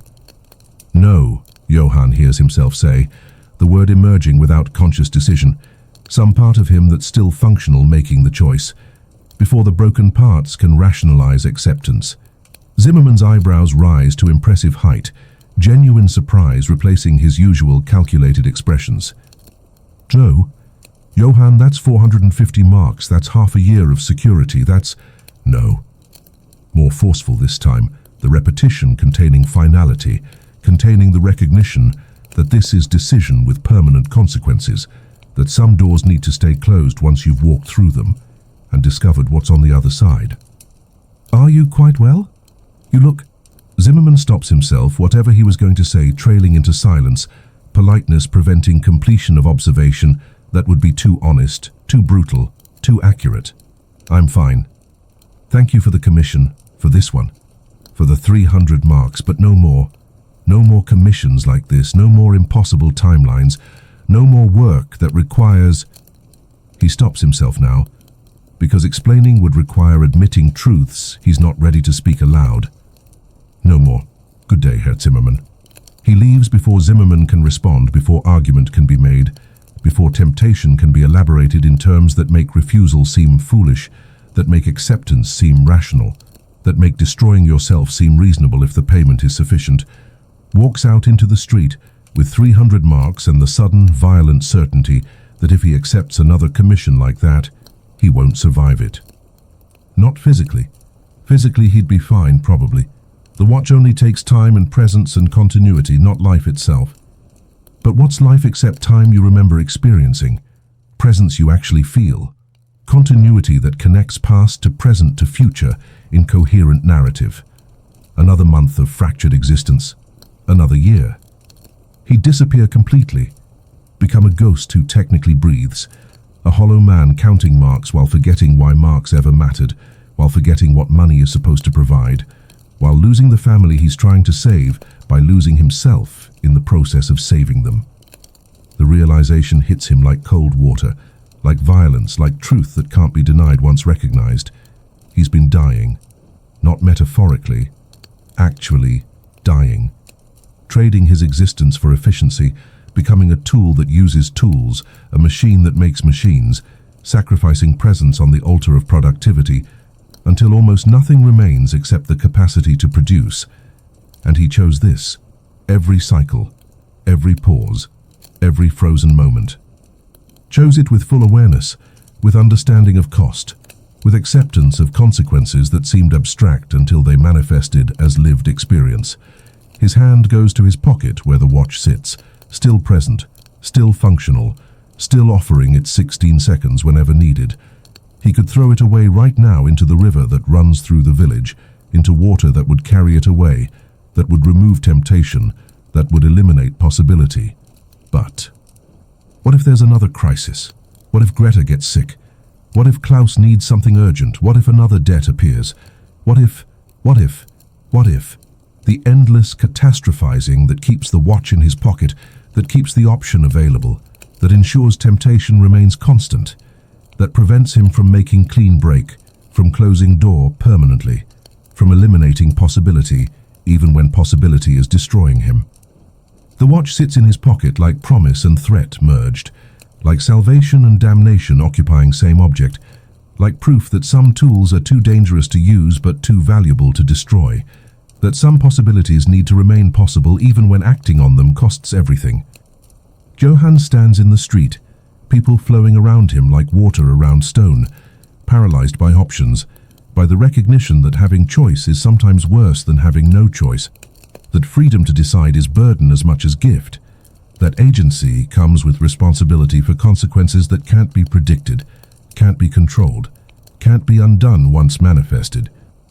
Herr Weber the blacksmith touches his shoulder, gentle contact that brings Johann back to present moment, to immediate reality, to the awareness that he's been standing motionless in public space while his consciousness processed elsewhere. Brenner, you all right? Concern genuine, unfeigned, the simple human response to witnessing someone struggling visibly. I don't know. Honest answer to honest question, the only gift he has left to give. You're blocking traffic. Come, sit. Weber guides him to bench outside the tavern, sits him down with the gentle firmness of someone managing a person in crisis, someone who recognizes that sometimes humans need physical direction because their internal navigation has failed. Johann stares at his hands. They're shaking again, tremor that wasn't present when he was working, that manifests only when he's forced to exist in normal time without the structure of tasks, without the focus of creation, without the clarity that comes from having immediate goal to accomplish. Klaus is worried about you, Weber says gently, sitting beside him, presence solid and grounding, realness that contrasts with Johann's increasing unreality. Klaus is smart. He should be worried. I'm becoming something that should worry people. Want to tell me what's happening, what's going on? No. Then, because Weber deserves better than dismissal, I found a way to work faster, much faster, more efficiently than should be possible, and it's destroying me, fragmenting me, taking pieces that I don't know how to get back. So stop, don't do it anymore. I did stop, just now, refused another commission, turned down 450 marks, because accepting it would require using the method again, would require fragmenting again, would require trading more pieces of myself that I don't have left to trade. That's good then. That's progress. That's choosing correctly. Is it? I have 300 marks right now. Sounds like wealth, feels like wealth. But it's 6 months of security at best, maybe less. Then what? Another crisis. Another impossible situation. Another opportunity to use the method I'm trying to avoid. Another temptation to trade presence for provision. The cycle doesn't end. The crises keep coming. And every time I have to choose between being present for my children and providing for them, between being human and being effective, between continuity and capability. Weber is quiet for a long moment, thinking, processing, trying to formulate response that helps rather than hurts, that guides rather than lectures. Your boy misses you, he says finally. The you he remembers, not the you you've become, not the you you're becoming. The you who was his father, who was present, who was there not just physically but actually there, actually present, actually available. I'm trying to save him, trying to provide for him, trying to give him future that poverty makes impossible. You're trying to provide for him. That's different from saving him. Saving someone means being present for them, being someone they can recognize, being someone they can trust and talk to and rely on, not just for money, but for presence, for continuity, for the stability that comes from having parent who's actually there, instead of ghost who technically exists. Johann closes his eyes against tears that threaten but don't fall, against emotion that rises but doesn't find outlet, against grief for person he used to be before he learned to stop time. I don't know how to be both. Don't know how to provide and be present simultaneously. Don't have enough hours, enough energy, enough self to accomplish both. Then choose one. Choose presence. We survived before you had 300 marks. We'll survive after those marks are spent. But we can't survive you becoming ghost. Can't survive you disappearing while technically remaining. That's worse than poverty. That's spiritual death, masquerading as practical solution. Easy for you to say. Your children aren't counting their own ribs. Your daughter's hands aren't bleeding from mill machinery. Your son doesn't look at you with eyes that have seen too much loss already. You're right. I don't have your specific struggles. But I know this. A present father who's poor is better than an absent father who's wealthy. Klaus would rather have you than have money. He said as much. To me, to Anna, to anyone who'll listen. He wants his father back, the real one, not the efficient one. Not the productive one. Not the one who can stop time. Just the one who's actually there when Klaus needs him. The words land like blows, like truth that can't be deflected, like recognition of failure in the midst of success, like understanding that winning one battle means losing the war. Johann opens his eyes. The village continues around them, indifferent to personal crisis, unconcerned with individual struggle, proceeding at its pace with its rhythms, with its accumulated humanity that doesn't pause, doesn't fragment, just continues in all its messy, inefficient, glorious normality. I don't know if I can stop, Johann admits, voice small, confession of weakness that feels like ultimate failure. Don't know if I can resist using it when the next crisis comes. Don't know if I'm strong enough to choose presence over productivity when choosing productivity seems rational, seems necessary, seems like the only solution. Then don't try to be strong enough alone. Ask for help. Talk to your daughter. Talk to Klaus. Talk to me, to Pastor Klein, to anyone. But stop trying to be sufficient all by yourself. We're not built for that. Humans aren't designed for isolated self-sufficiency. We're built for community, for interdependence, for distributing burdens across multiple shoulders, instead of trying to carry everything ourselves. I've never been good at community, never been good at asking for help, never been good at admitting I can't handle things alone. I know, you're a clockmaker. You like things that work mechanically, that have clear rules, that operate predictably according to principles you can understand and control. But people aren't clocks, Johann. They're messy. They break in unexpected ways. They need each other to keep running, and they need you to need them, to admit vulnerability, to accept that you can't fix everything through skill and determination and clever mechanisms. Weber stands, pats Johann's shoulder with the solid warmth of genuine human contact, of physical presence that grounds and connects and reminds you that you're not alone, even when loneliness feels total. Klaus will be home tonight. I'm sending him home. You be there, be present, not working, not planning, not thinking about next crisis, just there. Can you do that? I can try. Good, that's all anyone asks. Try, that's all any of us can do. Try, fail, try again, fail better. That's the human condition, that's the only condition we have. Weber leaves. Johann sits on the bench longer, watching the village move around him. Watching people living regular lives at regular pace with regular problems that don't require impossible solutions, that get solved through patient effort and mutual support and the accumulated strength of community rather than individual heroism. None of them are stopping time. None of them are fragmenting themselves into frozen moments. None of them have discovered how to be superhuman for 16 seconds at a time. They're all just here, present, continuous, human, imperfect and insufficient, and somehow making it work anyway through stubbornness and solidarity and the refusal to try to be more than human at the cost of being human at all. Maybe there's something to that. Maybe impossibility isn't worth the price. Maybe limitation is feature rather than bug. Maybe being merely human is enough when you're actually being it, instead of trying to transcend it, through clever mechanisms and frozen moments and the arrogant assumption that you can improve on the fundamental design by finding loopholes in reality itself. Johann stands finally, his legs shaky but functional, body remembering how to move continuously, how to exist in normal time, how to be present rather than just productive. Walks home through streets that feel slightly more real than they did this morning, through village that looks slightly less like landscape and more like place where people live, where community exists, where he belongs despite recent absence, despite transformation that made him temporarily alien. Above Frau Handel's butcher shop, lamp burns in his window. Klaus waiting, probably worried, definitely hoping his father comes back, that the person who walks through door is someone he recognizes rather than efficient stranger wearing familiar face. Johann climbs stairs with growing determination, with strengthening resolve, with commitment that feels fragile but real. He'll be present tonight, will be actually there, will give Klaus the gift of father who exists continuously rather than fractured ghost who manifests between tasks. Opens door. Klaus is at table, alone, waiting with patience that children shouldn't need, but that poverty teaches early. Papa.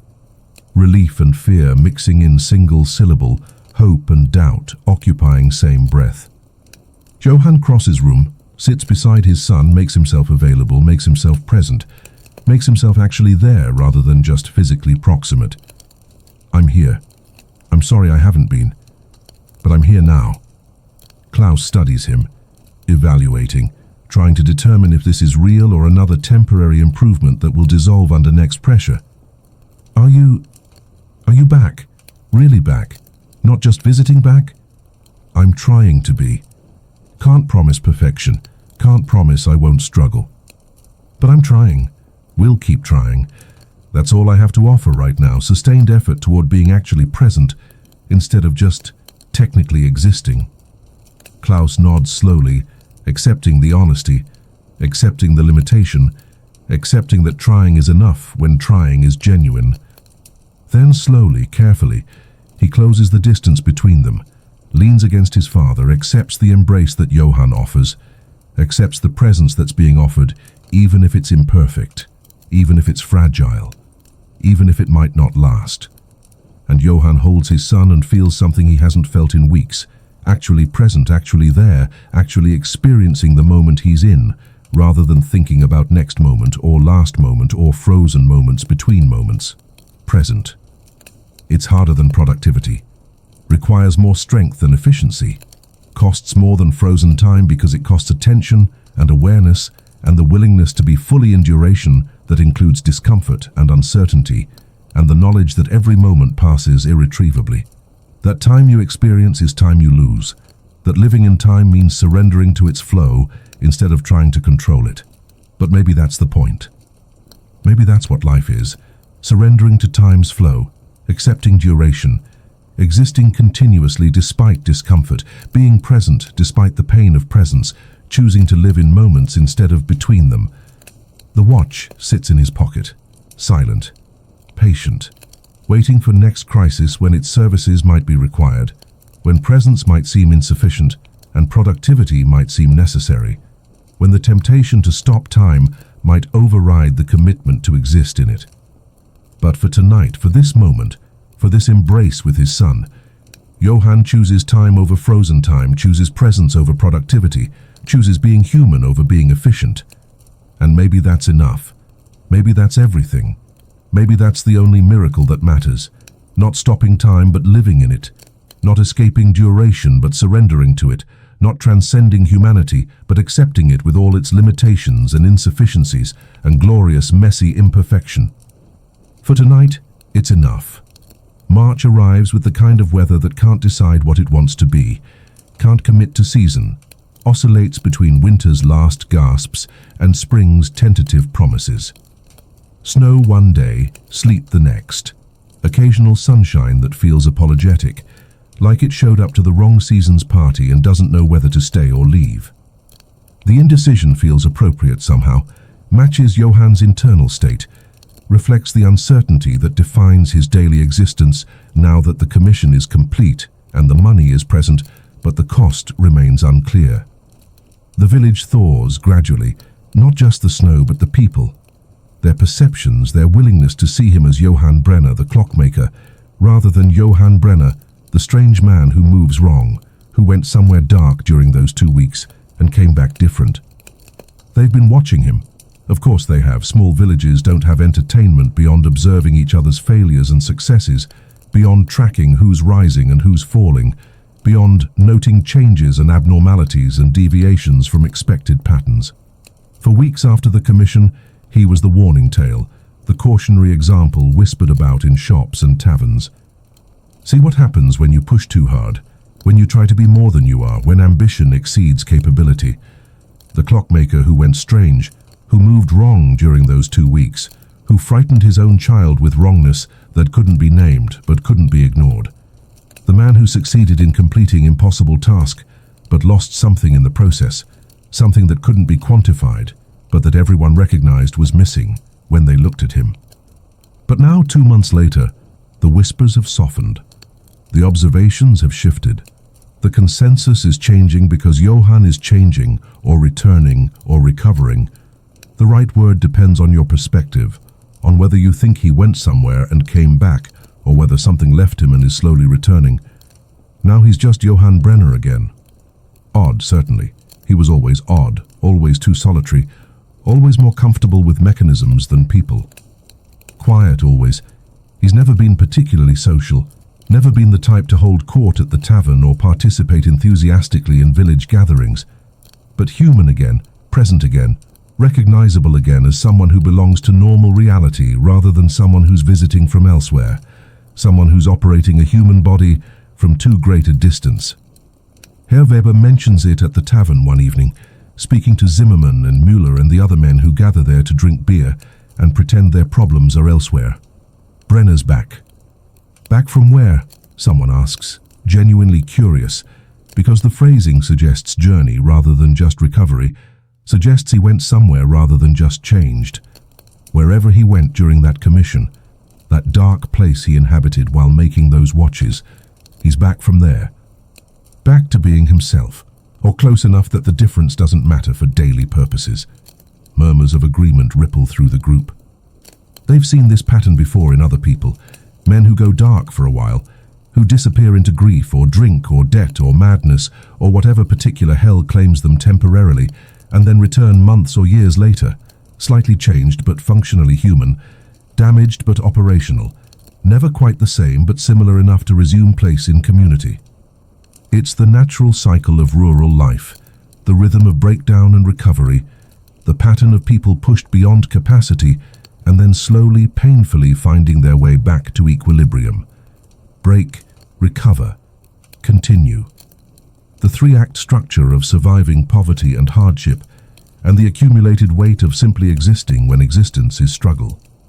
Pastor Klein sees the change most clearly because pastors are trained to see such things, are professional observers of human condition, are specialists in tracking spiritual states through external manifestations.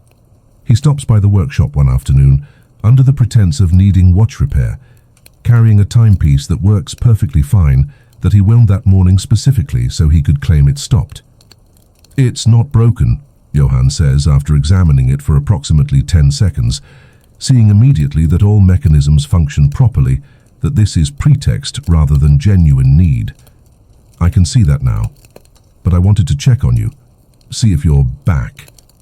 "I never left." "You did, actually, for several weeks.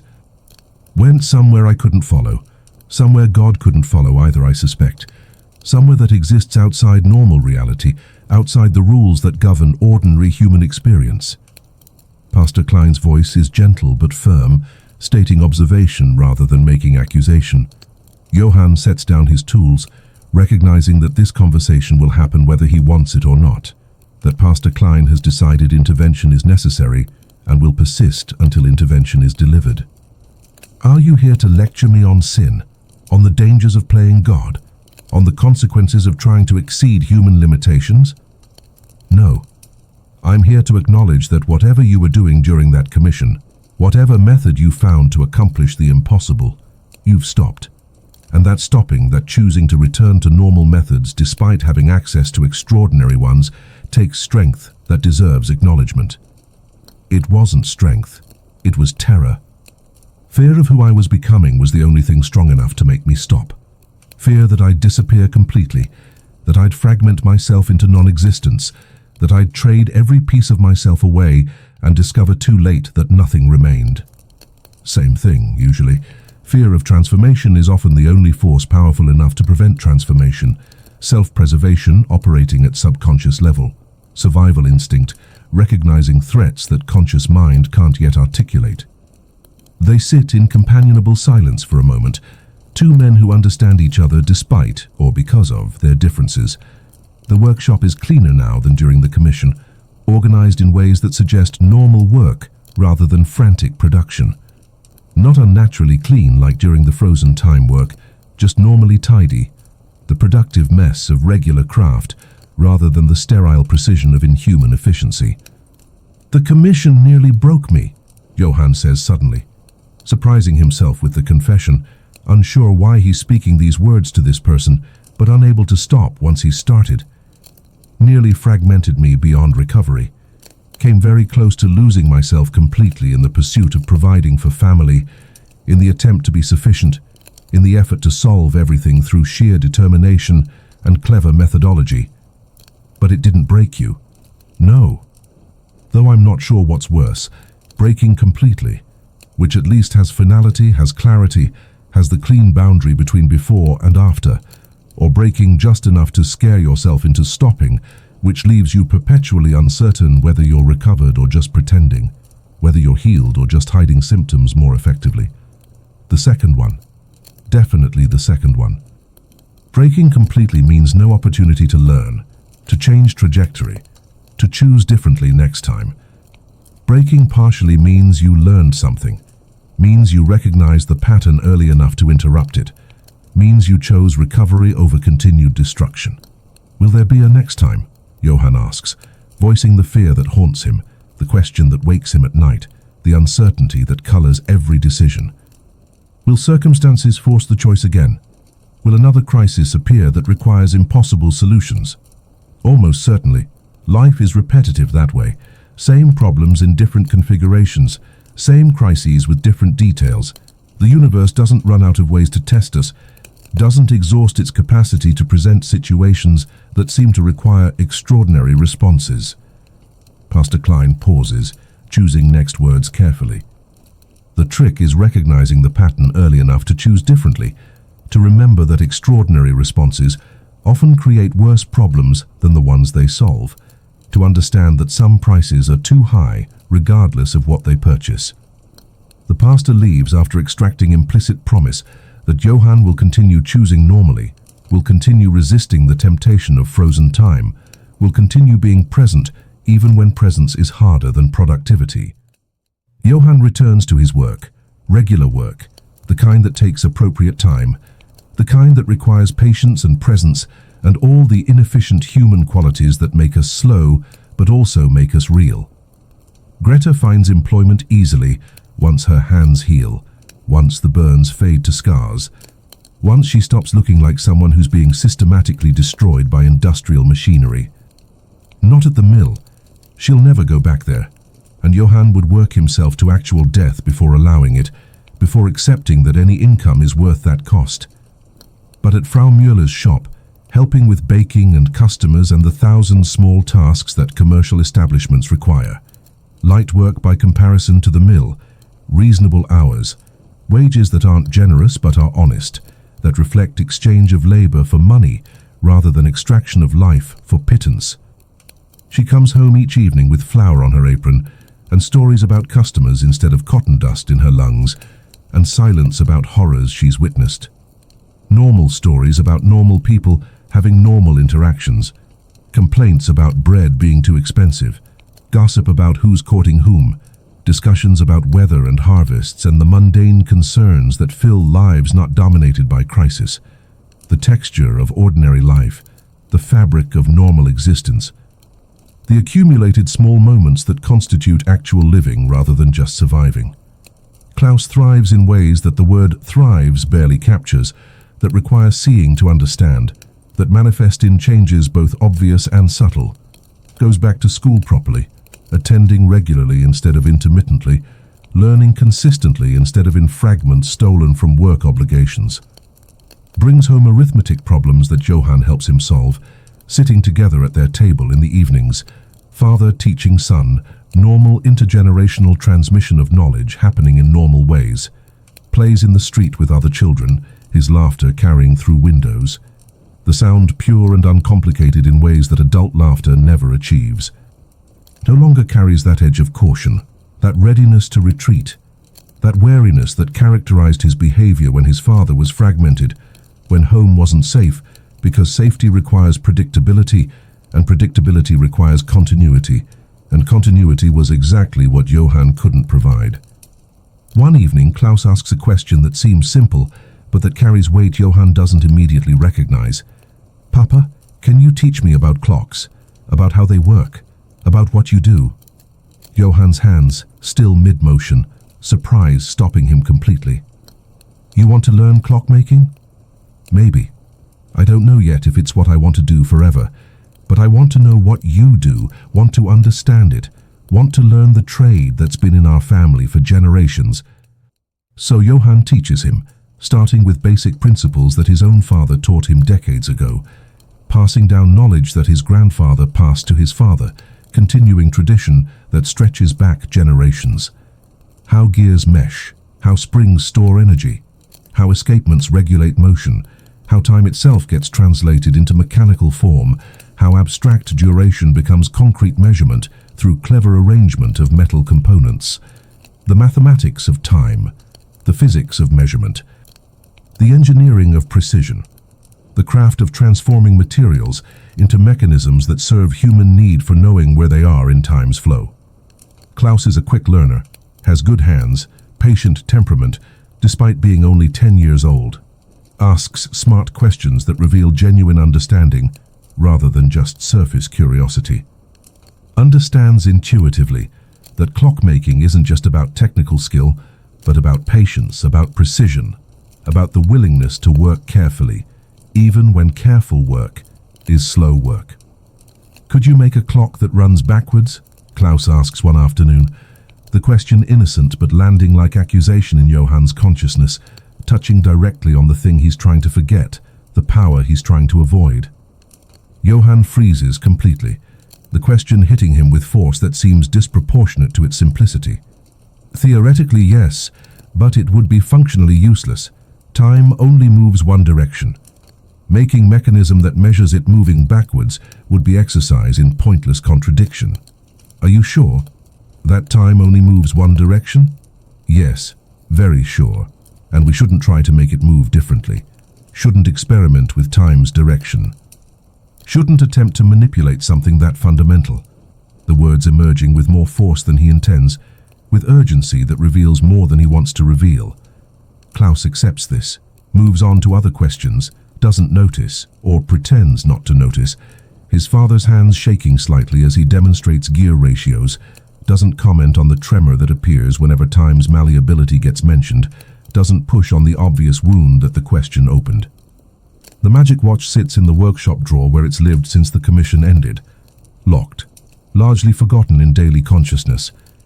Except Johann knows exactly where it is, always, perpetually, with the awareness that recovering addicts have of where their substance lives, with the knowledge that former drunks carry about the location of every bar in their territory. The information is involuntary, permanent, part of his mental architecture now in ways that can't be erased, can only be managed. He hasn't wound it in 8 weeks, hasn't touched it in 6, hasn't thought about using it in... well, that's a lie. He thinks about it daily, multiple times daily, constantly when work is difficult or time is short, or problems seem unsolvable through normal means. But the thoughts are quieter now, more like memories than temptations, more like acknowledging that option exists than seriously considering exercising it. On the first day of spring, arbitrary designation given that spring itself seems unaware of its official arrival, continues behaving like winter, with occasional warm moments scattered irregularly. Johann does something unexpected, even to himself. Takes the watch out of the drawer, not to use it. Just to look at it, to hold it, to acknowledge its existence and his relationship to it. Greta sees him, her body tensing immediately, fear response automatic, despite months of recovery. "Papa, I'm not using it. Just looking. Just remembering. Just acknowledging what exists without denying it or hiding from it." He sits at his workbench with the watch in his palm, studying it in afternoon light that makes the brass casing seem warm, seem alive, seem almost to pulse with patient waiting. It's extraordinary work even now, even months later, even viewed with knowledge of what it costs. Accidental genius. The kind of discovery that happens once in lifetime, if you're lucky or cursed, depending on perspective. The mechanism is still wrong, still backwards, still impossible according to every principle of horology he knows. Still functional despite violating rules, still offering its 16 seconds whenever he wants them. He could open it right now, study it properly with tools and magnification, figure out exactly how it works instead of just knowing that it does. Could document the discovery, write down the specifications, make the knowledge reproducible, transform accident into intentional design. Could revolutionize horology if he chose, could become famous. Could transform human relationship with time itself if he published the design, if he shared the knowledge, if he made the impossible accessible to everyone rather than keeping it private. Or he could let it remain mystery, could let it stay one-off accident, could allow it to be a miracle that happened once and doesn't need to happen again, doesn't need to be replicated, doesn't need to become accessible, because accessibility would mean everyone having this power and everyone fragmenting themselves the way he fragmented, everyone losing presence the way he lost it, everyone trading continuity for productivity until humanity itself becomes discontinuous. "What are you thinking?" Greta asks quietly, her voice careful, trying not to influence his thoughts but unable to completely hide her concern. That this watch could change the world, could transform everything about how humans relate to time and work and productivity and achievement. Would that be good? Simple question, profound question, the kind of question that seems simple until you actually try to answer it. I don't know, probably not. Imagine everyone having this ability. Time stopping constantly, reality fragmenting, people becoming ghosts in their own lives, trying to optimize every moment, trying to maximize every second, trying to be efficient rather than present. He pauses, envisioning it. It sounds horrible. It was horrible for me. Multiply that by hundreds of thousands, millions eventually. Everyone stopping time, everyone fragmenting, everyone losing themselves in pursuit of productivity. Then why keep it? Johann is quiet for a long time, the question deserving honest answer rather than comfortable fiction. Because it proves something happened. Proves I'm not making up the last few months. Proves the strangeness was real, was actual, was objective rather than just subjective experience or mental breakdown or elaborate delusion. I need it to exist so I can believe my own memory, so I can trust my own experience, so I have evidence that justifies my current choices. We believe you. We know something happened. You don't need physical proof for us to validate your experience. I know you believe me, but I need to believe myself. And sometimes, that's harder than convincing others. Sometimes the person who needs most convincing is the one who lived through experience, who has access to all the doubt and uncertainty and alternative explanations that external observers don't have. He puts the watch back in the drawer, locks it, returns to the piece he's working on. Simple repair job for Frau Handel, her husband's pocket watch that stopped working because the mainspring snapped. Easy fix. Takes 30 minutes of normal time, continuous work, present attention. He does it in 30 minutes exactly. No freezing, no fractured time, no shortcuts. Just continuous present work from start to finish. His hands moving through normal duration. His consciousness uninterrupted. His existence continuous rather than fragmented. When it's done, the watch ticks steadily. Regular heartbeat. Reliable rhythm. Honest measurement of time passing at its natural pace without manipulation, without acceleration, without the intervention of magic disguised as mechanism. Perfect. Imperfect. Human. The kind of work that takes appropriate time and produces appropriate quality, that reflects the craftsman's skill without transcending human limitations. That's excellent without being impossible. He winds it fully, sets the correct time, listens to it tick. The sound is ordinary, unremarkable, exactly what a functioning watch should sound like. Perfect precisely because it's not superhuman, not transcendent, not impossible.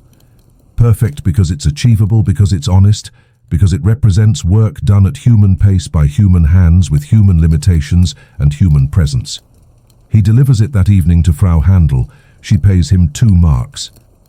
Barely worth the effort by any efficient calculation, by any cost-benefit analysis that values time as commodity to be optimized rather than as experience to be inhabited. But as he walks home through early spring evening that still feels like winter, past neighbors who nod at him without fear now, past the church where Pastor Klein waves from the steps, past the blacksmith's forge where Klaus is watching Thomas work with fascination, Johann realizes something that feels simultaneously obvious and revelatory. Those 2 marks are worth more than the 300 he earned through frozen time.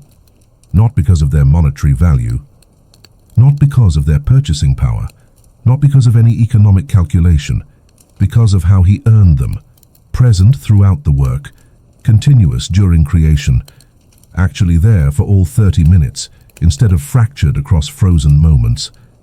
The money came from work he remembers doing, from time he actually experienced, from presence he maintained rather than traded away. The magic watch sits in its locked drawer. And maybe, just maybe, possibly with continued effort and sustained resistance, it can stay there, forever, unused, acknowledged but not employed, available but not accessed, present as possibility without being exercised as actuality, or until the next impossible crisis that seems to require impossible solutions, whichever comes first. Because life is long and crises are many, and temptation never dies, just goes dormant, just waits patiently for the moment when resolve weakens and circumstances press and the easier path starts looking like the wiser path. But for today, for this evening, for this walk home through village that recognizes him again as one of them, rather than as alien visitor, Johann has chosen presence over productivity, has chosen human pace over superhuman efficiency, has chosen being himself over being more than himself. And maybe that's enough, maybe that's everything. Maybe that's the only victory that matters, not defeating temptation permanently, but choosing correctly today, and then choosing correctly again tomorrow and the day after, accumulating correct choices until they become pattern, until pattern becomes character, until character becomes who you are rather than who you're trying to be. The watch waits in its drawer, patient, eternal, always available. Johann walks home to his family, present, continuous, actually there. For now, that's enough. Has to be enough. Is enough. 300 marks buys breathing room, which is different from security, which is different from safety, which is different from all the things people pretend money provides, when actually it just creates temporary distance between you and the next crisis. Breathing room, the space to inhale without panic, to exhale without calculating cost, to exist for brief period without the crushing weight of immediate disaster pressing down on every thought and action. Not security. Security is myth anyway. Story people tell themselves to sleep better. Fiction that tomorrow will resemble today, that patterns will hold, that the universe owes us stability just because we desire it. Security doesn't exist for people like Johann, for families balanced on the knife edge between sufficiency and catastrophe, for anyone whose margin of error is measured in marks rather than months. But breathing room, that's real, that's measurable. That's the difference between drowning and treading water, between being pulled under by current and managing to keep your head above surface long enough to catch breath, to look around, to plan next movement rather than just react to immediate threat. January bleeds into February with the kind of weather that makes you wonder if spring is just collective hallucination, if warmth is false memory, if the world has always been this cold and always will be. The village settles back into winter rhythm, that particular pattern of endurance that defines life when survival requires conscious effort, when simply existing demands resource management and careful planning, and the constant awareness that one mistake could be catastrophic. Johann takes small commissions exclusively, work that doesn't require impossible timeline, that doesn't demand superhuman effort, that can be completed through normal means at normal pace. Repair jobs mostly, watches that have stopped working, that need new mainsprings or cleaned mechanisms or careful adjustment of components that have drifted out of alignment. Simple pieces for local customers who can't afford expensive custom work but need functional timepieces to organize their days, to measure their working hours, to maintain connection to time's passage. His hands remember the rhythms of normal work, the pace that his father taught him, the speed that generations of Brenner clockmakers considered appropriate. Slow at first after weeks of frozen time speed, like learning to walk again after running too fast for too long, like recalibrating to normal gravity after experiencing weightlessness, but gradually smoother, more natural, more comfortable. The work flows through him rather than being forced, emerges from patient attention rather than frantic efficiency. The watches he makes now take the proper amount of time: 3 weeks for good piece, 4 for masterwork, 5 if the design is particularly complex or the customer requests special features. It's inefficient compared to frozen moments, laughably slow compared to what he proved possible during the commission, but it's honest. And honesty, he's learning slowly and painfully, has value beyond efficiency, has worth that can't be measured in productivity metrics, has significance that transcends economic calculation. In general conversation at the tavern, which he attends now occasionally because Pastor Klein insisted that isolation breeds obsession and community breeds perspective, Johann doesn't always ask questions, but when he does, he tries to avoid overwhelming people with intensity, tries to remember that normal social interaction involves exchange rather than interrogation, requires reciprocity rather than one-sided extraction of information or comfort. He does his best to address whatever question or topic arises, even when it's ambiguous, even when he doesn't fully understand the context, before asking for clarification or additional information that might derail conversation or make people uncomfortable with his need for precision in domains where precision doesn't serve connection. He tailors his responses to suit the conversation's purpose, whether it's social bonding at tavern, or technical discussion in workshop, or philosophical exploration with Pastor Klein. He's learning, slowly, awkwardly, with frequent mistakes, that different contexts require different communication styles, that the precision appropriate for clockmaking isn't appropriate for friendship, that human interaction has different grammar than mechanical interaction. He avoids using formal language or excessive technical terminology in casual conversation, saves that precision for contexts where it serves rather than alienates, remembers that people connect through warmth and humor and shared experience rather than through accurate description of gear ratios or careful explanation of escapement mechanisms.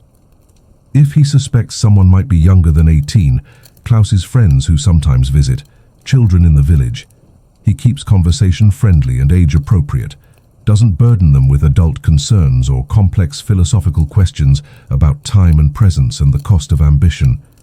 They don't need his darkness. They need adults who can be light, who can model joy, or at least contentment, who can demonstrate that life contains possibilities beyond struggle. He never uses profanity even when others do, maintains language that his wife would have approved of, honors Elise's memory through speech that remains civil even when discussing uncivil topics, even when frustration or anger might justify harsher vocabulary.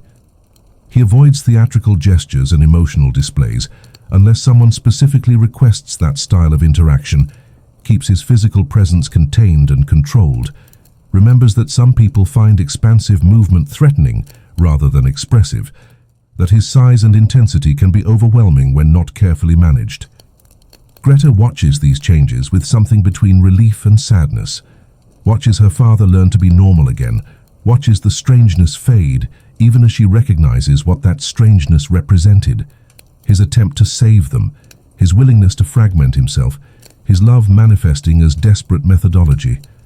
She's glad he's recovering, but mourns slightly what the recovery implies about what he endured, about how far he went, about what it cost to come back. "Papa, you're getting better at this," she says one evening. Watching him interact with Klaus's friend Emil, who's visiting for dinner, watching her father manage appropriate conversation with 10-year-old who wants to talk about nothing and everything, who needs adult attention but not adult intensity. Better at what? Being normal, being present, being someone people can be comfortable around instead of someone who makes them nervous just by existing in proximity. Was I that bad? During the commission, you were elsewhere, technically present but actually absent, like talking to echo of person rather than person themselves. It was disturbing in ways I couldn't articulate, wrongness that didn't have language, alienness that manifested in tiny details, the way you moved, the way you spoke, the way you looked at people without really seeing them. I'm sorry for becoming that, for making you witness my dissolution. Don't apologize. You were trying to save us. You just chose method that required destroying yourself in the process. And then, this is the important part, you recognized the cost and chose to stop, chose to recover, chose us over productivity. That's what matters. Not that you went dark temporarily, but that you came back.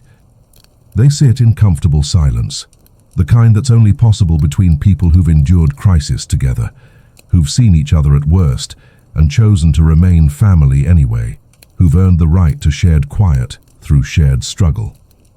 Klaus and Emil are in corner playing some game with buttons and string, the rules incomprehensible to adults but perfectly clear to children, the purpose inscrutable but the joy obvious. Their laughter fills the small room, high and bright and utterly unself-conscious, in the way adult laughter never achieves.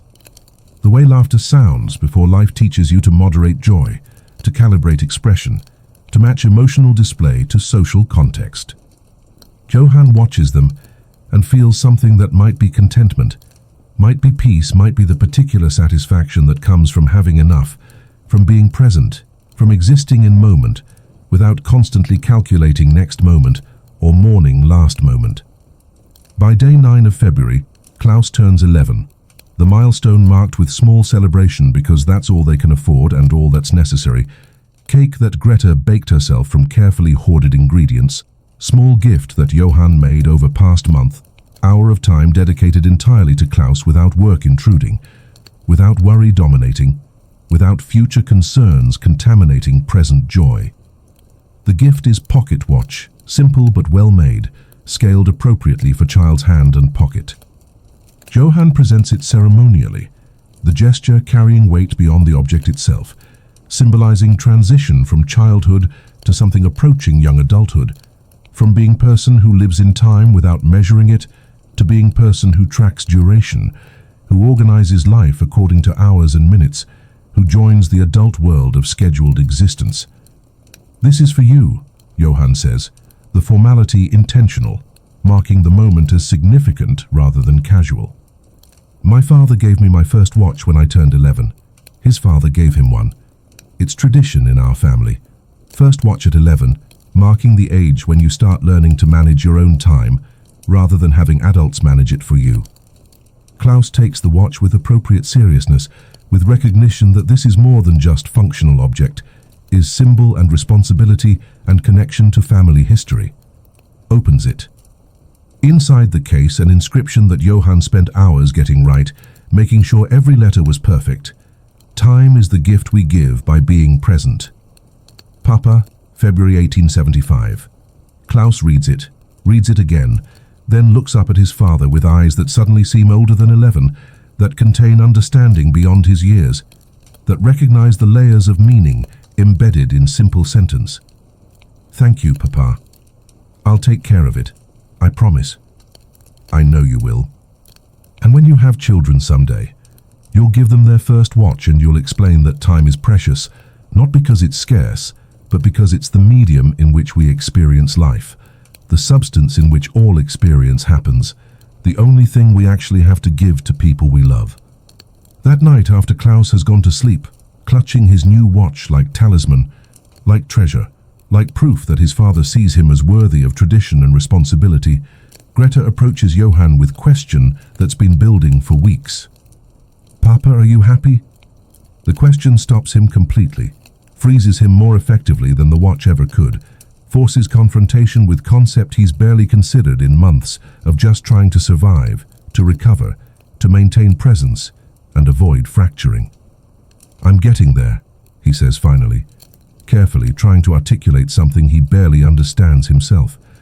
Happiness isn't destination you arrive at, isn't state you achieve and then maintain permanently. It's direction. It's trajectory. It's the angle of your movement through life, pointing toward better or pointing toward worse, trending upward or trending downward. I'm pointing the right way now, after months of pointing the wrong way, of trending toward dissolution, of moving away from everything that matters. I've turned around, I've redirected, I'm moving back toward human, toward present, toward the kind of life where happiness is possible, even if it's not constant. That's a complicated answer. It's a complicated question. Simple version: I'm not happy yet, but I'm becoming capable of happiness again, which is different from being happy, but might be more important, might be the necessary foundation that happiness requires, might be the thing you have to achieve before happiness becomes accessible. Mama would be proud of you, for coming back, for choosing us, for choosing presence over productivity. She'd also be disappointed that I went dark in the first place, that I let desperation drive me to methods that nearly destroyed me, that I chose efficiency over humanity even temporarily. No, she'd understand. She did similar things, worked herself literally to death trying to provide for us, trying to keep us fed and housed and safe. She'd recognize what you did, because she did it too, just with different methods, just through different kind of sacrifice. And she'd be proud that you recognized the cost and stopped, which is something she couldn't do, which is why she died while you survived. The comparison hits hard, connects patterns Johann hasn't consciously recognized, draws line between his frozen time obsession and Elise's work until death dedication, shows him that the trap he nearly fell into was the same trap that claimed his wife, that the family tendency towards self-sacrificing destruction runs deep, manifests differently in each generation, but follows similar pattern. I don't want that for you, Johann says urgently, suddenly terrified that Greta will follow same pattern, will learn from her parents that destroying yourself for family is noble rather than tragic, is virtue rather than mistake. Don't learn from me and your mother that sacrifice is how you prove love. Don't think that giving until you have nothing left is what family requires. Promise me. I promise, Papa. I learned the opposite lesson. Watching you almost disappear taught me that presence is more important than provision, that being there matters more than material contribution, that family needs you alive and present more than they need you dead and productive. The conversation ends, but its implications continue, ripple through Johann's thinking in following days and weeks, force him to reconsider not just his recent choices, but the entire framework of belief that made those choices seem necessary, seem inevitable, seem like the only possible response to crisis. What if self-sacrifice isn't virtue? What if destroying yourself to provide for family is actually betrayal of family, is depriving them of your presence while claiming to give them everything else? What if Elise's death and his near dissolution weren't noble sacrifices, but tragic mistakes based on false belief that provision matters more than presence, that material support justifies any cost, including the cost of the person providing? These questions have no easy answers, no comfortable resolutions, no way to feel good about the conclusion regardless of which position you take. Save your family by sacrificing yourself, but then they lose you anyway, lose you to death or dissolution or the slow erosion of presence until nothing remains but mechanism that technically functions but doesn't actually live. Or prioritize your own presence, your own survival, your own wholeness, but then watch them suffer deprivation that you might have prevented if you'd been willing to sacrifice more, to push harder, to accept the cost. The dilemma is false, probably, represents binary thinking imposed on situation that actually offers other options, assumes that only two choices exist when actually dozens might be available if you can think creatively enough, if you can escape the mental trap of either or reasoning and discover both and possibilities. But recognizing that the dilemma is false doesn't make it feel false, doesn't reduce its emotional weight, doesn't eliminate the guilt that comes from choosing your own wholeness when your children are hungry, from prioritizing your presence when absence plus productivity might feed them better. Pastor Klein, when Johann brings this question to him during one of their increasingly regular conversations, offers perspective that helps slightly. The question assumes that you're choosing between your well-being and your family's well-being, as if those are separate things, as if your health and their health exist in opposition. But they don't. Your well-being is your family's well-being. Your presence and continuity is what they need most. You can't give them security by destroying yourself, because then they lose you. And losing you is the ultimate insecurity, the fundamental loss that no amount of money or provision can compensate for. But they need food, need shelter, need material provision that costs money I can only generate by working. And working efficiently means using methods that fragment me. That's false binary. You're assuming the only way to generate sufficient income is through fragmented superhuman effort, through frozen time productivity. But you survived for years before discovering that method. You managed. It was hard, it was insufficient often, but you managed. Maybe the question isn't how to be superhuman enough to provide everything, but how to be human enough to provide enough. How to accept that enough is sufficient even when more would be preferable. The conversation continues, circles around same questions from different angles, never quite resolving but somehow helpful anyway, in the way that good conversations are, not because they provide answers, but because they provide companionship in uncertainty, because they demonstrate that you're not alone in struggling with impossible questions, because they remind you that ambiguity is normal rather than personal failing. March arrives with its characteristic indecision, its weather that can't commit, its temperatures that fluctuate wildly between winter and spring, as if the seasons are negotiating and can't reach agreement.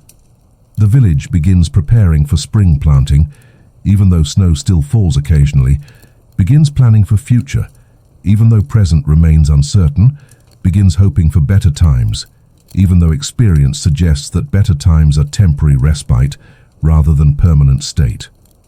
Johann continues his work, continues his recovery, continues choosing presence over productivity, choosing continuity over efficiency, choosing being himself over being more than himself. The work is slower than it could be, less productive than it might be, insufficient by any objective measure of optimization or maximization or any other metric that treats human life as problem to be solved through better methodology. But it's his work, done at his pace, in his time, with his presence. And maybe that's what matters. Maybe that's the only thing that matters. Maybe life isn't about optimization, but about presence, isn't about maximizing, but about experiencing, isn't about productivity, but about continuity. The magic watch sits in its drawer, locked, available but unused, present but not employed. Possibility held in reserve for crisis that hopefully never comes, for emergency that might justify its use, for situation where normal means truly fail and extraordinary means become necessary rather than just convenient. But mostly, Johann hopes he never needs it again, hopes normal life continues being possible through normal means, hopes he never faces choice between using the watch and watching his family suffer, between fragmenting himself and failing to provide. Mostly he hopes that enough is enough, that sufficiency is achievable, that human-paced human life can sustain human family without requiring superhuman intervention. Mostly he hopes, which is itself progress, which is itself recovery, which is itself return to normal, because hope is what normal humans do, is the particularly human capacity to believe in futures that evidence doesn't support, to expect improvement that statistics don't predict, to maintain that life might get better despite all indication that it mostly just continues. Hope, human hope, normal hope, irrational hope. Maybe that's enough. Maybe that's everything. Maybe that's the foundation that everything else builds on. Summer arrives with the subtlety of avalanche, with weather that transforms overnight from pleasant to oppressive, from comfortable to hostile. One day it's spring with occasional warmth, the next it's summer with constant heat that makes metal burn to touch, wood too warm to sit on comfortably, air thick enough to feel like substance rather than void. Weihnachtsdorf bakes under sun that seems personally offended by existence, that punishes the village for crimes it didn't commit, that demonstrates nature's indifference through temperature, that makes work difficult and sleep impossible, and simple existence an exercise in endurance. Johann's workshop becomes oven despite his best efforts, despite opening every window, despite working in minimal clothing, despite relocating his bench to catch whatever breeze might occasionally pass through. The heat makes delicate work harder, makes mistakes more likely, makes precision difficult when sweat drips onto mechanisms and hands slip on tools made slick with moisture. He moves his schedule to match the temperature, works in early morning when the heat is merely uncomfortable instead of dangerous, works in late evening when the sun has set and temperature drops from unbearable to merely oppressive. Rests during midday when exertion would be not just unpleasant, but actually hazardous, when working through heat would risk heat stroke, when persistence would transform from dedication into stupidity. His hands sweat constantly during summer work, making the delicate manipulation of small components harder than usual, making every task take longer than it would in reasonable temperature. More mistakes. More time spent correcting. More inefficiency imposed by biology, by the body's need to cool itself, by the fundamental limitation of being meat that overheats. He doesn't mind, doesn't resent it, doesn't wish for frozen time where temperature wouldn't matter, where sweat wouldn't exist, where efficiency could be maintained regardless of weather. The inefficiency is proof of his humanity, evidence of his presence, demonstration that he's working at human pace in human conditions rather than in the frozen perfection that nearly destroyed him. Inefficiency has become his friend, his ally, his proof that he's doing things the right way even when right way is harder. Every moment wasted on wiping sweat is moment spent being present. Every mistake made because hands slipped is evidence of humanity rather than mechanism. Every task that takes longer than necessary is proof that he's existing in normal time rather than fractured time. He embraces inefficiency the way recovering alcoholics embrace the discomfort of sobriety, the way people recovering from injury embrace the pain of physical therapy. Not because it's pleasant, but because it's evidence of recovery, proof of return to normal, demonstration that healing is occurring even when healing is uncomfortable. Klaus is nearly 11 now, growing taller at rate that requires constant adjustment of clothing, constant finding new pants that actually reach his ankles, constant expenditure on wardrobe that immediately becomes obsolete as childhood progresses at its relentless pace. His voice has started cracking occasionally, that awkward transition between childhood and adolescence, between boy and something approaching young man.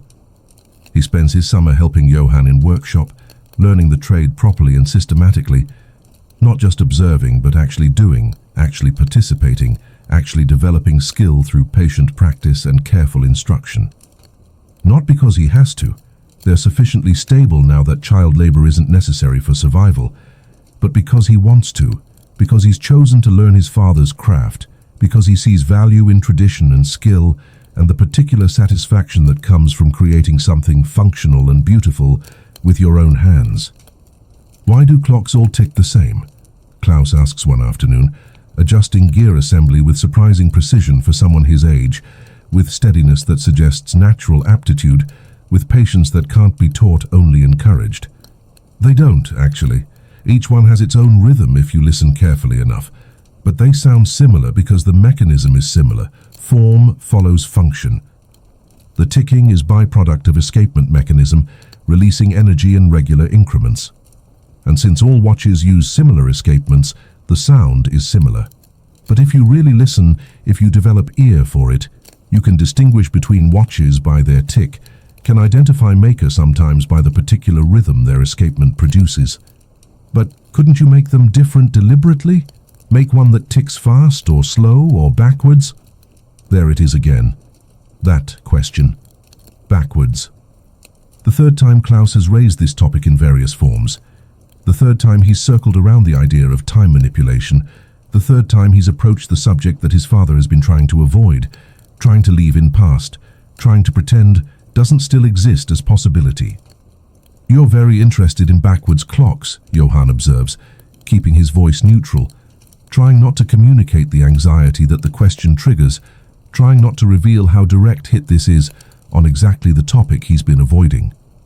Klaus shrugs, with the elaborate casualness of children who are absolutely not being casual, who are probing intentionally, who understand exactly what they're asking, even if they're pretending innocence.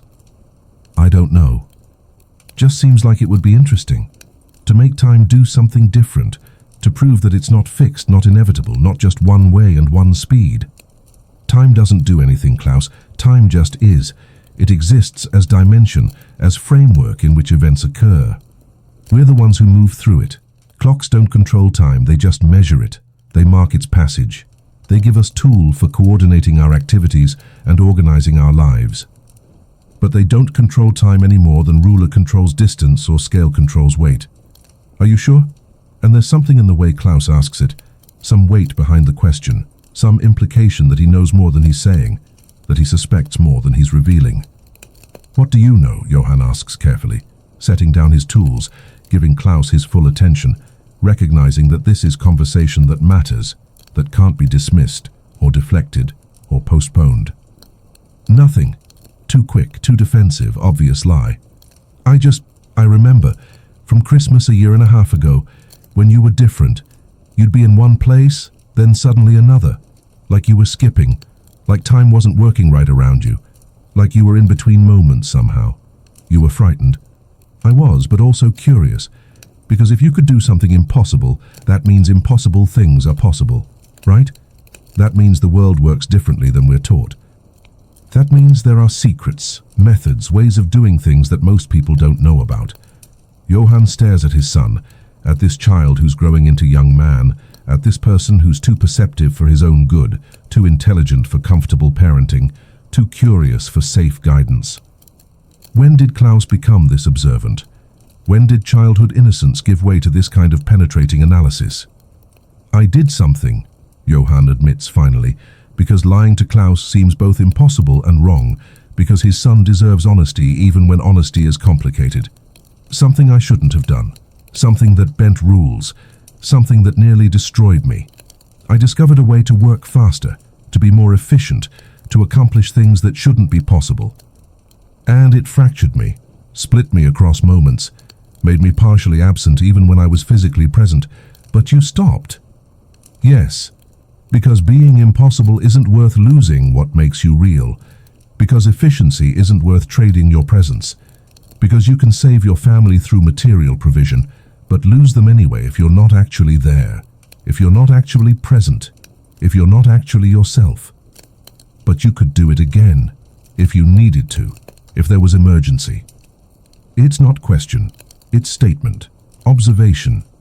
His son, not even 11 years old, has intuited the exact dilemma Johann lives with daily, has identified the precise tension that defines his relationship to the watch, has understood what Johann barely admits to himself, that the possibility remains available, that the temptation stays present, that the tool exists whether he uses it or not. Maybe, Johann admits. Probably. I hope I never need to. But if circumstances became desperate enough, if my family needed help I couldn't provide through normal means, if crisis demanded impossible solutions, yes. Probably yes. I'd use the method again, even knowing the cost, even understanding the danger, even recognizing that it might destroy me. Because that's what parents do, they sacrifice themselves when necessary to protect their children. What if something goes very wrong? What if there's crisis you can't solve even with the impossible method? Then we deal with it together, as family, without shortcuts, without breaking the world to fix our small piece of it, without sacrificing presence for power or trading continuity for capability. Klaus nods slowly, processing this, filing it away, adding it to his understanding of his father and family and the complicated ethics of survival when survival sometimes seems to require compromise. I think I understand. You have power but choose not to use it. You could be impossible but choose to be normal. You could fragment yourself to help us, but choose to stay whole instead. And we're supposed to respect that choice even when we don't fully understand it, even when it means we have less, even when staying whole means staying limited. Yes, exactly that. That's hard, Papa. That's really hard. To have ability to solve problems and choose not to use it. To have power and choose limitation. Most people would think that's foolish, would think you're failing us by not using every tool available. Most people haven't experienced what happens when you use that kind of power, haven't learned what it costs, haven't felt themselves fracturing, haven't experienced discontinuity, haven't discovered that some tools destroy their users. I have, and I'm choosing not to repeat the experience unless absolutely necessary, until other options are exhausted, until normal means have definitively failed. Klaus returns to his work, the gear assembly that needs adjusting, the mechanism that needs careful attention. But Johann can see his mind working, processing, trying to understand the adult complexity he's been given access to, trying to reconcile his father's capability with his father's refusal to use capability, trying to make sense of ethics that prioritize being overdoing. That evening, Greta comes home from bakery with news that lands like small bomb in their quiet evening. Herr Zimmermann is leaving Weihnachtsdorf, moving to München, taking his business there, bigger opportunities in the city, better market, wealthier customers. Johann looks up from dinner, cabbage soup, bread, the eternal menu of insufficient means. Good for him. I'm happy he's found better prospects. He asked about you. Johann's spoon pauses midway to his mouth, the trajectory interrupted by implications, by recognition that this conversation is going somewhere he doesn't want to go. What about me? Whether you'd be interested in another commission. Said he has buyers in München, wealthy buyers, people who want custom timepieces, who'll pay premium for quality. Said you're the best craftsman he knows, said your work from that commission 18 months ago is still selling for more than he paid, still in demand, still generating interest. What did you tell him? That I'd relay the message, that it's your decision, that I won't make choice for you or pressure you or try to influence you either direction, but you have opinion.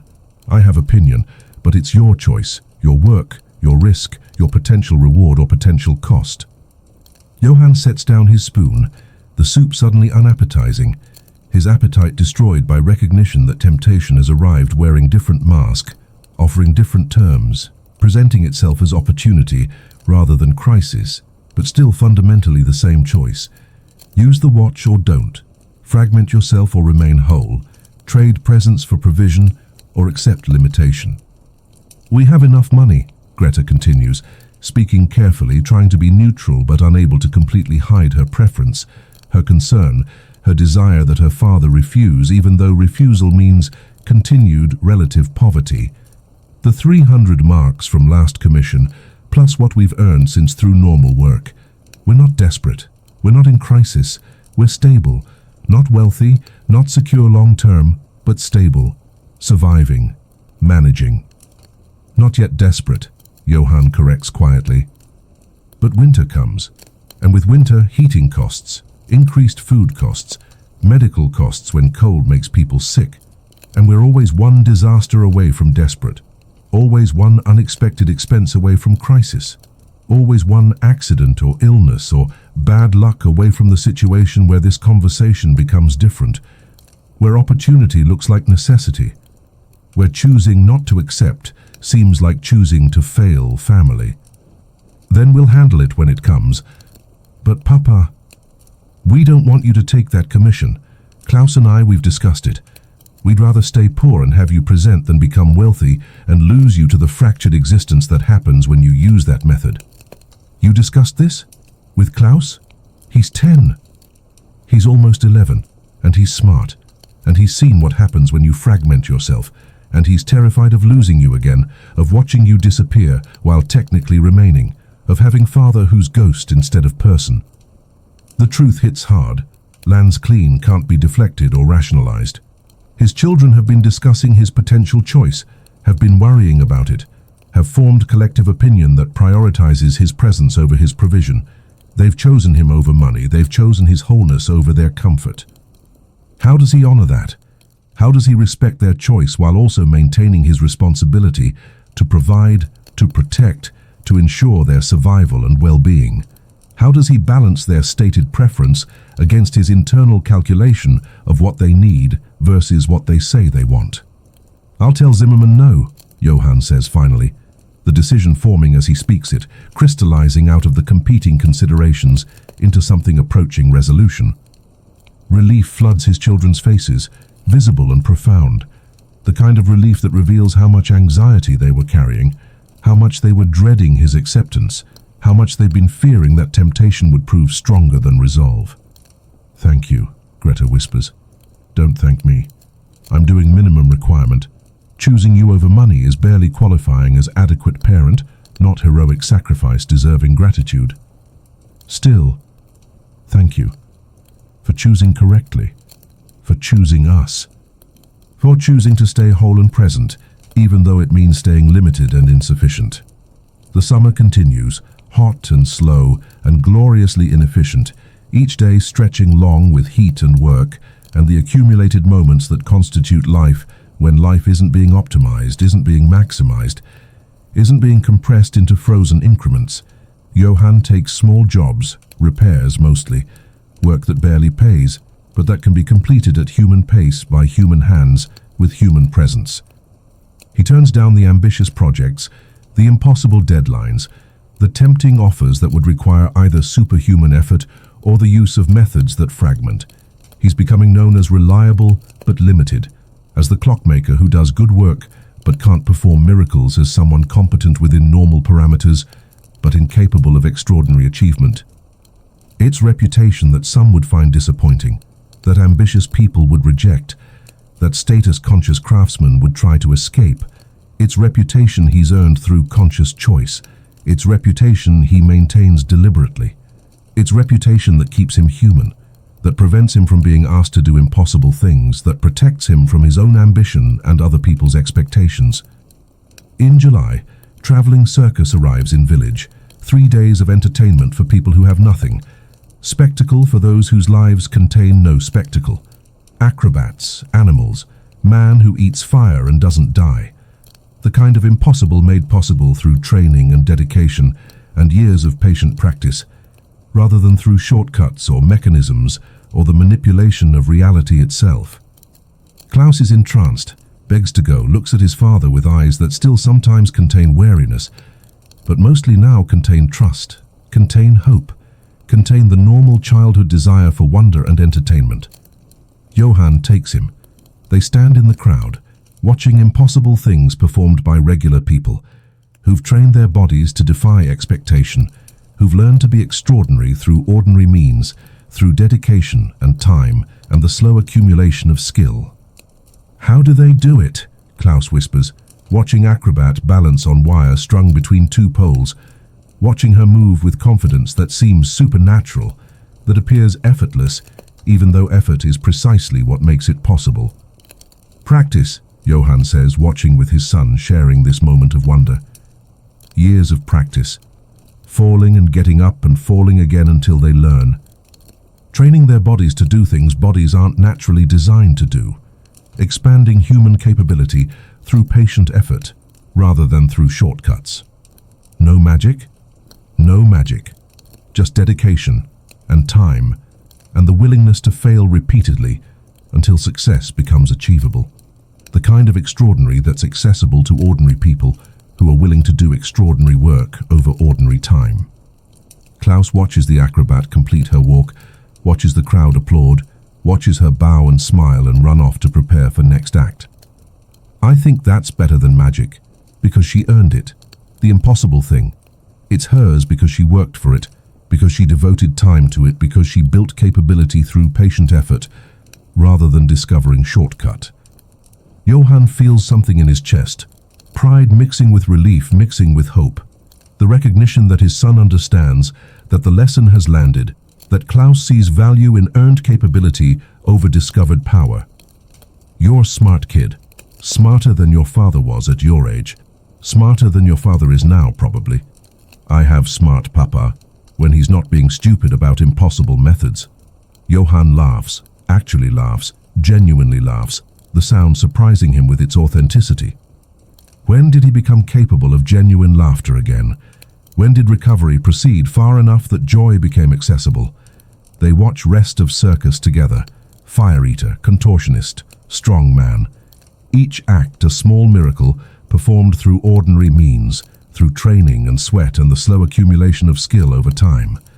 No shortcuts, no magic, just humans being extraordinary through extraordinary effort applied over sufficient duration.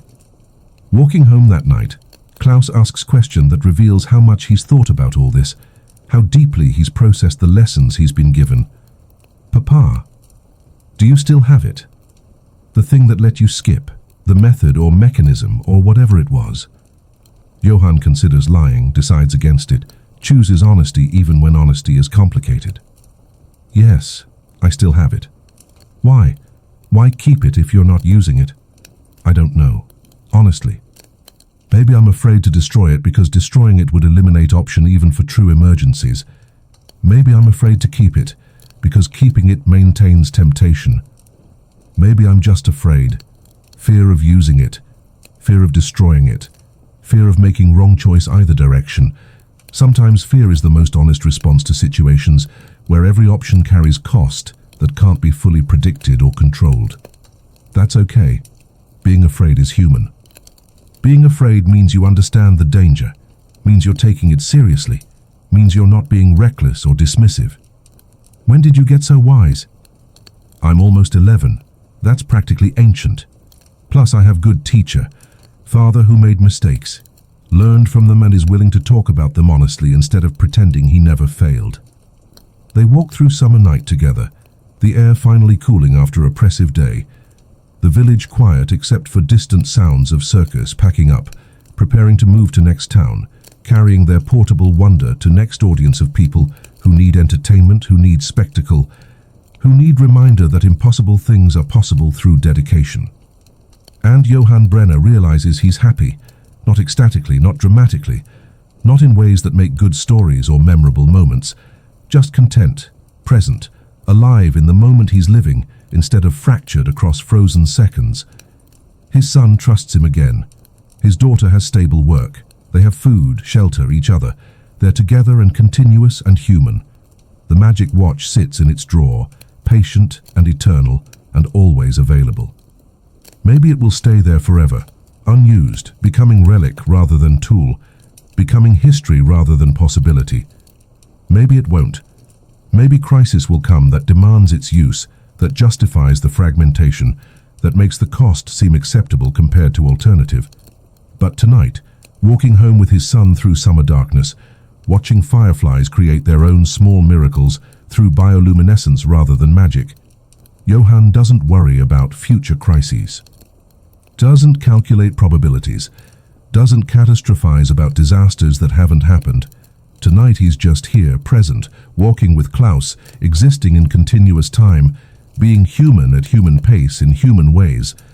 And that's enough. That's more than enough. That's everything. September arrives with the kind of clarity that makes you understand why poets write about autumn light, why artists try to capture this particular quality of illumination that seems to make everything sharper, more defined, more real than summer's hazy heat or winter's grey dimness ever achieve. The air itself feels different, cleaner somehow, clearer, like the atmosphere has been washed and polished and presented for inspection. Everything is sharper in September, colours more vivid, edges more distinct. The world has adjusted its focus after months of soft blur, has decided to reveal its details, has chosen to be seen properly rather than glimpsed through distortion. Greta is 18 now, officially an adult by any measure that matters. Though Johann still sees her as his daughter first, still struggles to recognize the woman she's become, still thinks of her as the 7-year-old who learned to juggle gears in his workshop with focus that predicted her adult capability. She saved enough money from the bakery, carefully, patiently, mark by mark over months, to rent a small room of her own. Nothing fancy, nothing comfortable even, just 4 walls and a window and a door that locks. But it's hers, her space, her independence. Her first step into adult life that doesn't revolve around family survival. The day she moves out, Johann helps carry her meager belongings across the village. A mattress that's more lumps than cushion. Some clothes twice mended and faded from washing. The few books she's collected over years when they could occasionally afford such luxuries.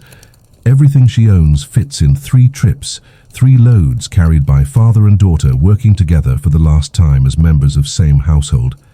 You don't have to go, Johann says, though he knows she does, knows this is necessary, knows independence is milestone that can't be delayed just because parent finds it difficult. I do, Papa. I need my own space, my own life. Need to be adult instead of perpetual daughter. Need room where I can exist as myself rather than as extension of family unit. You understand?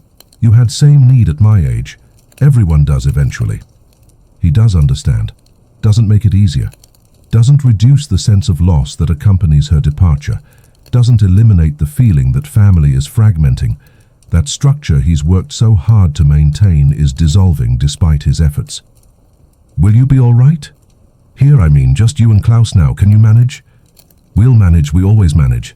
That's what this family does. We manage through whatever comes. We adapt to whatever changes. We persist despite disruption. She hugs him, tight, long, the kind of embrace that tries to communicate everything that words can't capture, everything that's too complicated or too emotional or too fundamental to articulate. Thank you, Papa, for everything, for not giving up, for choosing us over the impossible method, for staying present even when presence was harder than absence. The impossible thing nearly cost me you. That was never real choice. That was obvious decision once I understood the stakes. It felt real at the time, felt like genuine dilemma, felt like you might choose productivity over presence because productivity seemed more valuable, seemed more necessary, seemed like what family needed. I know. I'm sorry I made you uncertain, made you doubt whether I'd choose correctly, made you fear that I'd disappear while technically remaining. I know. I forgave you months ago, before you even asked for forgiveness. That's what family means. Forgiving before the asking, understanding before the explaining, loving through the failures. She leaves, crossing village to her new room, to her independent life, to the future she's building separate from family, even while remaining connected to family. Johann watches her go, feeling simultaneously like he's losing something essential and gaining something valuable.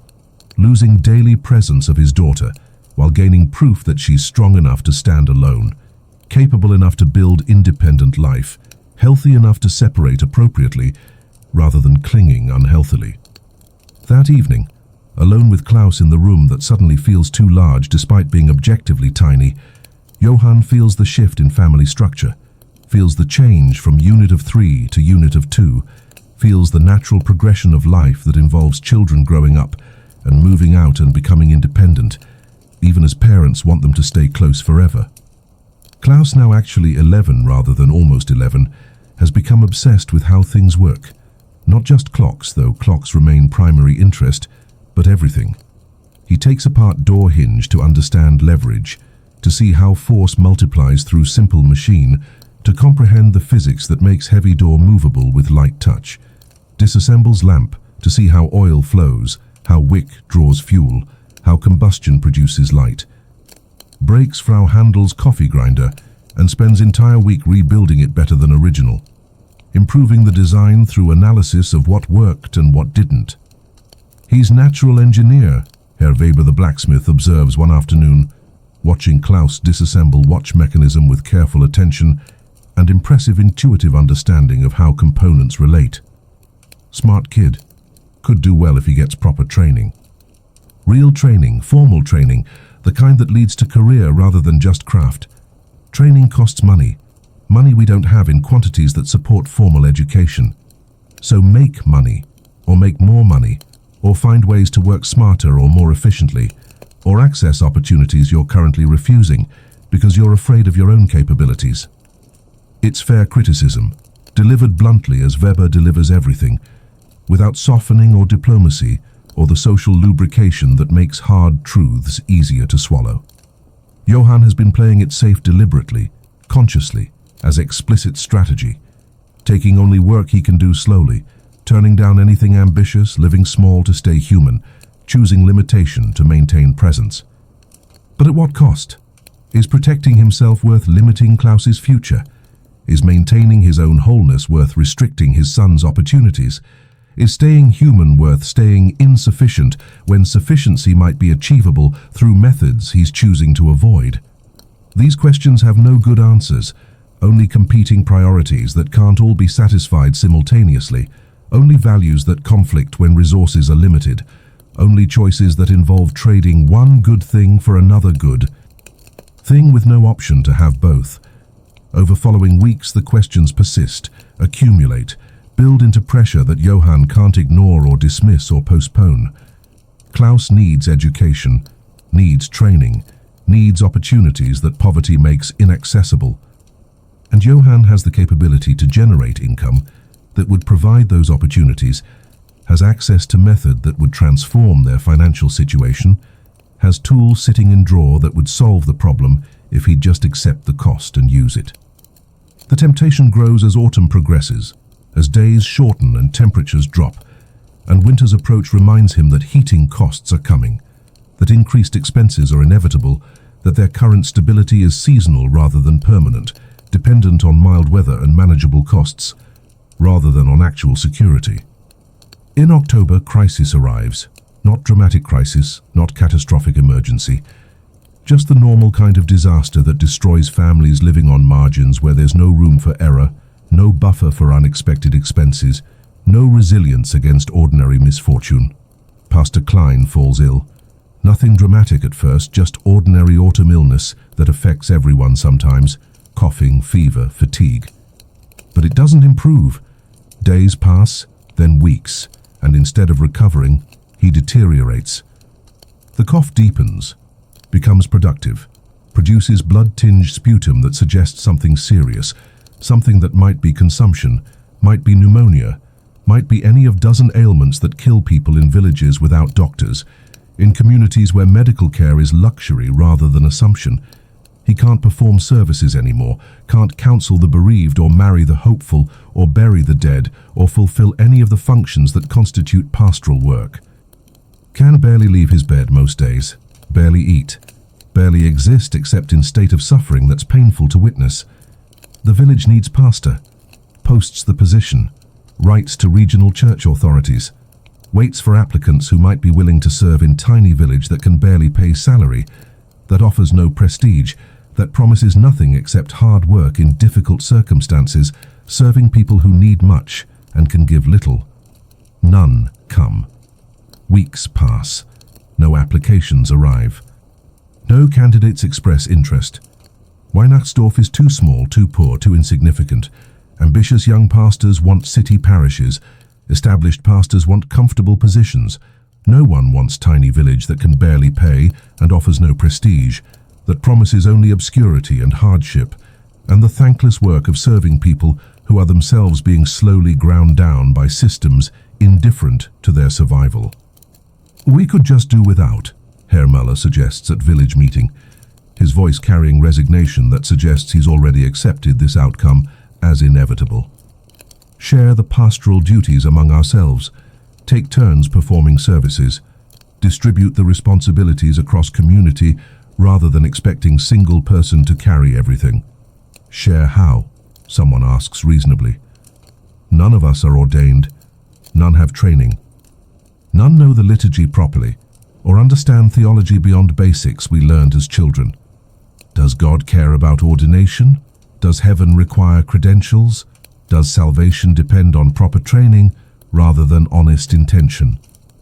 The debate continues, circles around same questions from different angles, never quite resolving, never quite concluding, just exhausting itself without producing solution. Johann sits in the back listening, thinking about systems and structures and how fragile everything is, how much of civilization depends on individuals performing functions that no one else can perform, how quickly everything collapses when key people fail or die or simply become unavailable. One sick pastor, and the whole spiritual infrastructure of the village collapses. One financial crisis and families scatter. One disaster, and the entire carefully constructed edifice of normal life falls apart, reveals itself as temporary arrangement rather than permanent structure, as fiction maintained through collective effort rather than as stable reality. How much of civilization is just collective agreement to pretend things are stable? to act as if patterns will hold, to believe in continuity despite all evidence that disruption is constant and security is temporary. After the meeting, Herr Zimmermann, who hasn't left yet, whose departure has been delayed by some business complication he won't discuss, approaches Johann with expression that suggests he's been waiting for opportunity, that this conversation has been planned, that nothing about.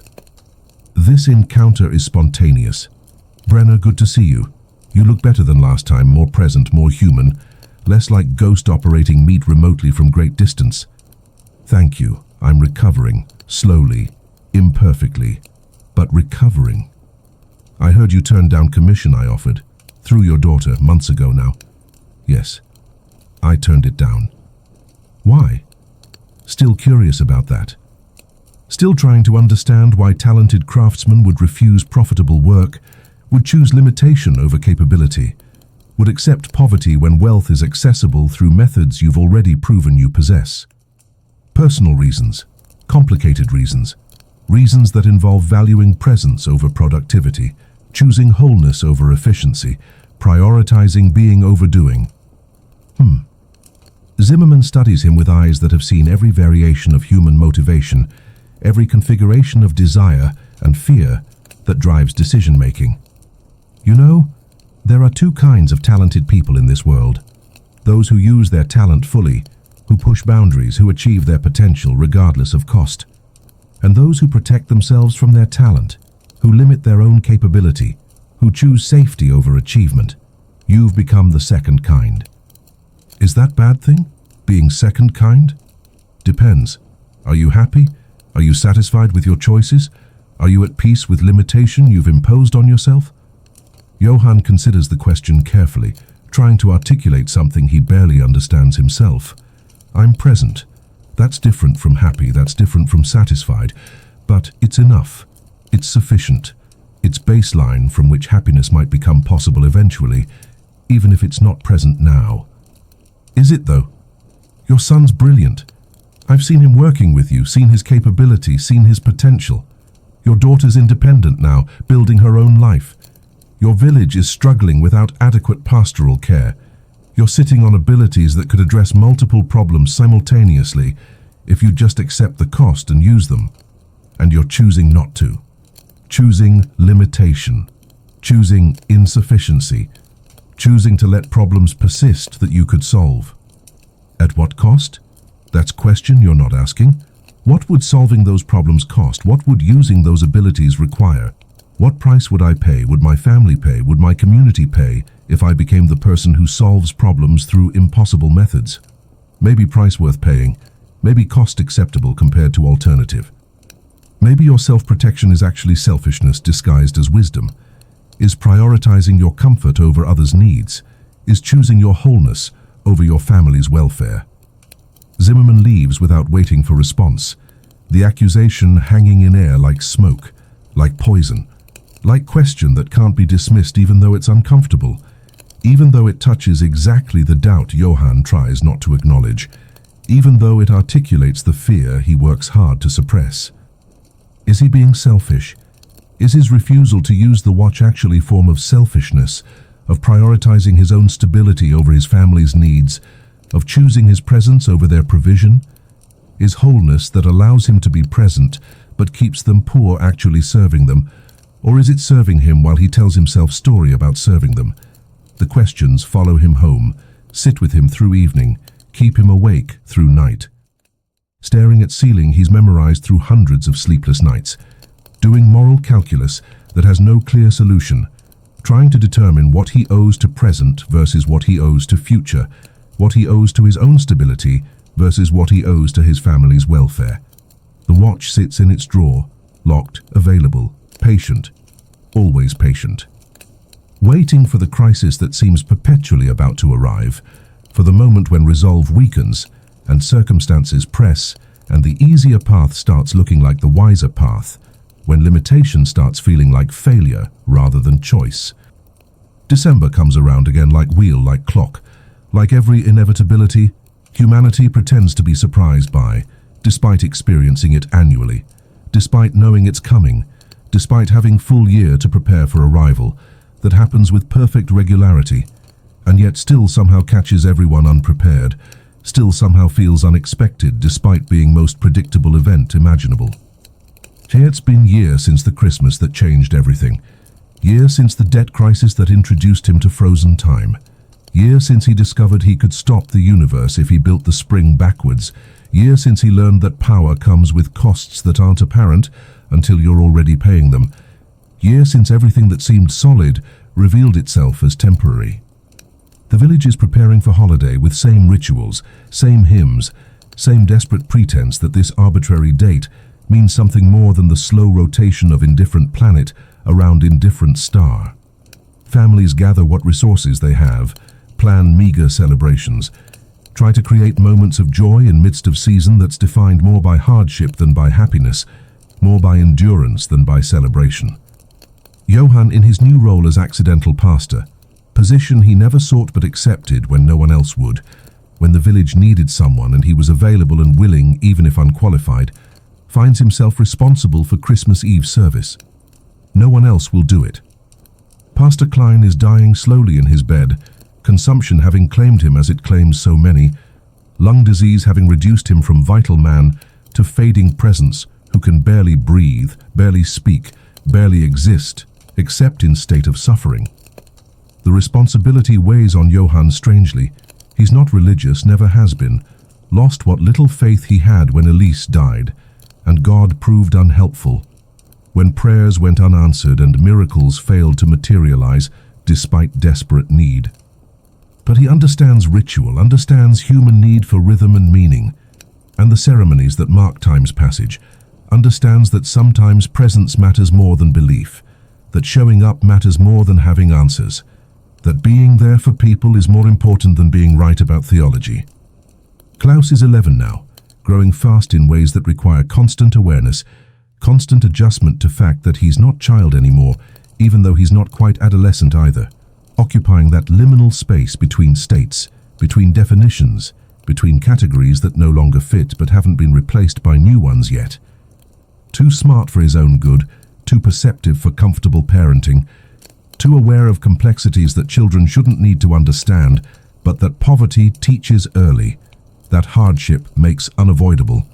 He's apprenticing properly with Johann now, learning the trade systematically, deliberately, with focus that suggests genuine interest rather than just filial obligation, with dedication that implies actual passion rather than just practical necessity. In the evenings they work together, father and son, hands moving in synchronized rhythm that's been developed over months of practice, over accumulated hours of shared work, over the slow building of partnership that transcends teaching and learning, that becomes collaboration that creates something neither could create alone. Building timepieces that measure regular time in regular ways, that count seconds and minutes and hours, without manipulation, without pause, without the intervention of magic that Johann's discovered and is choosing not to use, that he's keeping hidden, even from his son, except in oblique acknowledgement that something exists, that some capability is available, that some possibility remains, even if it's not being exercised. Greta visits twice weekly, regular schedule that provides structure, that maintains connection, that demonstrates that independence doesn't mean isolation, that adult separation from family doesn't require complete severing of bonds, that you can be your own person while remaining part of family unit that shaped you. She's courting someone now. Weber's nephew from the city, man named Franz, who's visiting indefinitely, who's taken work at the forge, who's apparently stable and kind and ordinary in the best possible way, in the way that suggests reliability rather than excitement, dependability rather than passion, the kind of steady presence that makes good foundation even if it doesn't make good stories.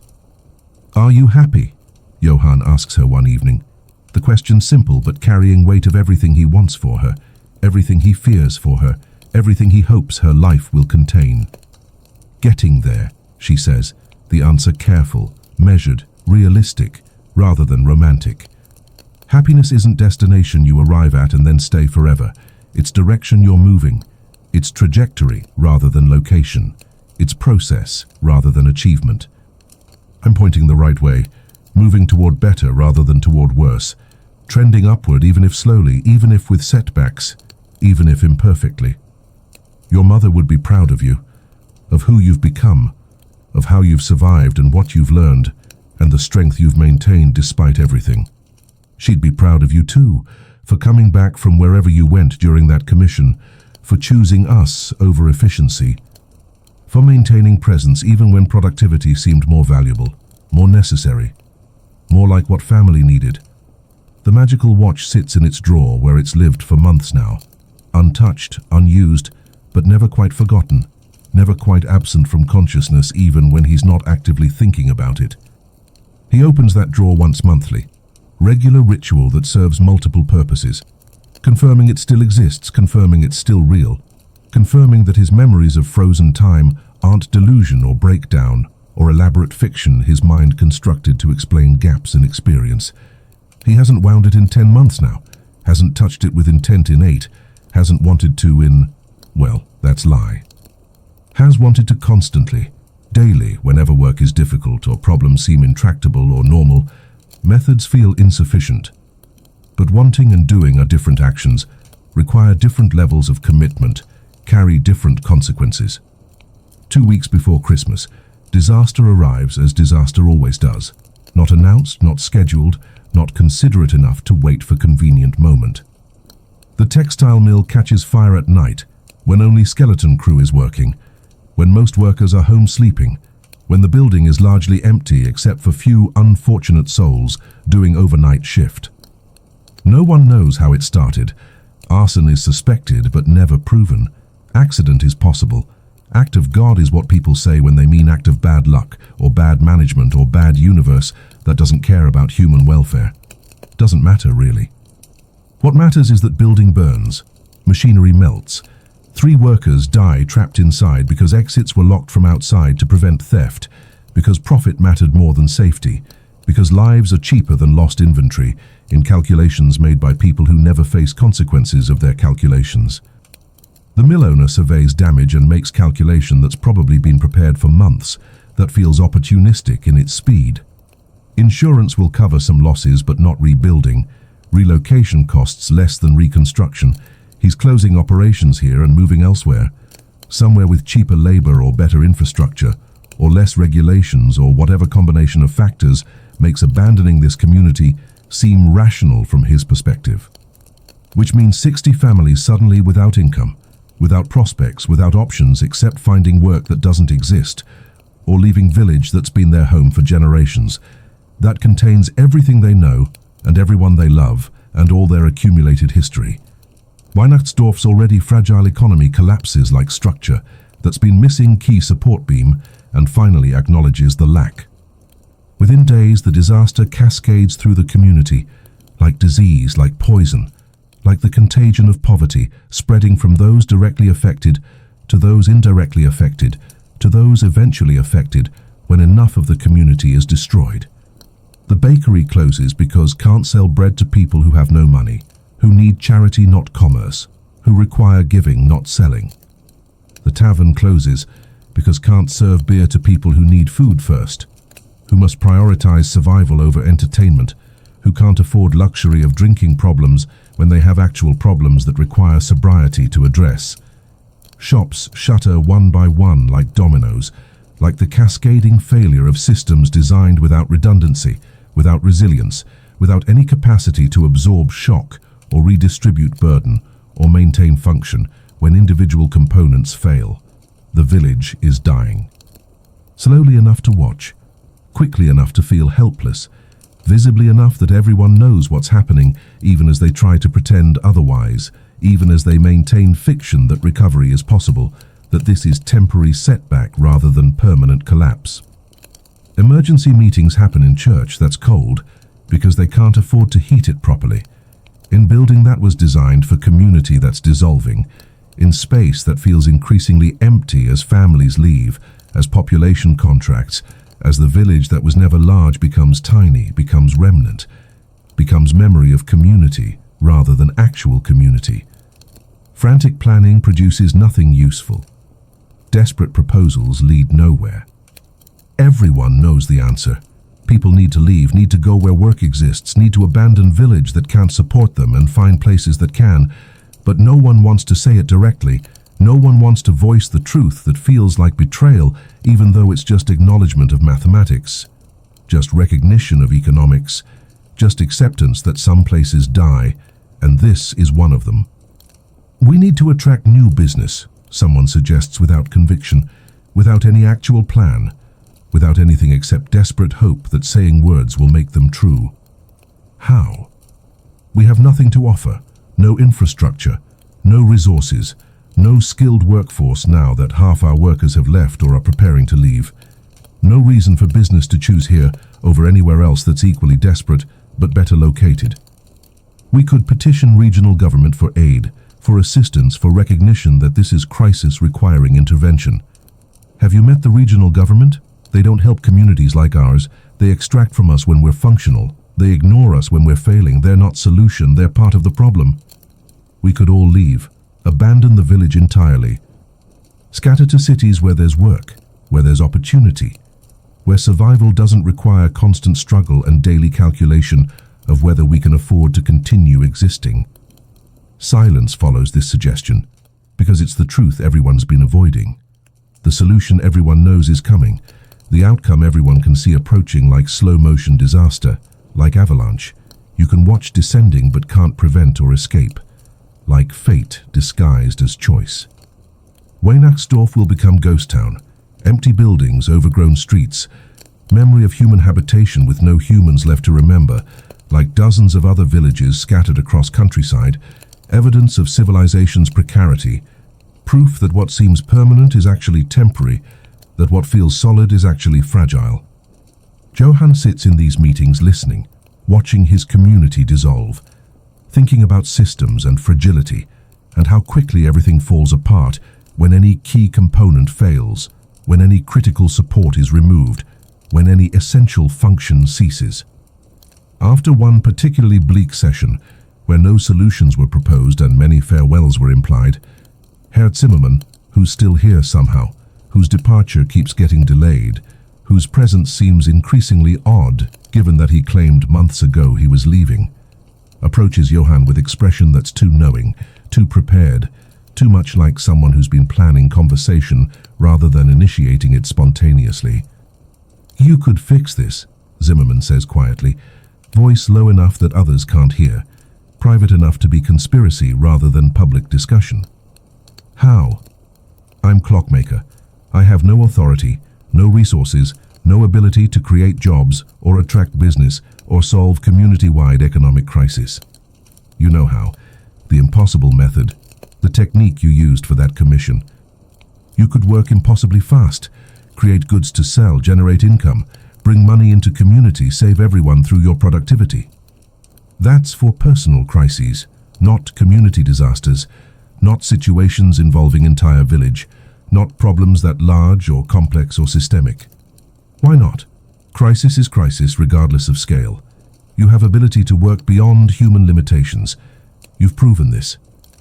You could use it not just for yourself but for community, could save not just your family but everyone's family, could be hero instead of just another person watching village die while having ability to prevent it, but choosing not to use that ability because using it costs you personally. I tried that before, the impossible method. It nearly destroyed me, nearly fragmented me beyond recovery, nearly made me lose myself completely in pursuit of productivity, in attempt to be sufficient, in effort to solve everything through force of will and clever methodology. But you were alone then, carrying everything yourself. What if you trained others? What if you taught your method? What if you made the impossible accessible to everyone instead of keeping it private, keeping it personal, keeping it selfish? I can't, Johann starts, but Zimmermann cuts him off. Can't or won't? Can't because it's actually impossible, or won't because you're afraid of consequences, afraid of responsibility, afraid of becoming a person who changes everything rather than just surviving personally while watching community die around you. Johann stands abruptly, the chair scraping loudly against floor, the sound sharp in the church that's grown mostly empty as people left to continue crisis in private rather than public. I don't know how to teach it. Don't know how to make it safe. Don't know if it's even possible for others or if it's specific to me, specific to the accident that created it, specific to configuration I stumbled into without understanding. So figure it out. You're intelligent. You're skilled. You understand mechanisms better than anyone I've met. Study what you built, understand how it works, reproduce it intentionally instead of just using accidental discovery selfishly. Zimmermann walks away before Johann can respond, before argument can continue, before the conversation can reach conclusion that might be resolution or might be just further entrenchment in positions already held. But the accusation stays with Johann, follows him home through December cold, sits with him through evening, keeps him awake through another sleepless night spent staring at memorized ceiling. Selfish. The word echoes, reverberates. Questions everything he's been telling himself about why he doesn't use the watch, about why he keeps it locked away, about whether his choice is actually virtuous or just cowardice dressed in philosophical clothing, just self-protection disguised as wisdom, just prioritizing his own stability over community need. The watch sits in its drawer, patient, available, always available. Offering solution to crisis if he'd just accept cost and use it, if he'd just stop protecting himself and start protecting everyone else, if he'd just become the person who saves village instead of the person who survives village's death while having ability to prevent it but choosing not to, for reasons that sound increasingly hollow, increasingly selfish, increasingly like excuses rather than explanations. The church is half empty for Christmas Eve service, the absence as loud as any presence, the empty pews speaking volumes about what's already been lost, about who's already left, about the community that's dissolving even as it attempts to celebrate, even as it maintains the fiction that tradition matters when survival is uncertain. Half the village has already left for cities, for other towns, for anywhere that might offer work, that might provide future, that might allow more than bare subsistence. More will leave after the holiday because why stay for Christmas in place that has no future, in community that's dying, in village that's becoming memory rather than reality? The remaining families sit scattered through the church, perhaps 30 people total, which is what's left of Weihnachtsdorf's Christmas congregation after Exodus, after collapse, after the slow hemorrhaging of population that happens when economic foundation crumbles. Johann stands at pulpit, looking at faces that remain, Frau Handel, Herr Müller, Weber and his family, Greta sitting with Franz, her almost certainly soon-to-be fiancé, Klaus in the front row, watching his father with those ancient eyes that see too much, understand too clearly, perceive things that children shouldn't need to comprehend, but that poverty and crisis make unavoidable, and feels the weight of inadequacy pressing down like physical force, like gravity intensified, like the universe, demanding more than he can provide. "I'm supposed to talk about miracles," Johann begins, his voice echoing in the half-empty church, in the space designed for community that no longer exists in numbers that justify the architecture, in the building that will probably outlast the population it was built to serve. About divine intervention, about how God provides in desperate times, about Christmas as moment when impossible becomes possible, when salvation arrives, when hope manifests despite circumstances suggesting hopelessness. Silence, everyone waiting.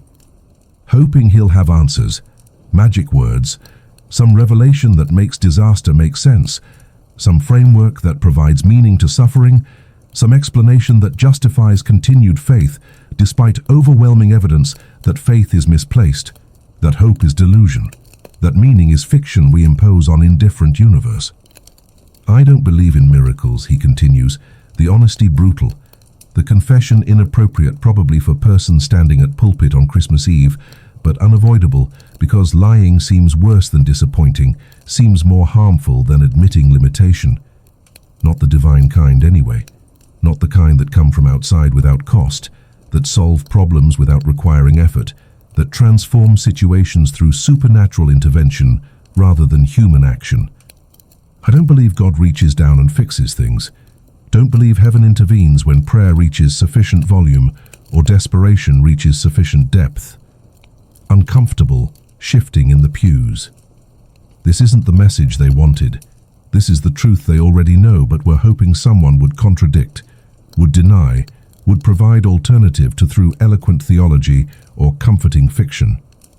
But, Johann says, and the word carries weight, carries pivot, carries the reversal that everyone needs even if they don't believe it.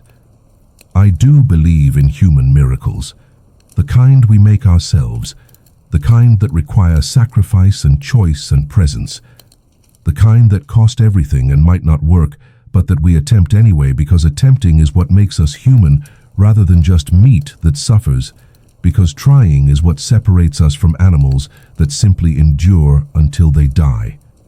He pauses, looks at each face, at his village, his people, his community, and his burden and his responsibility, whether he wanted it or not, whether he chose it or had it thrust upon him by circumstances that don't care about preference. I have something to confess, the words emerging before he's fully decided to speak them, before conscious mind has approved the revelation, before rational consideration can prevent the truth from manifesting. Greta tenses visibly, her body language screaming recognition, screaming knowledge of what's coming, screaming fear about where this is going. Last Christmas, year ago exactly, I discovered something by accident while building a watch. He pulls the watch from his pocket where it's lived for months, where it's remained available but unused, where it's been simultaneously present and absent from his life. Holds it up so everyone can see, so the brass catches lamplight, so the physical reality of the object becomes undeniable. I built a watch that can stop time, 16 seconds at a stretch. I can pause reality, move while everything else is frozen, work in moments stolen from time's normal flow. Gasps, murmurs. Someone laughs nervously, thinking it's metaphor, thinking he's being poetic, thinking this is some kind of sermon device rather than literal confession. I'm serious. Completely serious. This watch pauses time only for me. I move while everything else freezes. It's real, it's impossible, it's both simultaneously. He winds it slowly, deliberately, the 7 rotations visible to everyone, the ritual made public rather than private. Since discovering it, I've faced question repeatedly. When do you use impossible power? What crisis is big enough to justify breaking reality's rules? What emergency demands impossible solutions? He looks at Zimmerman sitting in back, the merchant nodding slightly, knowing where this is going, having pushed him toward this moment through accusations and implications and the constant pressure of knowing that solution exists and is being deliberately withheld. The mill fire. Families leaving. How a village dying? That's big enough, right? That's exactly kind of crisis that demands impossible solutions, that justifies using extraordinary means, that requires someone to step forward and save everyone, even if saving everyone means destroying himself in process. Klaus is crying now, tears running down his face, streaming silently while his body remains still, while he watches his father prepare to do exactly what he's begged him not to do, what he's feared might happen eventually despite promises and reassurances and the accumulated months of apparent recovery.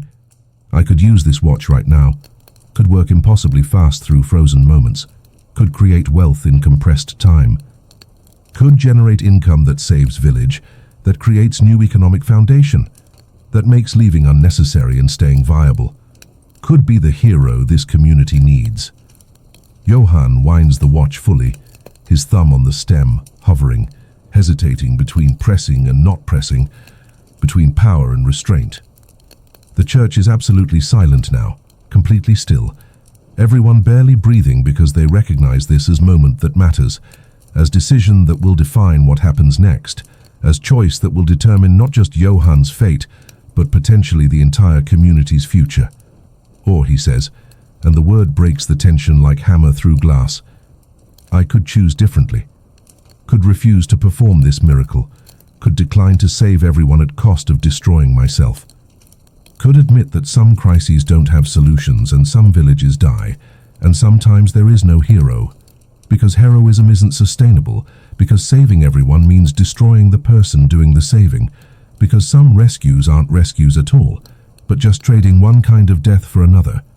He sets the watch on the pulpit carefully, deliberately, like it's explosive device or religious relic or something sacred and dangerous in equal measure. There are 2 kinds of miracles, he continues. his voice stronger now, more certain, more grounded in conviction rather than confusion. The kind that solve everything, that make problems disappear, that transform situations completely through overwhelming force or impossible capability. And the kind that teach us how to live with unsolved problems, that show us how to endure when endurance seems impossible, that demonstrate that human dignity exists not in fixing everything but in facing everything honestly, in choosing presence even when presence means witnessing disaster, in maintaining humanity even when humanity means accepting limitation. He looks directly at Klaus now, speaking to his son, even though the words are technically for everyone. I spent months chasing first kind of miracle, trying to stop time so I could solve everything, fix everything, be sufficient for everything.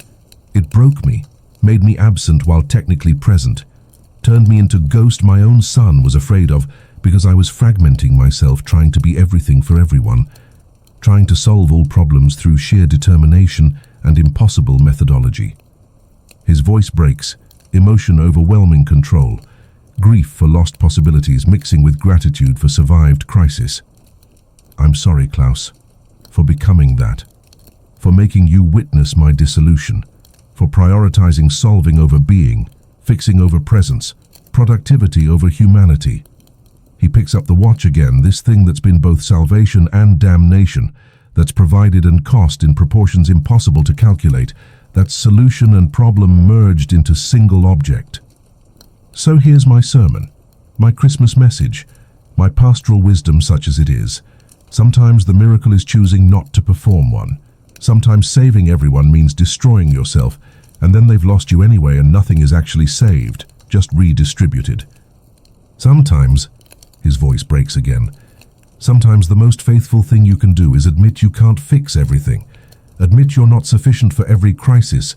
Admit you're human with human limitations, and those limitations matter more than your capabilities because limitations are what keep you human, what keep you present, what keep you actually alive rather than technically functional, but spiritually dead.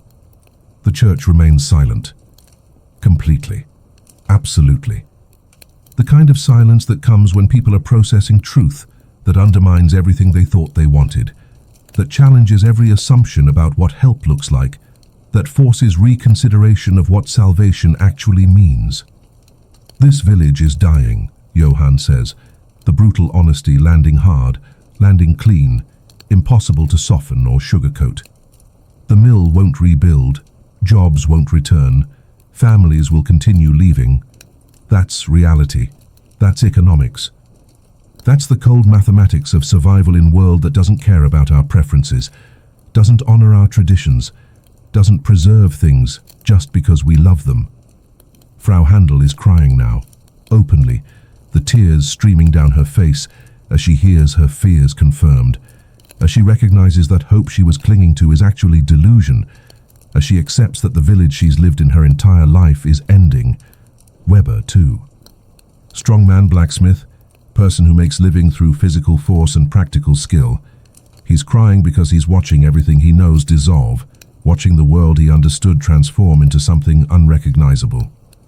But, Johann continues, we can choose how we die, together or scattered, with dignity or desperation, remembering we're human or forgetting in pursuit of impossible solutions that only seem like solutions, because we're too desperate to recognize that they're actually just different kinds of problems disguised as answers. He picks up the watch for the third time, this object that's defined the last year of his life, that's been simultaneously solution and trap, that's offered possibility while demanding costs that weren't apparent until he was already paying them. I'm destroying it, he says. The decision final, the commitment absolute, the choice made even though it feels like losing last option, like closing last door, like accepting limitation when unlimited possibility was available if he'd just been willing to pay the price. Tonight, after this service, I'm taking it apart, documenting how it works so knowledge isn't lost completely, and then dismantling it permanently, separating components, making sure it can never be reassembled accidentally or intentionally, ensuring that this particular form of impossible becomes unavailable because some knowledge is too dangerous to keep, because some tools destroy their users, because some capabilities are fundamentally incompatible with human well-being. He steps down from pulpit, the sermon complete, the message delivered, the truth spoken even though speaking it feels like betrayal of people who need solutions, who need hope, who need someone to save them. That's my sermon, my message, my answer to crisis. Choose presence over power. Choose community over solutions. Choose being here fully even when here is collapsing around you. Even when presence means witnessing disaster without preventing it. Even when choosing humanity means accepting that some problems don't have human solutions. He returns to his place, sits beside Klaus, who immediately leans against him, who accepts the embrace Johann offers, who chooses presence over possibility, who validates the choice his father has made, even though that choice means continued hardship, means accepting limitation, means living with problems that might have been solvable if different choices had been made. The service continues. They sing hymns that feel hollow, that feel like going through motions, that feel like maintaining tradition for its own sake, rather than because tradition provides meaning. Stille Nacht, Silent Night, the same hymn they've sung every Christmas Eve for generations, the song that used to comfort and now just reminds everyone of everything being lost, of silence that's approaching, of night that's falling on community that won't survive to see another generation of Christmas celebrations. After service, people approach Johann. Some thank him, some look confused, some seem angry. They came hoping for miracle and received only honesty, came seeking solution and received only acknowledgement that some problems persist, came wanting hero and got human instead, who admits limitation rather than pretending capability. Zimmerman lingers after others leave, his face performing complicated calculations, multiple emotions fighting for dominance. "That was either the bravest or most foolish thing I've ever witnessed," he says finally. "Probably both. Bravery and foolishness are often indistinguishable until outcome reveals which was which, and sometimes not even then, because outcomes are ambiguous, and interpretation depends on values rather than on objective measures. Will you really destroy it, the watch? Or was that performance, was that sermon theatre designed to make people feel better about your refusal to help them? I'll really destroy it. Tonight, with witnesses. My children will watch, will help, will participate in dismantling of possibility, in choosing limitation deliberately rather than having limitation imposed, in accepting humanity rather than pursuing impossible alternatives that only seem beneficial until you've experienced their cost." Zimmerman nods slowly, something that might be respect flickering across features usually dominated by calculation and self-interest. "You're strange, man, Brenner. Most people I meet are predictable, motivated by money or status or comfort or fear. You're motivated by something I don't understand, something that makes you choose poverty and limitation and witness to disaster over wealth and capability and preventing disaster. I don't know if that's noble or stupid, probably both. Probably impossible to determine which dominates." He leaves.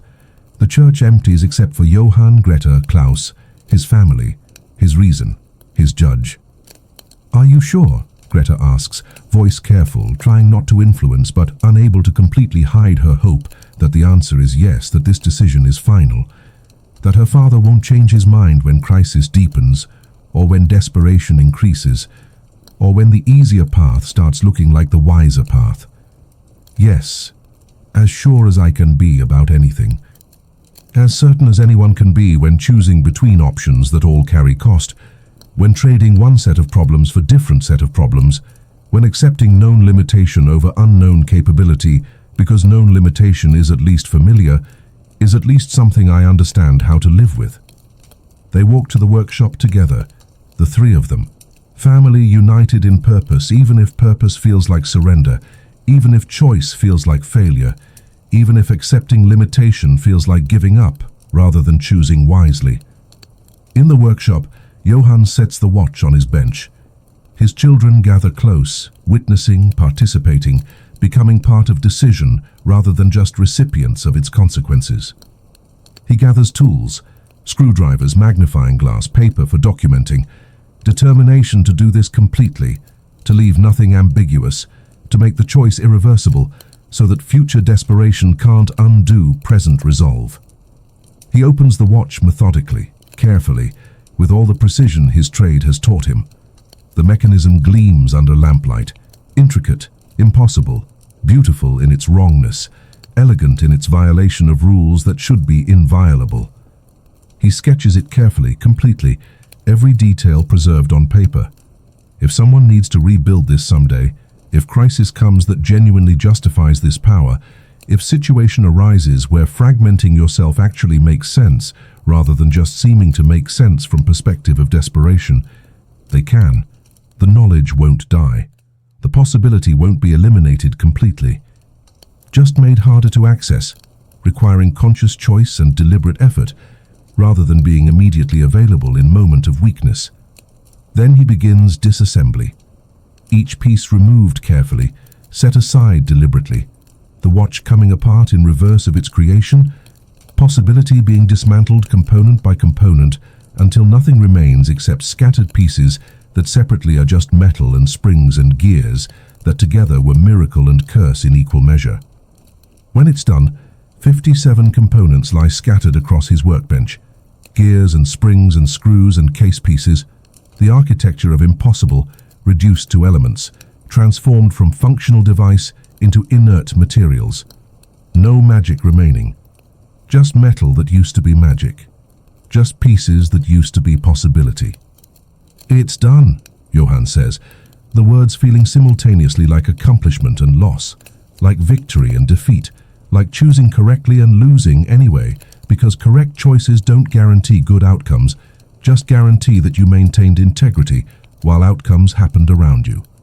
Klaus picks up the backward spring, the key component, the thing that made everything possible, the piece that transformed ordinary watch into impossible device. What should we do with these pieces? How do we prevent them from being reassembled later, when resolve weakens or crisis deepens, or someone decides that your choice was wrong? We divide them. You take some, Greta takes some, I keep the rest. Store them separately in different places, scattered enough that reassembly requires consensus, requires all three of us agreeing that using this power is necessary, requires family decision rather than individual choice made in moment of weakness or desperation, or the failure of judgment that accompanies extreme crisis. They divide the pieces solemnly, ceremonially, the ritual of distribution creating shared responsibility, creating shared accountability, creating structure that prevents any one person from undoing this choice unilaterally, that ensures that if this power is ever reconstituted, it will be through collective decision rather than individual weakness. Greta takes her 17 pieces, carefully selected mixture of critical components and secondary elements, enough that her portion is necessary but not sufficient, that she's gatekeeper but not sole authority. Wraps them in cloth. Will hide them somewhere Johann doesn't know about, somewhere that requires asking permission to access, somewhere that creates barrier between impulse and action. Klaus takes his 15 pieces with seriousness beyond his years, with recognition that he's being trusted with responsibility usually reserved for adults, with understanding that his portion represents vote in family democracy about whether power should ever be reconstituted.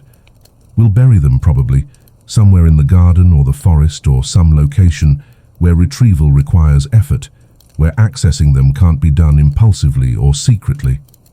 Johann keeps remaining 25 pieces, the largest portion because he's the adult. He's the parent. He's the one most likely to face decision about whether to rebuild, most likely to encounter crisis that seems to justify reconstitution, most likely to need to resist temptation when temptation arrives disguised as necessity.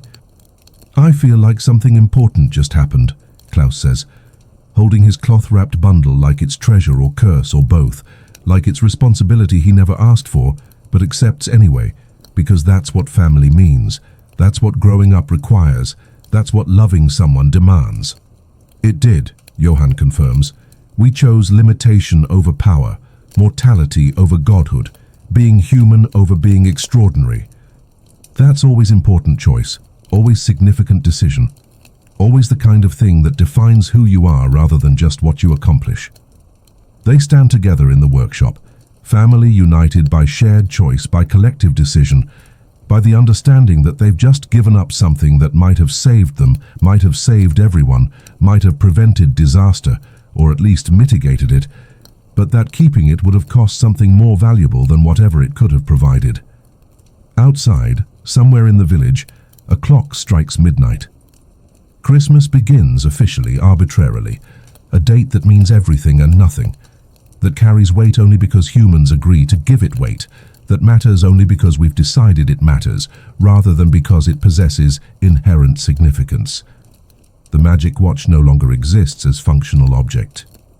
Exists only as memory now, as story, as scattered components that could theoretically be reassembled, but that require consensus, that demand collective choice, that prevent any one person from succumbing to temptation without others agreeing that temptation is actually necessity.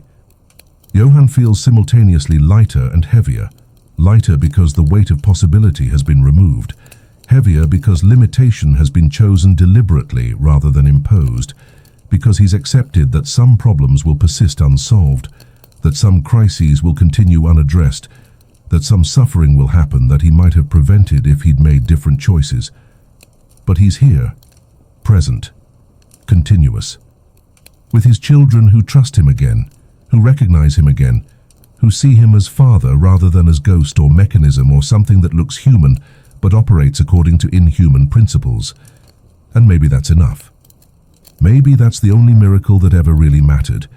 Not stopping time but existing in it, not preventing disaster, but maintaining humanity through disaster, not saving everyone but saving yourself, so you can be present for the people you love, even when presence means witnessing their suffering without having power to prevent it. For tonight, it's enough. For this Christmas, it's sufficient. For this moment, it's everything. March returns with weather that suggests winter might finally relent, might finally surrender its grip, might finally allow spring to arrive properly, rather than just visiting briefly before retreating back to cold.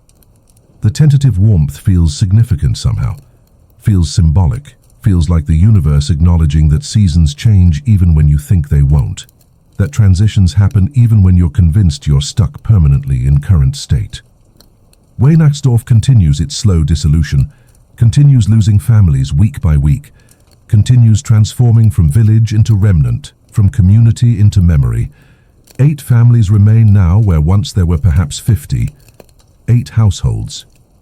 Maybe 40 people total in village that once held 200, that once was actual community, rather than just collection of stubborn people who haven't left yet or can't leave for reasons that have more to do with inertia or sentiment than with practical sense. The church holds services for perhaps dozen people now, sometimes fewer when weather is particularly bad, or when someone is sick, or when the accumulated weight of maintaining tradition feels like more effort than it's worth.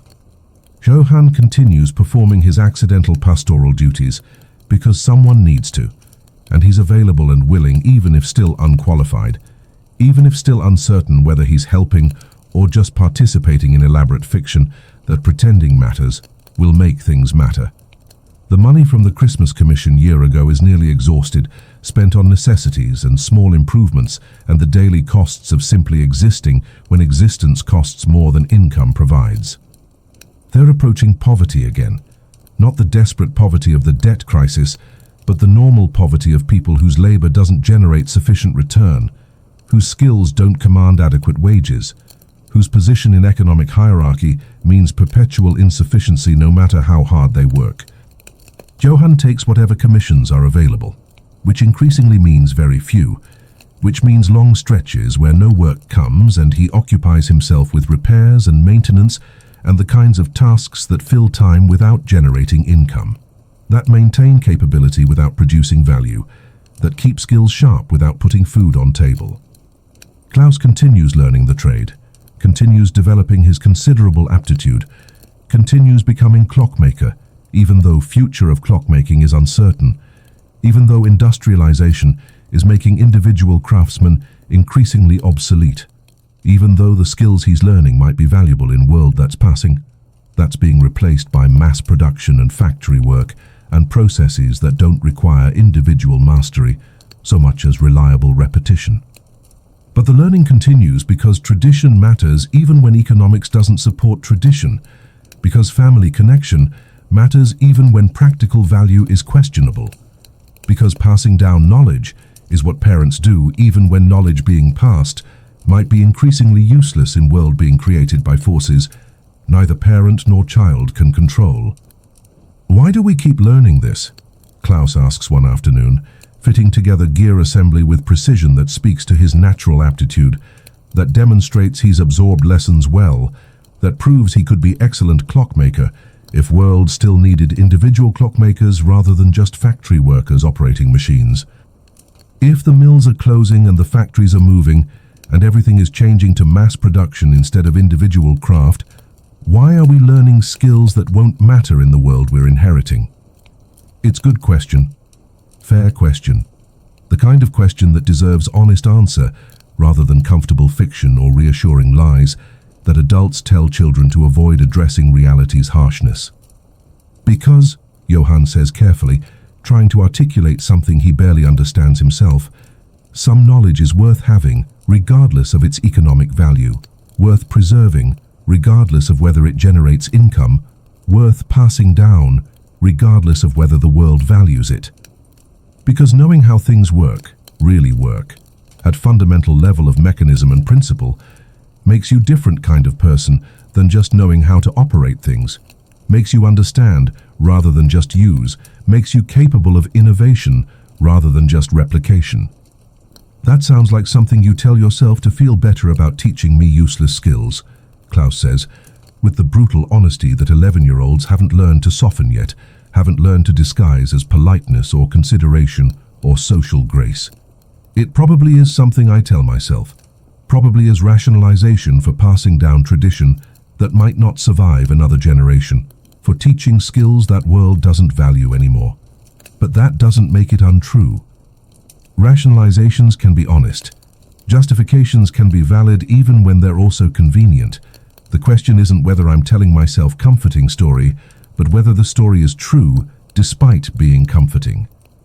Klaus accepts this, returns to his work, continues learning even while questioning whether learning has value, continues absorbing knowledge even while recognizing that knowledge might not translate to opportunity, continues developing mastery even while understanding that mastery of obsolete skills is still obsolescence. In April, Pastor Klein dies, finally, mercifully. After months of suffering that served no purpose, except to demonstrate that dying can be slow, can be painful, can involve losing yourself piece by piece until death is relief rather than tragedy, until the person who dies has already been mostly gone for so long that the actual ending feels like formality rather than loss. The funeral is small, 8 families, maybe 30 people, which is everyone who remains in village that's dying almost as surely as the man they're burying.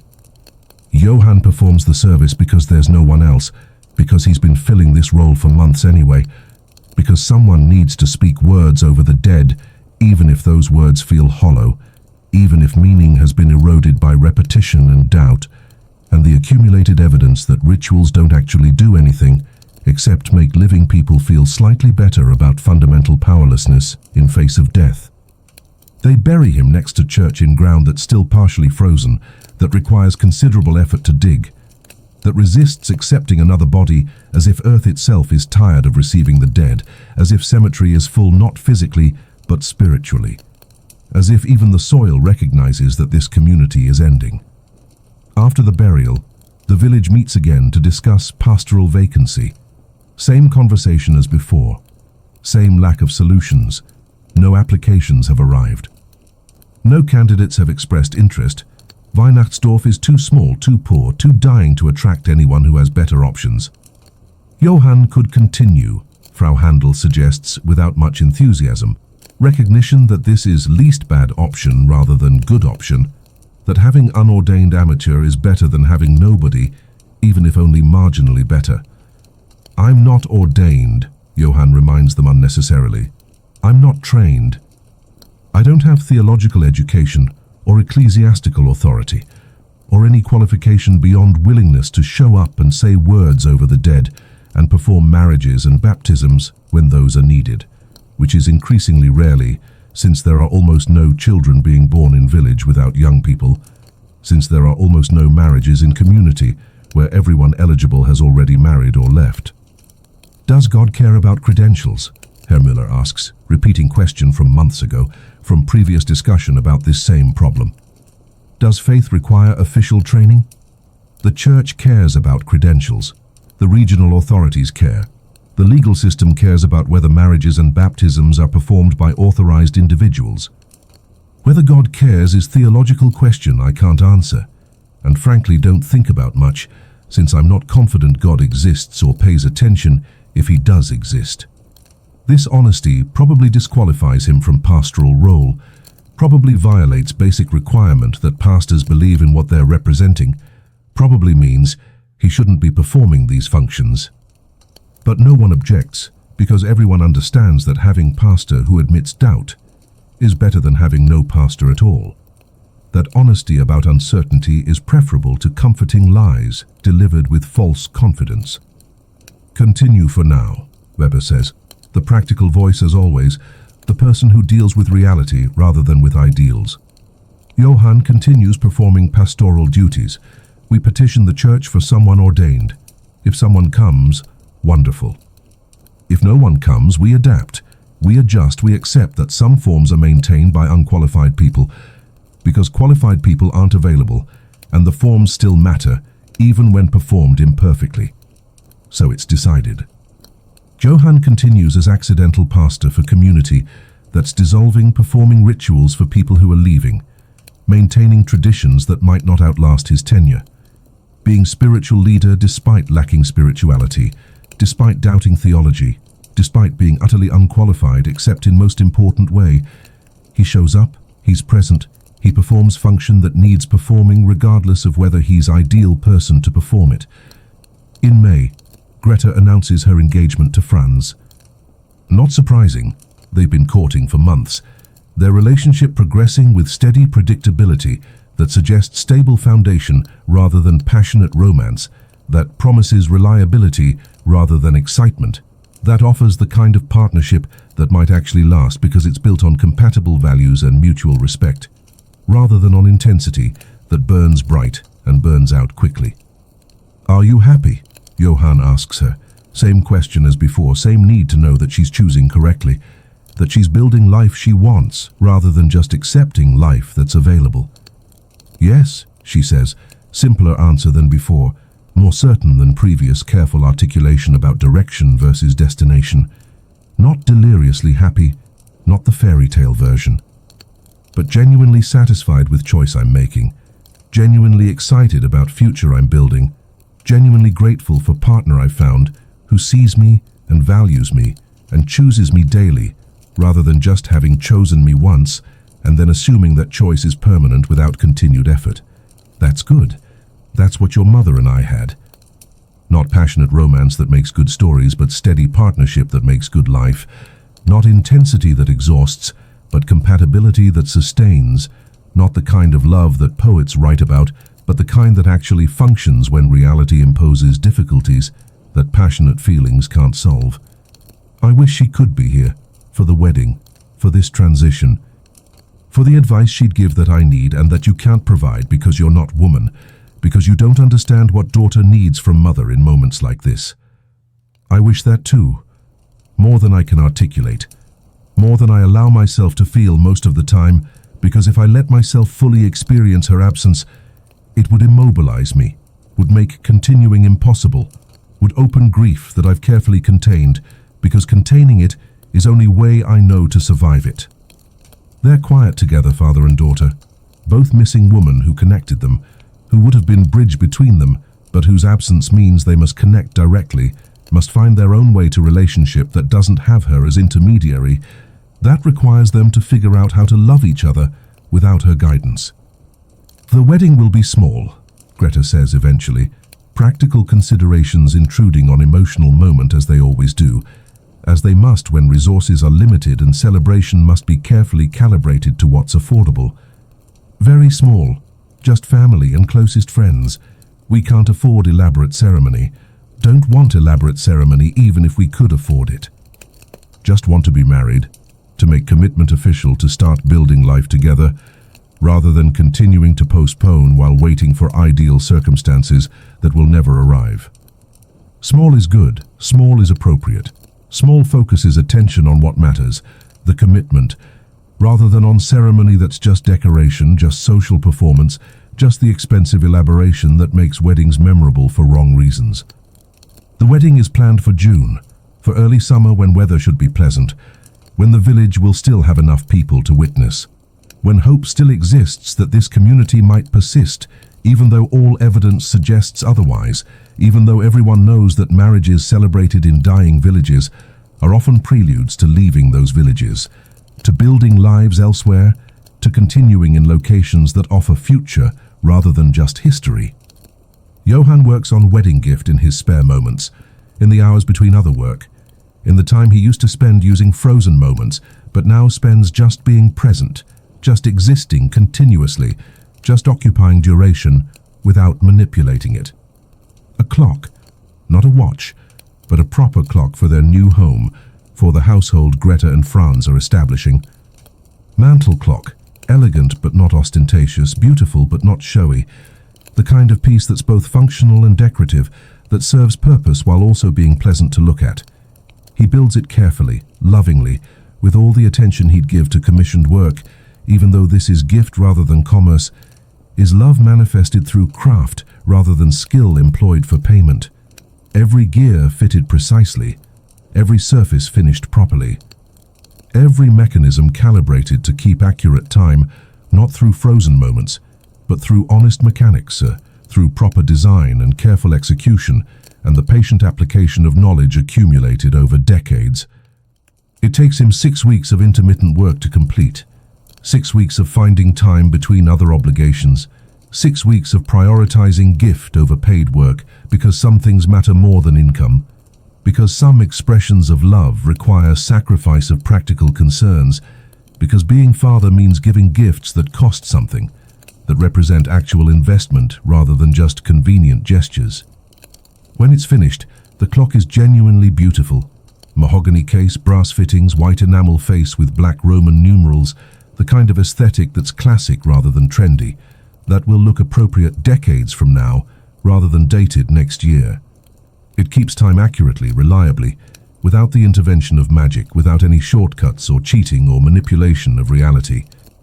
Just honest measurement of time passing at its normal pace, just reliable counting of seconds and minutes and hours, just the steady rhythm of mechanical heartbeat that doesn't pause, doesn't stop, just continues as long as it's wound and maintained and treated with the care that precision instruments require.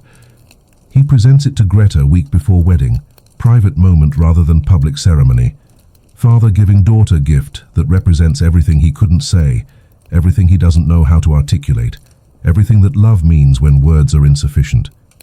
She cries when she sees it, when she understands the work invested, when she recognizes that this represents not just gift, but proof that she's valued, that she's seen, that her father knows how to express love even when he struggles to speak it. Thank you, Papa. It's beautiful, it's perfect. It's exactly what I didn't know I needed until I saw it. It's just clock, just mechanism that measures time. But it's honest clock, built without shortcuts, created through patient work rather than through impossible methods. And maybe that makes it more valuable, makes it mean something different than if I'd created it through frozen moments, makes it represent choice rather than just capability, makes it demonstration of priority rather than just example of skill. It represents you, the you who came back, the you who chose presence over productivity, the you who's my father rather than the ghost who visited briefly during that commission. This clock is proof that you're still here, still choosing correctly, still being person I can recognize and trust and love. The wedding happens on schedule in early June, on day that's perfect. Not too hot, not too cold, enough sun to feel celebratory, but enough clouds to prevent discomfort. The weather cooperating as it rarely does, as if universe is acknowledging that this matters, that this deserves ideal conditions, even when ideal conditions are usually denied. The ceremony is in the church that's too large for the dozen people attending, in the building designed for community that doesn't exist anymore at scale it was designed for. But the emptiness doesn't diminish the significance, doesn't reduce the meaning, just makes the commitment more intimate, makes the witnesses more important individually since there are so few of them, makes the whole event feel personal rather than performed, genuine rather than theatrical. Johann officiates, performing his accidental pastoral duty one more time, saying words over his daughter and her chosen partner, binding them through ceremony that has power only because humans agree to give it power, that matters only because we've decided marriage matters, rather than because it possesses inherent significance. But it does matter. Despite being arbitrary, despite being social construction, despite being ritual that exists only because we maintain it through collective agreement, it matters because humans need rituals to mark transitions, need ceremonies to acknowledge changes, need formal structures to give weight to decisions that could otherwise feel insubstantial, that could dissolve without the architecture of tradition to maintain them. Do you, Greta Brenner, take Franz Weber as your husband, to have and to hold from this day forward, for better or for worse, for richer or for poorer, in sickness and in health, to love and to cherish, until death do you part? I do. Her voice steady, clear, certain in ways that make Johann's chest tighten with emotion he wasn't prepared to feel, with pride mixed with loss, mixed with hope for her future, mixed with grief for her childhood that's officially ending, for the daughter who's becoming wife, for the child who's completed transition to adult through ceremony that makes official what's been true for months. Do you, Franz Weber, take Greta Brenner as your wife, to have and to hold from this day forward, for better or for worse, for richer or for poorer, in sickness and in health, to love and to cherish, until death do you part? I do.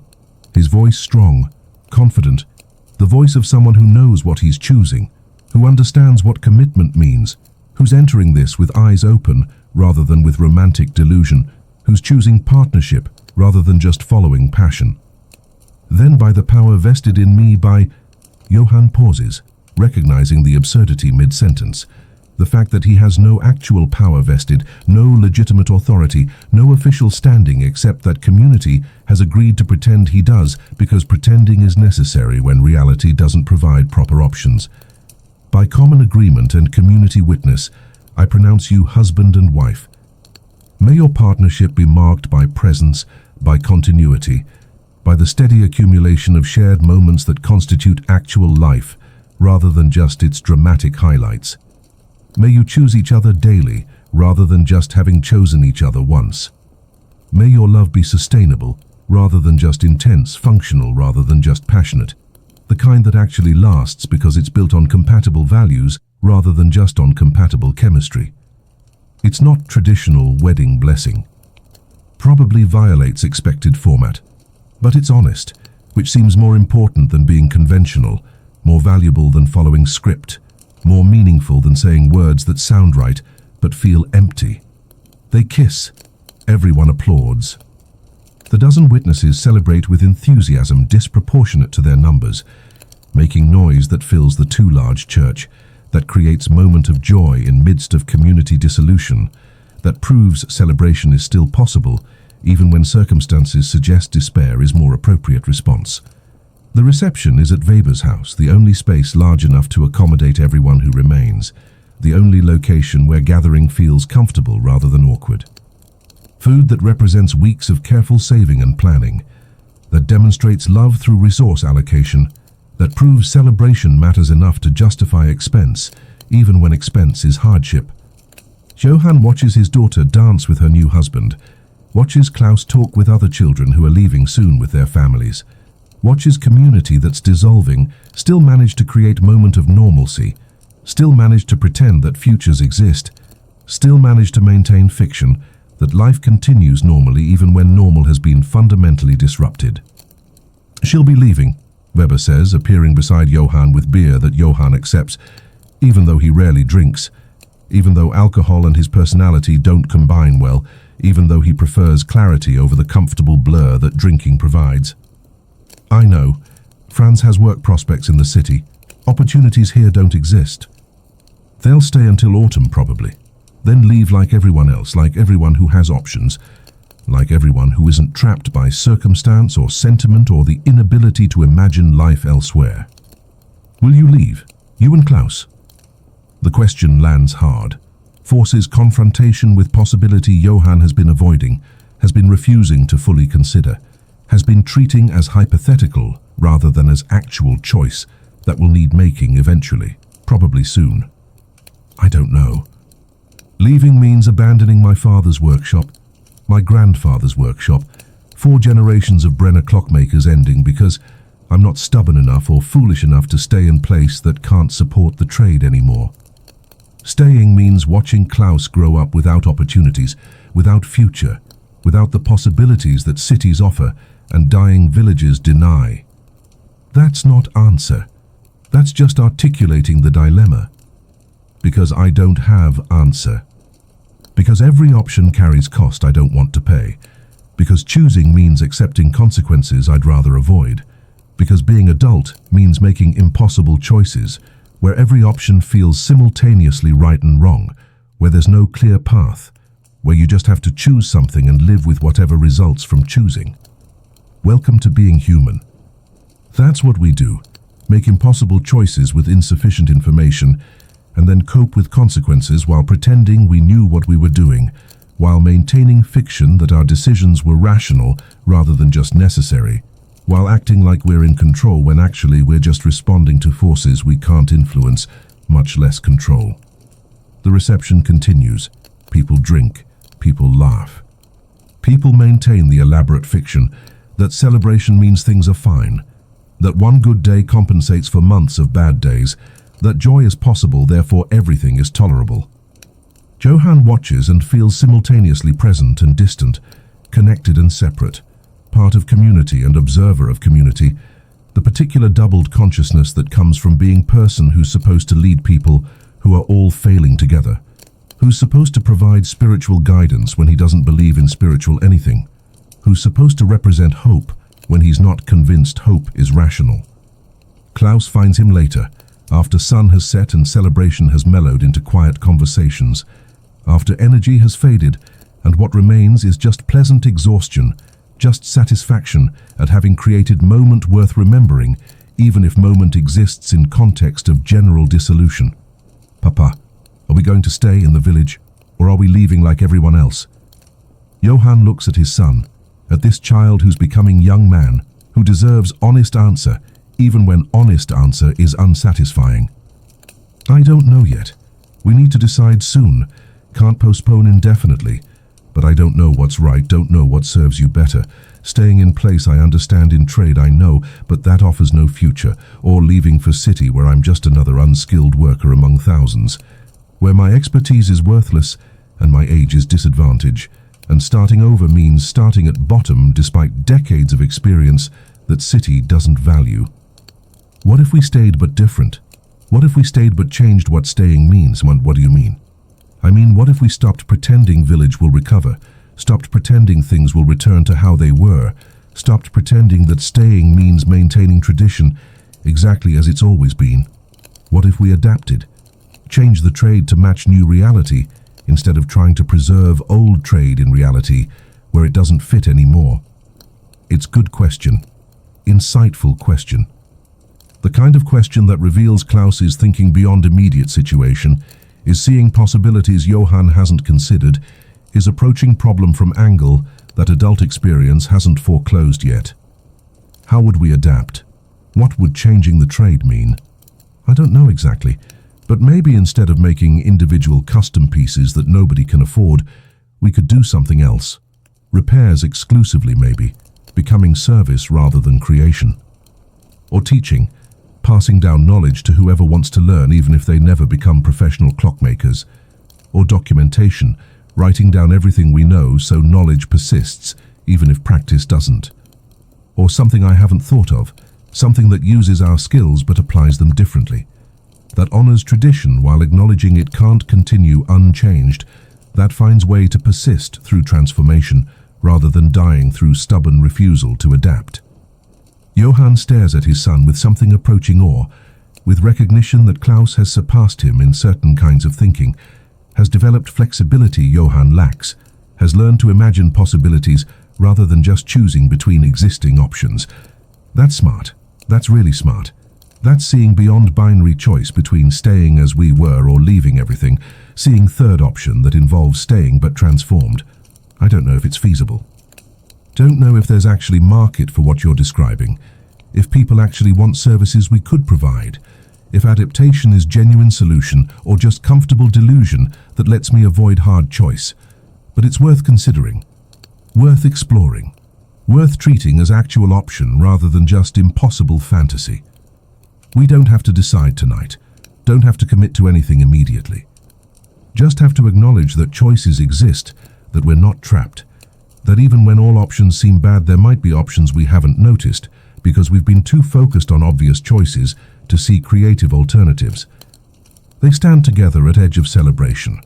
Father and son watching community that's dissolving, still manage to create joy, still manage to find reasons to celebrate, still manage to maintain humanity even when circumstances suggest giving up would be reasonable response.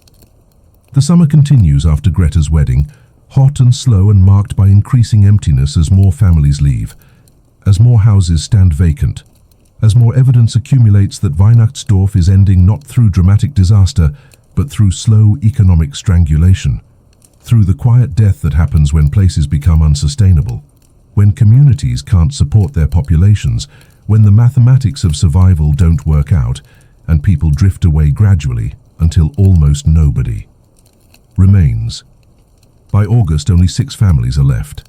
Weber and his extended household, Müller and his wife, Frau Handel now widowed, her husband having died in July from some combination of age and accumulated hardship, Johann and Klaus, and 2 other families, names that matter less than the fact that they're staying, that they're stubborn or trapped or sentimental enough to remain when leaving would be more rational.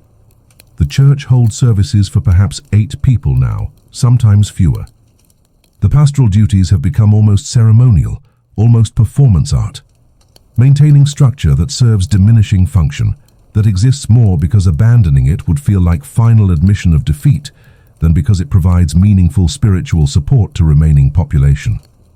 But Johann continues performing them because someone must, because rituals matter even when they feel hollow, because maintaining forms prevents complete dissolution into chaos, because humans need structure even when structure no longer matches reality, need tradition even when tradition no longer serves original function, need ceremonies even when ceremonies are performed for almost nobody. The pieces of the magic watch remain scattered. Greta has her portion in her new home with Franz, Klaus has his portion buried somewhere he won't disclose, Johann has his portion hidden in multiple locations around the workshop. The knowledge of how to rebuild it exists in sketches and documentation, available if ever needed, but requiring consensus to access, requiring all 3 of them to agree that circumstances justify reconstitution, requiring family vote rather than individual choice. And so far, despite continued hardship, despite ongoing crisis, despite the slow death of their community, none of them has suggested reassembling it. None has proposed that circumstances are desperate enough to justify using power that nearly destroyed Johann when he used it before. None has argued that saving the village is worth fragmenting themselves. Some prices remain too high even when what they could purchase seems valuable. Some costs remain unacceptable even when benefits seem worth considering. Some tools remain too dangerous even when problems seem unsolvable through normal means. The summer ends as summer always does, as season always ends, with the inevitable transition that happens regardless of human preference, regardless of whether you're ready, regardless of whether circumstances support change or suggest that continuation would be preferable. Autumn approaches, decisions approach.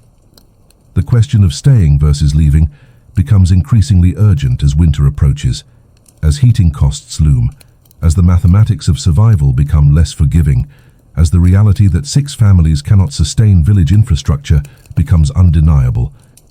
But for August, for the end of summer, for this particular moment, Johann and Klaus remain in their workshop, continue working at human pace, continue building timepieces that measure time honestly, continue existing in continuous duration rather than fragmented moments, continue being present rather than productive, continue choosing humanity over efficiency, even when efficiency seems more practical, even when human limitations mean insufficient results, even when being merely human means accepting that some problems persist unsolved, because solving them would require being more than human, and being more than human costs more than solving provides. The watch remains disassembled, the village remains dying, the future remains uncertain. But they remain present, remain continuous, remain themselves, and maybe that's enough. Maybe that's always been enough. Maybe that's the only thing that ever truly matters. Not solving everything, not saving everyone, not achieving impossible things through impossible means, but just being here, being present, being human, choosing continuity over capability, choosing presence over power, choosing being over doing even when doing seems more impressive, more valuable, more necessary. For today, it's enough. For this moment, it's everything. September returns with its characteristic clarity, with light that makes you see things you'd rather not see, that reveals details you'd prefer remained obscure, that illuminates truth, whether you want truth illuminated or not. The air is sharp, the colors vivid, the world refusing to allow comfortable blur, insisting instead on precise visibility, on accurate perception, on seeing what actually exists rather than what you wish existed. Weihnachtsdorf in this light looks exactly like what it is. Dying village, abandoned buildings, the physical evidence of community dissolution made undeniable by September clarity, made impossible to ignore or minimize or pretend, is temporary situation rather than permanent transformation. 4 families remain now. Weber's household reduced by Franz and Greta's departure, by young people leaving for city opportunities, by the natural flow of population toward places that offer futures. Müller and Frau Handel, both elderly now, both staying because leaving at their age means dying among strangers, rather than dying at home, means abandoning everything familiar for uncertain end in unfamiliar place. And Johann with Klaus, still occupying room above Frau Handel's butcher shop, still maintaining workshop that serves almost nobody, still performing pastoral duties for congregation that barely exists. 4 families, perhaps 20 people total. That's what remains of Weihnachtsdorf after Exodus, after economic collapse, after the slow bleeding of population that happens when place becomes unsustainable. The village council, if 4 households can be called council, meets in church that feels cavernous, that emphasizes absence more than presence, that makes every word echo in space designed for community that doesn't exist anymore at scale that would fill this architecture. We need to discuss reality, Weber says, his voice carrying authority even though authority is meaningless when there's nobody to have authority over, when leadership is just title attached to person who's willing to state obvious truths that everyone already knows. We need to acknowledge what's happening and decide whether to accept it or try to prevent it, or just watch it happen while pretending we have choice when actually choice was made months ago by forces beyond our control. The village is dead, Müller says bluntly, the words landing without softness because softness would be dishonest, would be insulting everyone's intelligence, would be pretending that comfortable lies are better than uncomfortable truths. Not dying. Dead. We're just the people who haven't left yet, who are maintaining the corpse through our presence, who are pretending that 4 families constitute community, when actually we're just shared solitude, just people living near each other, without the connections and structures and shared functions that transform proximity into actual community. So what do we do? Frau Handel asks, though the question is rhetorical probably, though she already knows the answer, though she's asking because saying it aloud makes it real, makes it official, makes it something they've collectively acknowledged rather than individually suspected. We close the church, we abandon the council.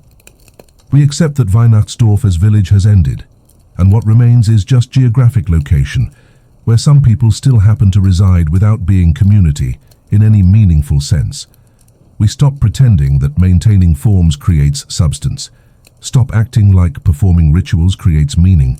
Stop behaving as if we're still what we were when actually we're just remnant, just remainder, just the people who couldn't or wouldn't leave. Silence. Heavy. Loaded with implications. Or, Weber continues, we could try to build something new, something different, something that acknowledges we can't be what we were, but might be something else, something smaller, something that matches current reality rather than trying to recreate past reality that's been destroyed by forces we couldn't prevent. Like what? Johann asks, genuinely curious, genuinely wanting to understand what building something new might mean, what transformation might look like, what adaptation might involve. I don't know exactly. Nobody knows. That's why it's building something new, rather than maintaining something old. Maybe we become intentional community, rather than traditional village. Become people who choose to live together for reasons we articulate, rather than just because we were born here, or because we're too stubborn to leave. Maybe we pool resources more formally, share labor more explicitly, create structures that acknowledge we're too few to function as traditional village, but might function as something else. Something that doesn't have name yet because it hasn't existed yet. That requires trust, Frau Handel observes. Requires believing that others won't exploit you, won't take advantage, won't benefit from your labor without reciprocating. Traditional village had that trust because it was built over generations, because relationships were inherited along with property, because exploitation was limited by social pressure and community surveillance. We're too few for that. We'd need to build trust deliberately rather than inheriting it, need to create accountability structures rather than assuming they exist. So we create them. We write them down. We make explicit what traditional communities kept implicit. We acknowledge that without historical foundation we need formal structure. Without inherited trust we need created trust. Without traditional accountability we need designed accountability. The discussion continues for hours, circles around same questions from different angles, explores possibilities without reaching conclusions, acknowledges complexity without reducing it to simple choices, admits that no option is clearly better than alternatives, but that choosing something is still necessary, because passivity is also choice, is also decision, just one made by default rather than by intention. Eventually something resembling consensus emerges. They'll try. They'll attempt to build something new from remnant of something old. They'll acknowledge that Weihnachtsdorf as traditional village has ended, but that the location and the people might continue in transformed way, might create something different that honors what was while adapting to what is. It's not inspiring exactly, not exciting, not the kind of plan that generates enthusiasm or hope or confidence in positive outcomes. Just the plan that feels slightly less bad than alternatives, that offers slightly more possibility than accepting complete dissolution, that provides framework for continued effort when continued effort might be foolish but feels better than surrender. After the meeting, Johann walks with Klaus through village that's become mostly empty buildings, mostly absent neighbors, mostly memory of community rather than actual community. The silence is profound, broken only by their footsteps and occasional bird calls, and the wind moving through trees that don't care whether humans live here or not, that will continue whether village exists or not, that demonstrate nature's indifference to human projects and human failures alike. Do you think it will work? Klaus asks. The plan to build something new? I don't know. Probably not. Most attempts to intentionally create community fail because community is complex emergent property that resists deliberate construction, that happens organically over time rather than being designed and implemented like building or machine. But maybe, possibly, if we're lucky and dedicated and willing to accept that what we build won't resemble what we're trying to replace, won't provide same things in same ways, will be inferior in some respects, but might be adequate in others. That's not very optimistic. No, but it's honest. And honesty seems more valuable than optimism when optimism would be delusion, when encouraging false hope would be cruel rather than kind, when being realistic allows better planning than being aspirational. They continue walking, father and son navigating village that's become maze of absence, where every corner reminds them of who's left, where every empty house is monument to failure, where every shuttered shop is evidence that economic forces are stronger than human will. That individual effort can't overcome systemic problems, that trying hard isn't sufficient when the system isn't designed to reward trying. Papa, do you regret destroying the magic watch? Do you ever think that if you'd kept it, if you'd used it to help everyone, the village might not have died, People might not have left. Things might have been different. Johann stops walking, the question demanding full attention, demanding honest answer even when honest answer is complicated, even when clarity is uncomfortable. Yes, sometimes. Often, actually. I think about how I could have used it to generate income that saved the mill, that created jobs, that made staying economically viable instead of economically suicidal. I think about how one person with impossible capability could have prevented community death if that person had been willing to pay personal cost of using impossible capability repeatedly, consistently, systematically. So you regret it. Regret is a complicated word. I regret the outcome. Village dying, people leaving, community dissolving. I don't regret the choice, refusing to fragment myself again, choosing to stay whole even when wholeness meant insufficient capability, accepting limitation even when limitation meant watching problems persist that might have been solvable through self-sacrifice. I regret what happened, but not what I did. Does that make sense? I think so. You're saying results aren't the only measure of whether choice was correct. That choosing to stay human was right even when consequences of that choice were watching humans suffer, watching community die, watching outcome you might have prevented if you'd chosen differently. Yes, exactly that. Some choices are right because of what they preserve. In this case, my presence, my continuity, my humanity, even when what they cost is significant, even when outcomes are tragic, even when results suggest that different choice would have produced better results. Because preserving self matters, because maintaining humanity matters, because being actually present for few people is better than being fragmentarily present for many people, because he pauses, trying to articulate something he barely understands himself, something that feels true but that resists clear expression. Because, he continues slowly, we can't save everyone, can't solve every problem, can't be sufficient for every crisis.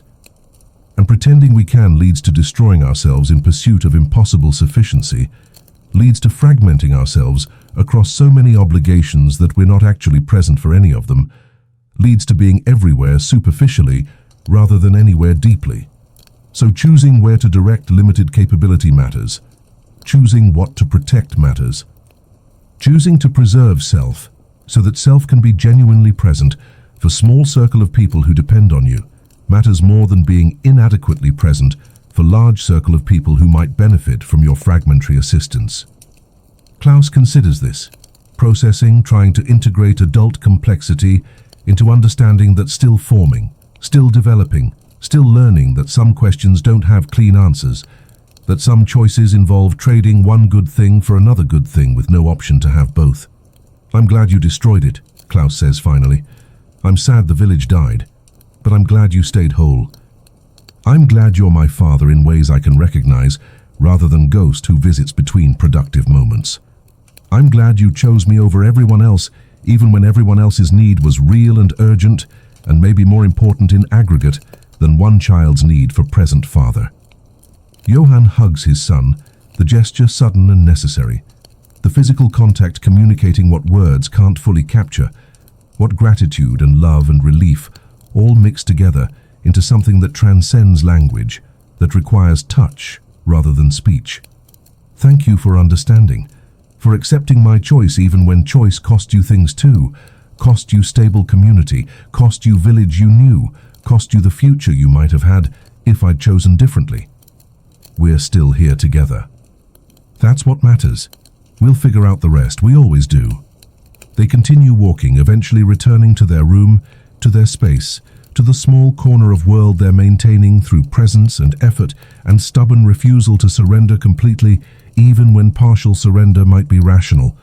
The pieces of the magic watch remain scattered. Greta has her portion in city now, in new life with Franz, in context completely separate from village crisis, separate from questions about whether reconstituting impossible power might save dying community. Klaus has his portion buried or hidden or stored somewhere that creates barrier between impulse and action.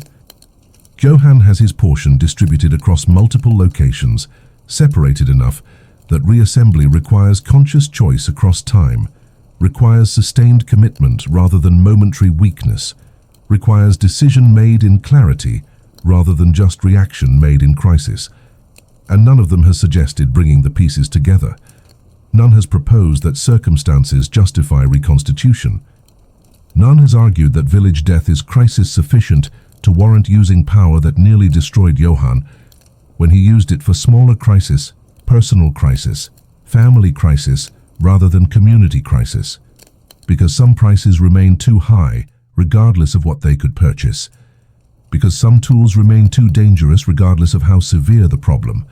Because some capabilities are fundamentally incompatible with human well-being, regardless of how beneficial their application might seem.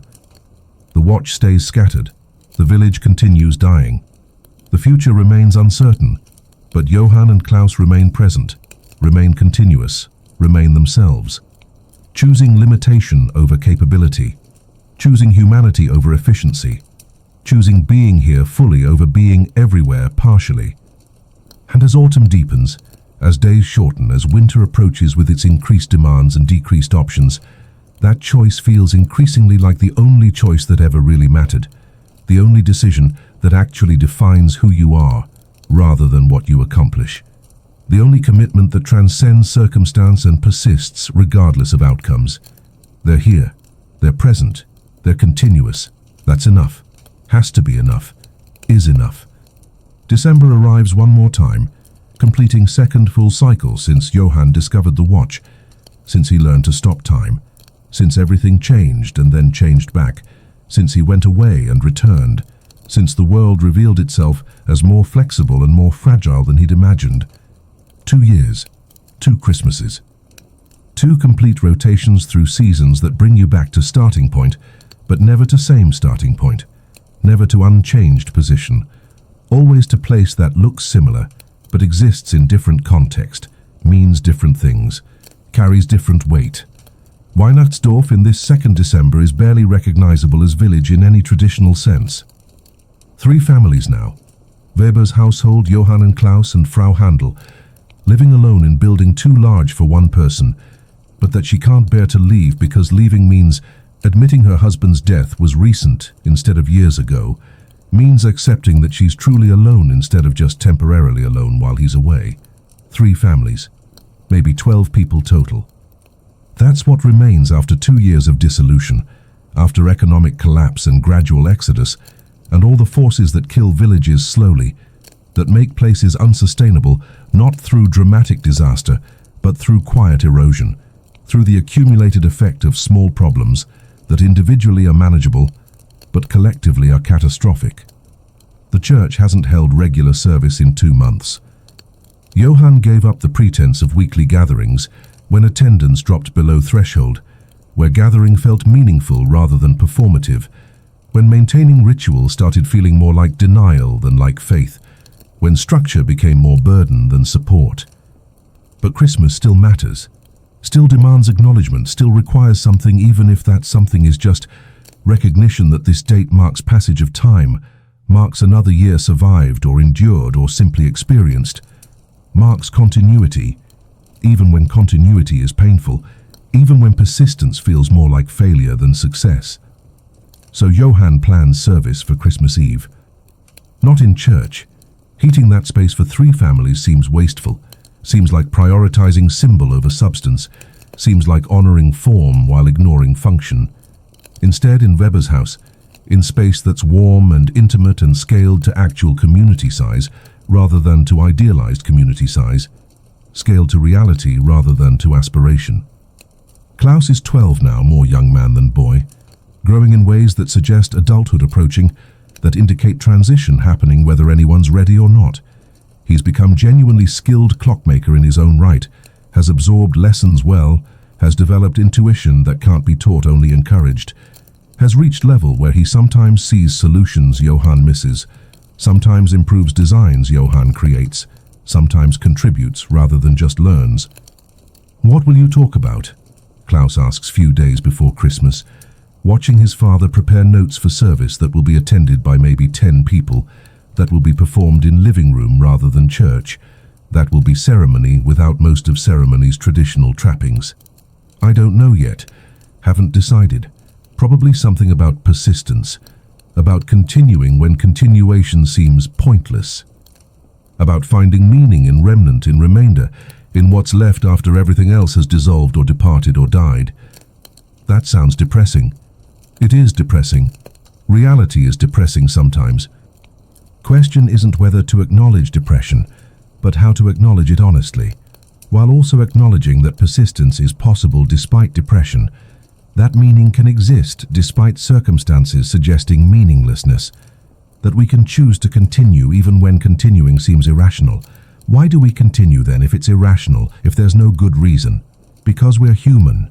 Because humans persist beyond rational justification. Because we have capability for stubborn commitment to existence, even when existence costs more than it provides, even when calculations suggest surrender would be easier, even when optimization says quitting is smarter than continuing. We persist, because persisting is what humans do, is maybe the defining human characteristic. We keep going when other species would stop. We maintain when other creatures would abandon. We continue despite circumstances, rather than because of them. Klaus accepts this, though Johann suspects he doesn't fully understand it yet. Suspects that understanding this kind of persistence requires experiencing situations where persistence seems impossible, requires facing crises where continuation costs more than surrender, requires living through moments where you discover that you continue anyway, that you persist despite rational objections, that you keep going because stopping isn't actually option, even when stopping seems like it should be option. That understanding comes from experience, can't be transmitted through explanation, has to be lived to be learned. Greta visits for Christmas, arrives few days early with Franz, the two of them making journey from city to dying village to spend holiday with family, because family still matters, because traditions still carry weight, because some obligations persist regardless of convenience, regardless of whether fulfilling them makes practical sense.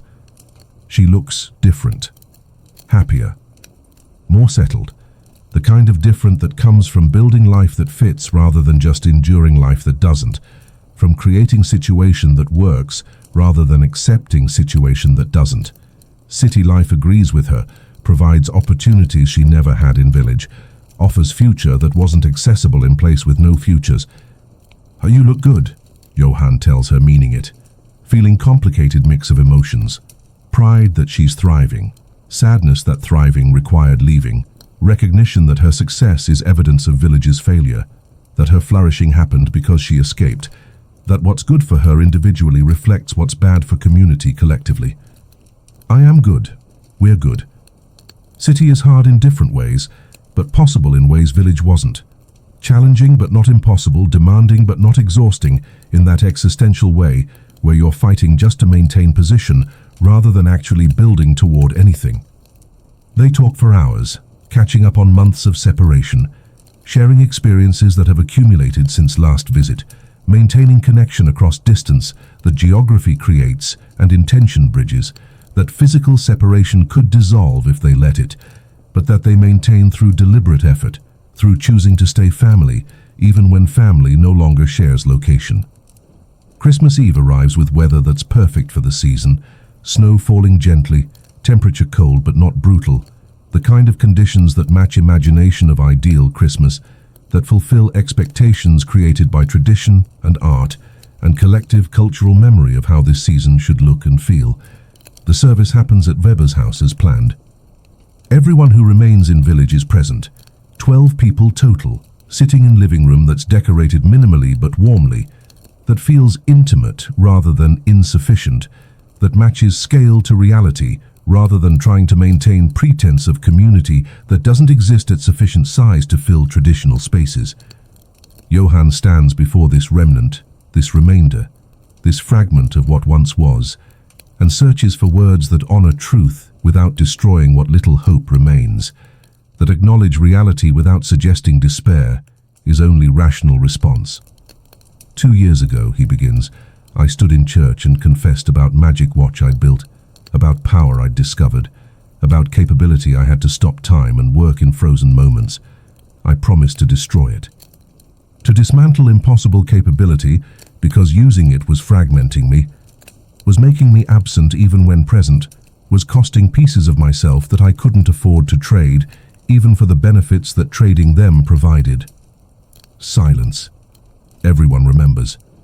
Everyone was there or knows the story. This is established history, shared memory, foundation for what follows. I kept that promise, destroyed the watch, scattered pieces, chose limitation over capability, chose presence over productivity, chose being human over being extraordinary because being extraordinary was costing humanity, was trading presence for efficiency, was making me mechanism rather than person. He pauses, looking at each face, Weber nodding, Frau Handel crying quietly, Klaus watching with those ancient eyes, Greta holding Franz's hand, the few others who remain present and attentive and waiting for wherever this is going. And what did choosing limitation accomplish? What did choosing humanity achieve? What did maintaining presence provide? Another pause, letting question hang, letting everyone contemplate. The village died anyway. People left anyway. Community dissolved anyway. All the suffering I might have prevented by using impossible power, it happened anyway. All the problems I might have solved by fragmenting myself, they persisted anyway. All the good I might have done by accepting personal cost, it went undone anyway. So was I wrong? Should I have used the power? Should I have sacrificed presence for productivity? Should I have fragmented myself to save everyone? Should I have chosen capability over humanity because capability might have prevented this outcome? He looks directly at Klaus now, speaking to his son even though words are for everyone. No, I wasn't wrong, because some things matter more than outcomes. Some things have value independent of results. Some things are correct regardless of consequences. Presence matters.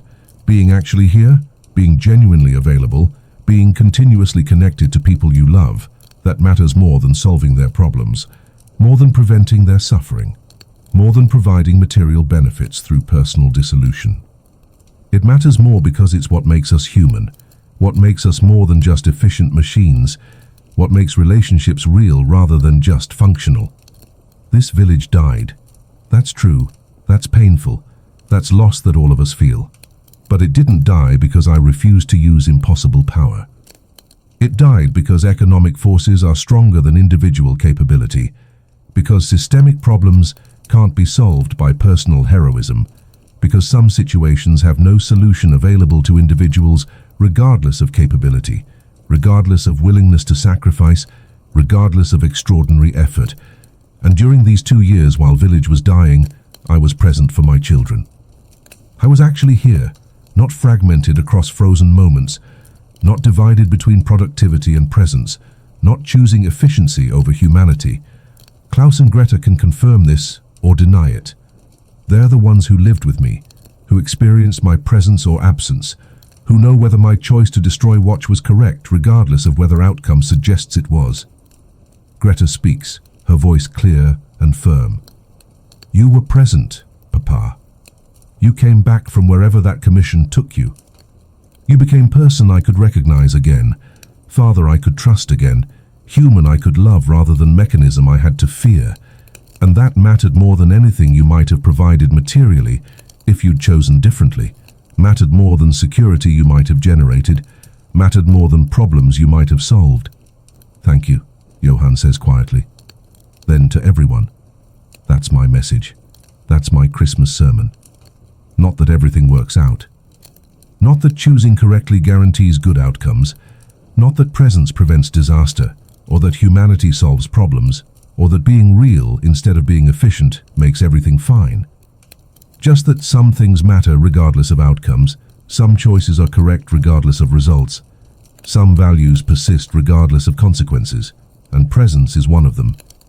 Being genuinely here with people you love, being actually available instead of theoretically accessible, being continuous instead of fragmented, that's value that transcends utility, that matters independent of what it accomplishes. That's worthwhile even when it doesn't prevent disaster, even when it doesn't solve problems, even when it doesn't achieve anything except being real. So here's my Christmas blessing, such as it is. May you be present. May you be continuous. May you be continuous.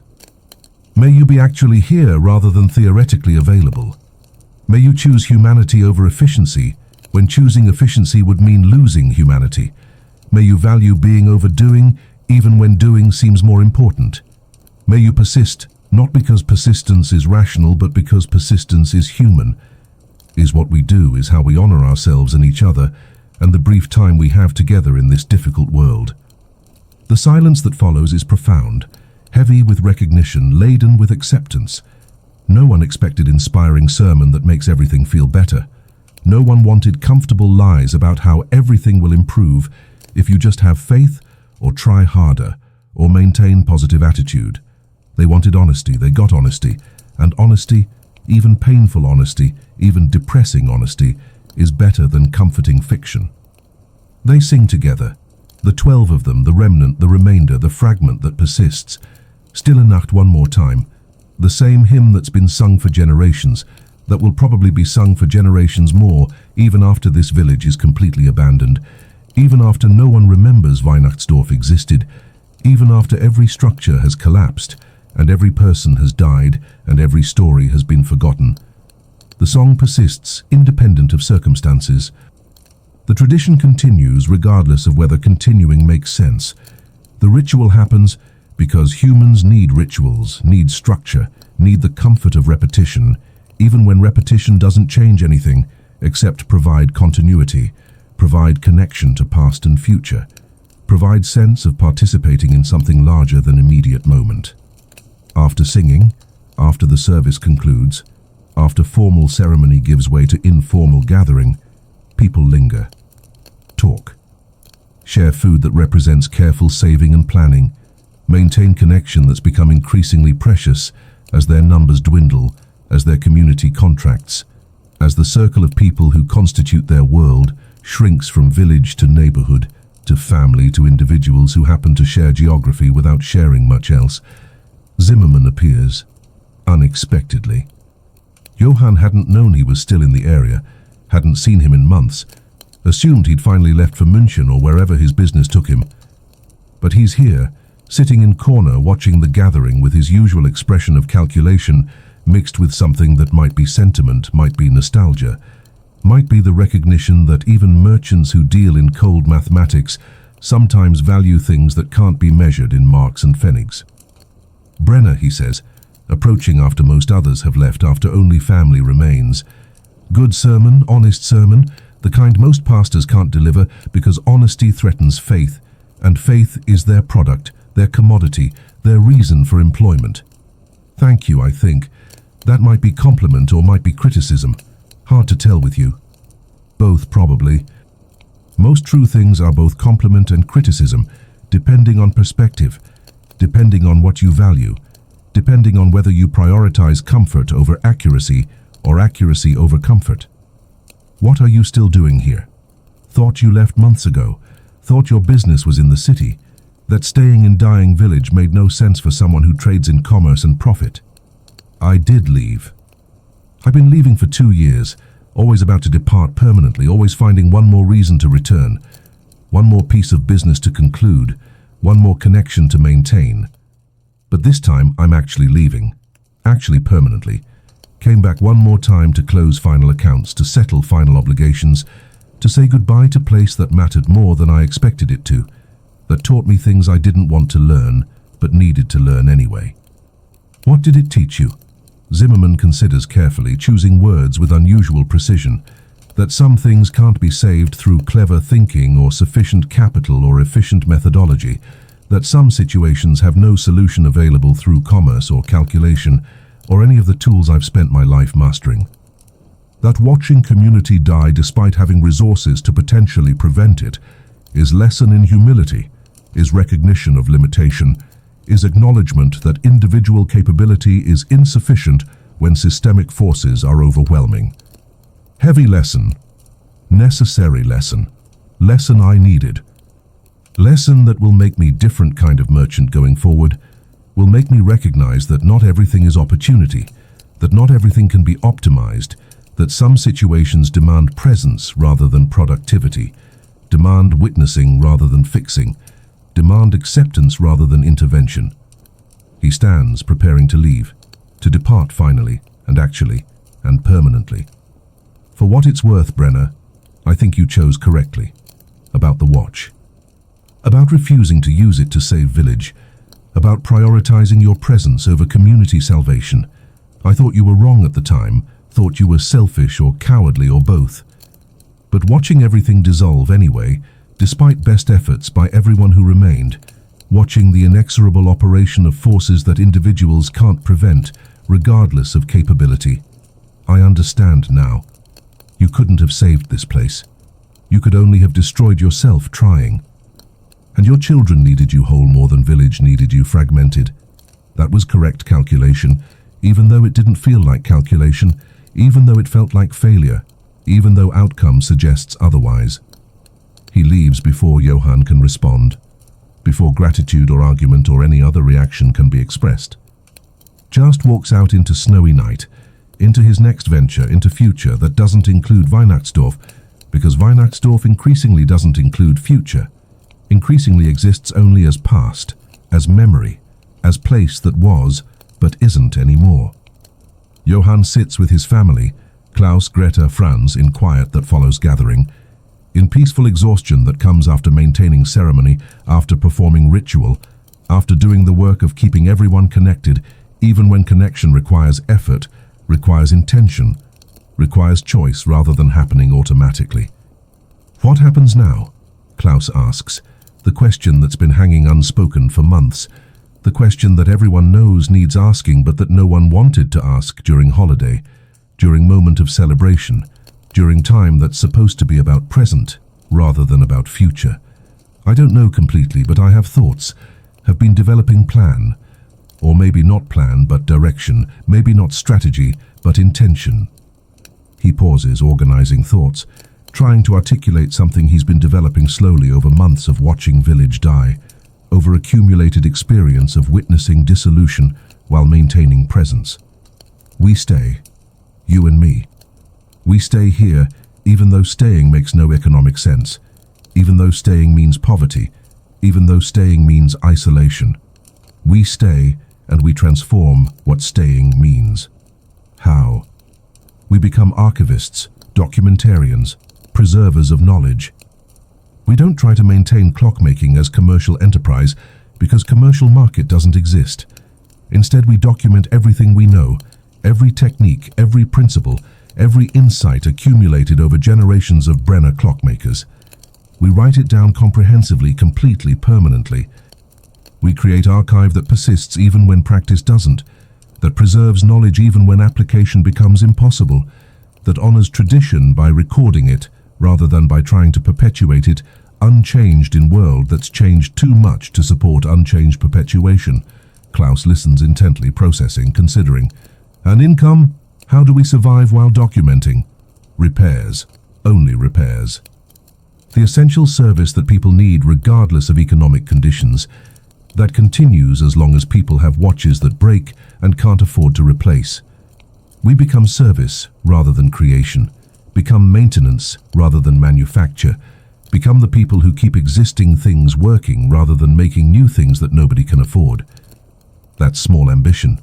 That's accepting limitation rather than pursuing possibility. Yes, exactly. That's choosing realistic over aspirational, choosing sustainable over impressive, choosing sufficient over exceptional. That's recognizing that sometimes demand small ambitions, demand accepting limitation, demand matching capability to reality rather than trying to force reality to match capability. Greta speaks now, her voice thoughtful. What about me? I'm in city now. I have different life, but I'm still family, still part of this. What's my role in documentation project? You're the one who left, who succeeded by leaving, whose story is proof that leaving can be correct choice, that staying isn't only option, that sometimes honoring tradition means knowing when to abandon it rather than when to maintain it. You document that, you write about choosing to leave, about building life elsewhere, about what's possible when you stop trying to maintain what was and instead build what can be. Your documentation is counterpoint to ours, is the other side of story. is evidence that tradition can survive through transformation rather than just through preservation. So we're all archivists then, all documentarians, all people who are choosing to record rather than to do, to preserve rather than to perpetuate, to honor past by acknowledging it honestly rather than by pretending it can continue unchanged. Yes, that's the plan. Such as it is. That's the choice I'm proposing. Stay and document rather than leave and abandon, maintain through recording rather than through practicing, honor through honest acknowledgement rather than through fictional perpetuation. Klaus considers for long moment, serious beyond his years, weighing options with maturity that should require more age, but that he's developed through necessity, through experiencing circumstances that forced premature wisdom. I accept. I agree to stay and document and become archivist rather than practitioner, but on one condition. What condition? We keep the option, keep the pieces of the watch, keep the possibility that if true emergency arises, if actual necessity manifests, if situation occurs that genuinely justifies using impossible power, we can. We don't eliminate option completely. We just make accessing it require deliberate choice across time, require sustained commitment, require consensus among all three of us that circumstances justify reconstitution. Agreed. The pieces remain scattered, the knowledge remains available, the possibility remains possible. But using it requires us all agreeing it's necessary, requires family vote rather than individual choice, requires collective wisdom rather than personal desperation. They sit together in Weber's living room, family making choices that will define their futures, that will determine what their lives become, that will transform them from people trying to maintain tradition into people trying to record tradition, from practitioners into archivists, from makers into preservers. Outside, snow continues falling. December cold continues deepening. Winter continues doing what winter does, making everything harder, making survival more expensive, making existence more difficult in ways that test commitment, that separate those who genuinely want to stay from those who are just afraid to leave. The pieces of the magic watch remain scattered. Greta has her portion in city. Klaus has his portion hidden locally. Johann has his portion distributed across locations. The knowledge of how to rebuild it exists in documentation, available but not accessible without consensus, possible but not probable without collective agreement. And maybe that's how it should remain. Maybe that's the correct relationship to impossible power. Acknowledge it exists, preserve the knowledge, maintain the possibility, but make using it require more than individual desperation, more than momentary weakness, more than personal crisis that feels overwhelming, but that might not be truly overwhelming when assessed from broader perspective. Maybe the watch's greatest value is in remaining scattered, in existing as possibility without being exercised as actuality. In teaching that some powers are best honored by refusing them, that some capabilities are most responsibly used by not using them, that some tools serve better as reminders of what we chose not to become rather than as instruments of what we might accomplish. The Christmas gathering concludes. Greta and Franz will leave tomorrow, return to city, continue building life that works. Klaus and Johann will remain, will begin their documentation project, will transform from clockmakers into archivists of clockmaking, will honor tradition by recording it honestly rather than by maintaining it fictionally. The village will continue dying. That's inevitable now. But its death will be documented, will be witnessed, will be recorded by people who loved it enough to stay while it died, who chose presence over escape, who maintained humanity over efficiency, even when efficiency might have looked better, might have been easier, might have been more comfortable. They're here, they're present, they're continuous. And they're choosing to remain here, remain present, remain continuous even when remaining is difficult, even when presence costs more than absence, even when continuity requires more effort than disruption. That's enough. That's always been enough. That's the only thing that ever really mattered. Being here, being present, being human, choosing that, maintaining that, honoring that, despite everything, despite failure. Despite the dying village and the scattered family and the uncertain future, despite it all, here, present, continuous, human, always. 1 year later, December again. The third Christmas since Johann discovered the watch, since everything changed, since the world revealed itself as more flexible and more fragile than anyone imagined possible. 3 years, 3 complete cycles. 3 iterations of the same season, bringing you back to starting point that's never actually the same point. That's always transformed by accumulated experience, by lessons learned, by changes that can't be undone, even when you return to familiar dates and familiar rituals and familiar structures. Weihnachtsdorf barely exists now. 2 families. Johann and Klaus in their room above what used to be Frau Handel's butcher shop. But that's just empty building now since she died in September. Since age and accumulated hardship finally claimed her. Since she joined her husband and all the others who didn't survive the village's slow death. And Weber's household reduced to just him and 1 nephew who's too young to leave, who has nowhere else to go, who stays because staying is only option when you're 15 and without other family. 2 families, perhaps 6 people total.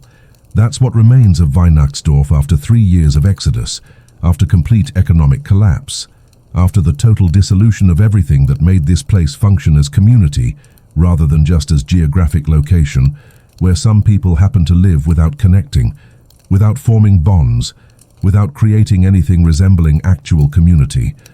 The church is permanently closed now. Building still stands, but doors are locked, windows are shuttering. Interior is cold and empty and returning to nature, as weather damages what humans aren't maintaining, as time reclaims what we've decided isn't worth protecting, as entropy does its work on structures we've abandoned. No more services, no more ceremonies. No more pretending that maintaining ritual creates community when community doesn't exist at scale, where ritual serves function beyond performance, beyond theater, beyond going through motions without meaning. But Christmas still comes, still marks passage of time, still demands some acknowledgement even from people who've abandoned most traditions, who've accepted that maintaining forms is less important than accepting reality, who've learned that honesty about ending is better than fiction about continuing. So they gather, 6 people. Johann's room above empty shop. Small celebration because small is all that's possible, small is all that's honest, small is what reality supports rather than what aspiration desires. Klaus is 13 now. More young man than boy, almost adult in ways that matter, capable, responsible, thoughtful beyond his years. He's become genuine partner in documentation project rather than just assistant, contributes ideas rather than just following instructions, sometimes sees connections Johann misses, sometimes articulates principles more clearly than Johann can. Together, they've spent the year documenting everything, every technique, every principle. Every insight accumulated over 4 generations of Brenner clockmakers, writing it down systematically, comprehensively, with attention to detail that ensures nothing important is lost, nothing valuable is forgotten, nothing essential is allowed to disappear just because its practice has become unsustainable. Hundreds of pages now, detailed drawings, careful explanations, step-by-step instructions for every procedure, every repair, every manufacturing process they know. The complete archive of accumulated knowledge, preserved on paper, protected in multiple copies, distributed to locations where it might survive even if original is lost, where it might persist even if Weihnachtsdorf completely vanishes, where it might be discovered someday by someone who values knowledge even when knowledge no longer generates profit. "We're almost done," Klaus says on Christmas Eve, the 2 of them working on final sections before gathering for evening celebration.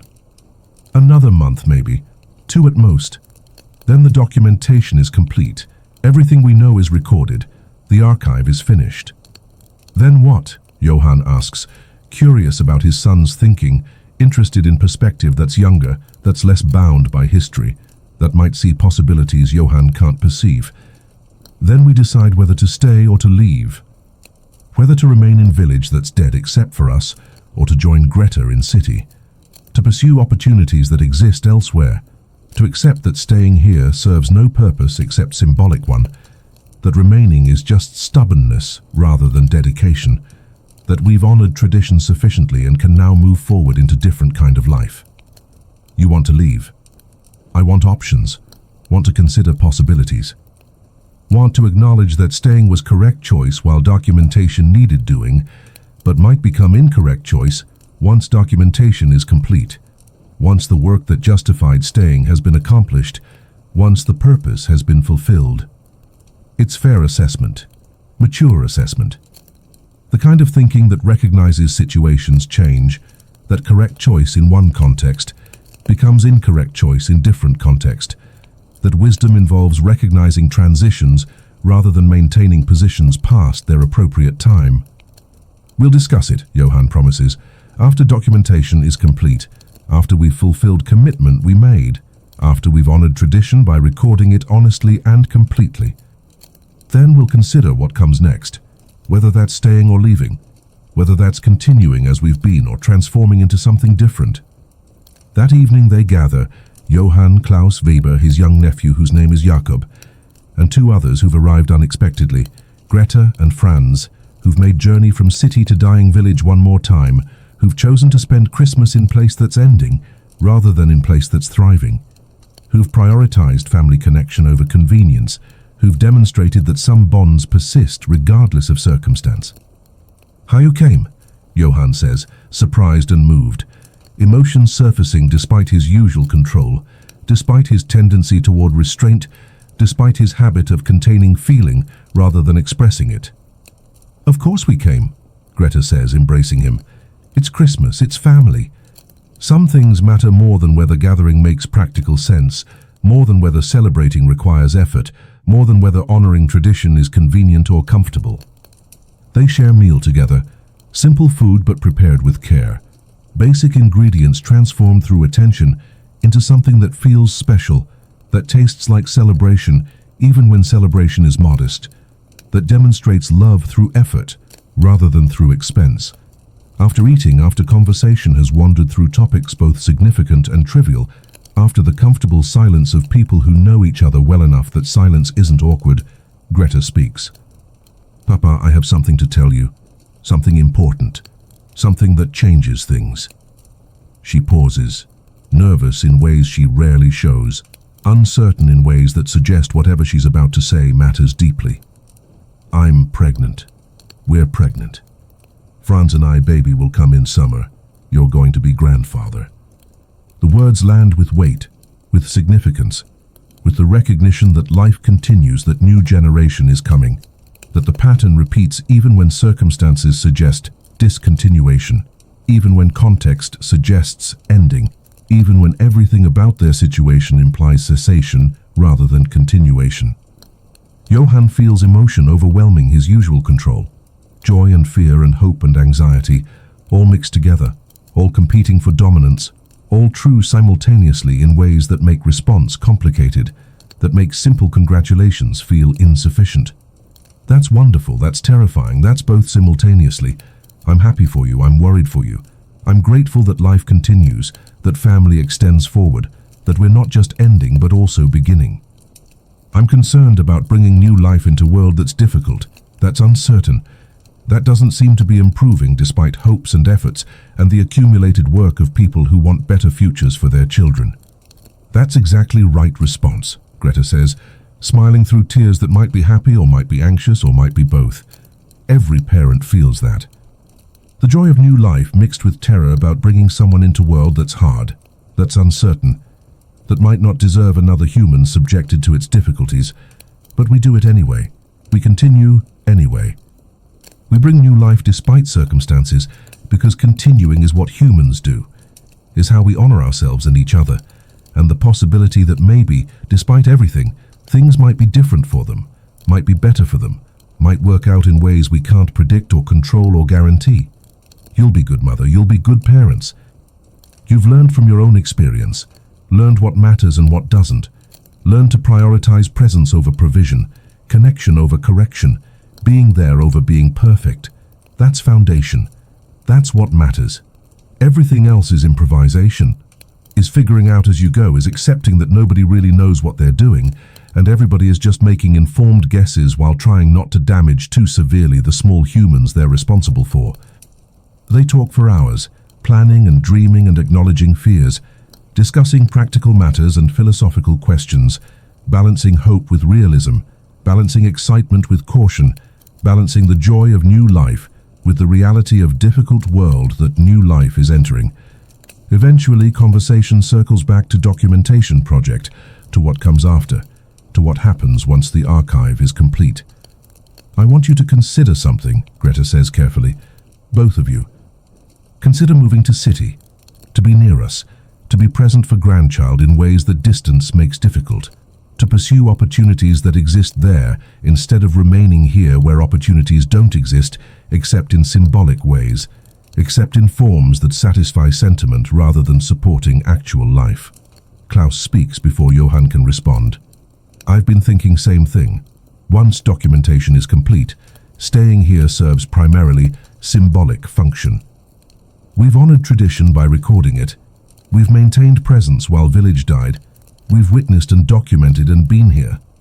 But being here past point where being here serves purpose is just stubbornness, is just refusing to acknowledge when chapter ends, is just clinging to what was instead of accepting what is and what can be. Johann is quiet, processing, recognizing that both his children are advocating for same choice, that consensus is forming without him, that his role is shifting from decision maker to participant in decision, that family is functioning as democracy rather than as hierarchy, that his preference isn't automatically determinative anymore. What about the watch, he asks. What about the pieces that remain scattered, that we've kept separate deliberately, that represent possibility we've chosen not to exercise but to maintain? We bring them together, Klaus says, not to reassemble, but to consolidate, to keep them in one location where we all have access, where consensus is easier to achieve if ever it's needed, where the scattered becomes collected, even while remaining disassembled. And if we need to use it someday, if crisis arises that justifies reconstitution, if situation manifests that demands impossible solution, then we'll have that conversation then, Greta says. Then we'll make that choice together, when circumstances allow evaluation rather than having made choice in advance, without knowing whether it will be correct. We're keeping option, we're maintaining possibility. We're just acknowledging that possibility serves better as possibility than as current practice, serves better as potential than as actuality, serves better as what we might do rather than as what we are doing. Johann sits with this, considering, trying to feel his way through decision that seems simultaneously obvious and difficult, clearly correct and emotionally challenging, the right choice that still feels like loss, like surrender, like admitting defeat even though rationally. It's just accepting transition, just recognizing when staying becomes leaving by another name, when honoring tradition requires abandoning location where tradition developed. We'll finish the documentation first, he says finally. We'll complete the work we committed to. We'll fulfill the purpose that justified staying this long. And then, he pauses, acknowledging what he's about to say, accepting what it means. Then we'll leave. We'll close this chapter. We'll accept that Weihnachtsdorf has ended, and our staying can't prevent its ending, can only postpone our acknowledgement of what's already occurred. We'll move to city. We'll be near you and the grandchild. We'll build different kind of life that honors tradition by continuing rather than by maintaining, that respects past by moving forward rather than by staying still. Klaus exhales, relief visible. Greta smiles through tears. Even Franz, who's been mostly quiet, looks gratified that this decision has been reached, that this transition will happen, that family will be consolidated rather than scattered, that presence will be prioritized, even when prioritizing presence requires accepting difficult truths about places and traditions, and the necessity of sometimes letting go. That night, after celebration concludes, after Greta and Franz have gone to inn where they're staying, after Weber and Jakob have returned to their home, Johann and Klaus sit in their room surrounded by documentation, surrounded by archived knowledge, surrounded by evidence of years' work preserving tradition through recording it. "Papa," Klaus says quietly, Do you think we failed? Do you think we should have used the watch to save the village? Do you think our choice to destroy it and scatter pieces was wrong? Johann considers carefully, trying to articulate something he's understood gradually over 3 years, something that's crystallized slowly through experience. No, we didn't fail. Village died, but we remained human. Community dissolved, but we maintained presence. Everything around us ended, but we stayed continuous, stayed ourselves, stayed actually here, rather than fragmenting across frozen moments, trying to be everywhere, trying to fix everything, trying to be sufficient when sufficiency wasn't possible regardless of methodology. But people suffered, people left, community ended. We watched it happen while having tool that might have prevented it. Might have, maybe, possibly. But also might have destroyed me in process, might have made me permanently absent even while technically present, might have cost my humanity in exchange for providing material support that solves problems temporarily but doesn't change underlying systemic forces that created problems, that would have created new problems, as soon as old problems were temporarily addressed. And you think that trade, your humanity for village survival, would have been wrong trade? Yes. Because my humanity is what makes me worth being around. My presence is what makes me useful to you and to Greta, and to grandchild who's coming. My continuity is what allows me to be actually supportive, rather than just theoretically helpful. Fragment myself to save village and I save nothing, just redistribute where failure manifests, just transform one kind of loss into different kind of loss that's harder to see, but equally real, equally permanent, equally destructive. So staying whole was correct, even when wholeness meant insufficient capability. Yes, because wholeness is what makes capability worth having, because presence is what makes assistance actually helpful, because being continuous is what makes relationship real rather than just functional. The village needed someone who could be present while it died, more than it needed someone who could prevent death through self-destruction. And that's what we provided. That's what we were. That's what we chose to be. Klaus is quiet for a long moment, then, thank you for staying whole, for choosing us over everyone else, for being present father rather than absent hero, for being here continuously rather than being everywhere fragmentarily, for being human rather than being extraordinary. You're welcome. Though I'm not sure it was choice as much as survival instinct, as much as recognition that destroying myself to save others isn't actually saving anyone, isn't actually heroism, is just different kind of failure dressed in noble-looking clothing, is just self-destruction with better rationalization. They sit together in comfortable silence, father and son, in room they'll be leaving soon, in village that's already ended, in moment that's simultaneously conclusion and transition, ending and beginning, loss and possibility. The pieces of the magic watch remain scattered, for now. Soon they'll be consolidated, brought together in city, kept collectively rather than individually, maintained as shared possibility rather than as personal temptation, not reassembled, just collected. Available if ever needed, but requiring consensus to use, requiring all of them to agree that circumstances justify what they've previously agreed doesn't justify. The documentation is nearly complete. Another month, maybe 2. Then the work is done. Then the knowledge is preserved. Then the tradition is honored not through perpetuation, but through honest recording, through acknowledging what was without pretending it can continue unchanged, through loving what existed while accepting that everything ends. Then they leave, move to city, start different kind of life, be present for Greta, be present for grandchild, be present for each other in ways that geography previously prevented, in forms that distance previously made difficult, in continuity that scattered family couldn't maintain. Outside, December snow falls on village that's already dead, that's already ended, that persists only as physical structure without human community, as buildings without inhabitants, as location without culture. The snow doesn't care, falls equally on occupied and abandoned, on living and dead, on present and absent. Nature is indifferent, time is indifferent, The universe is indifferent, but humans aren't indifferent. Humans care. Humans assign meaning.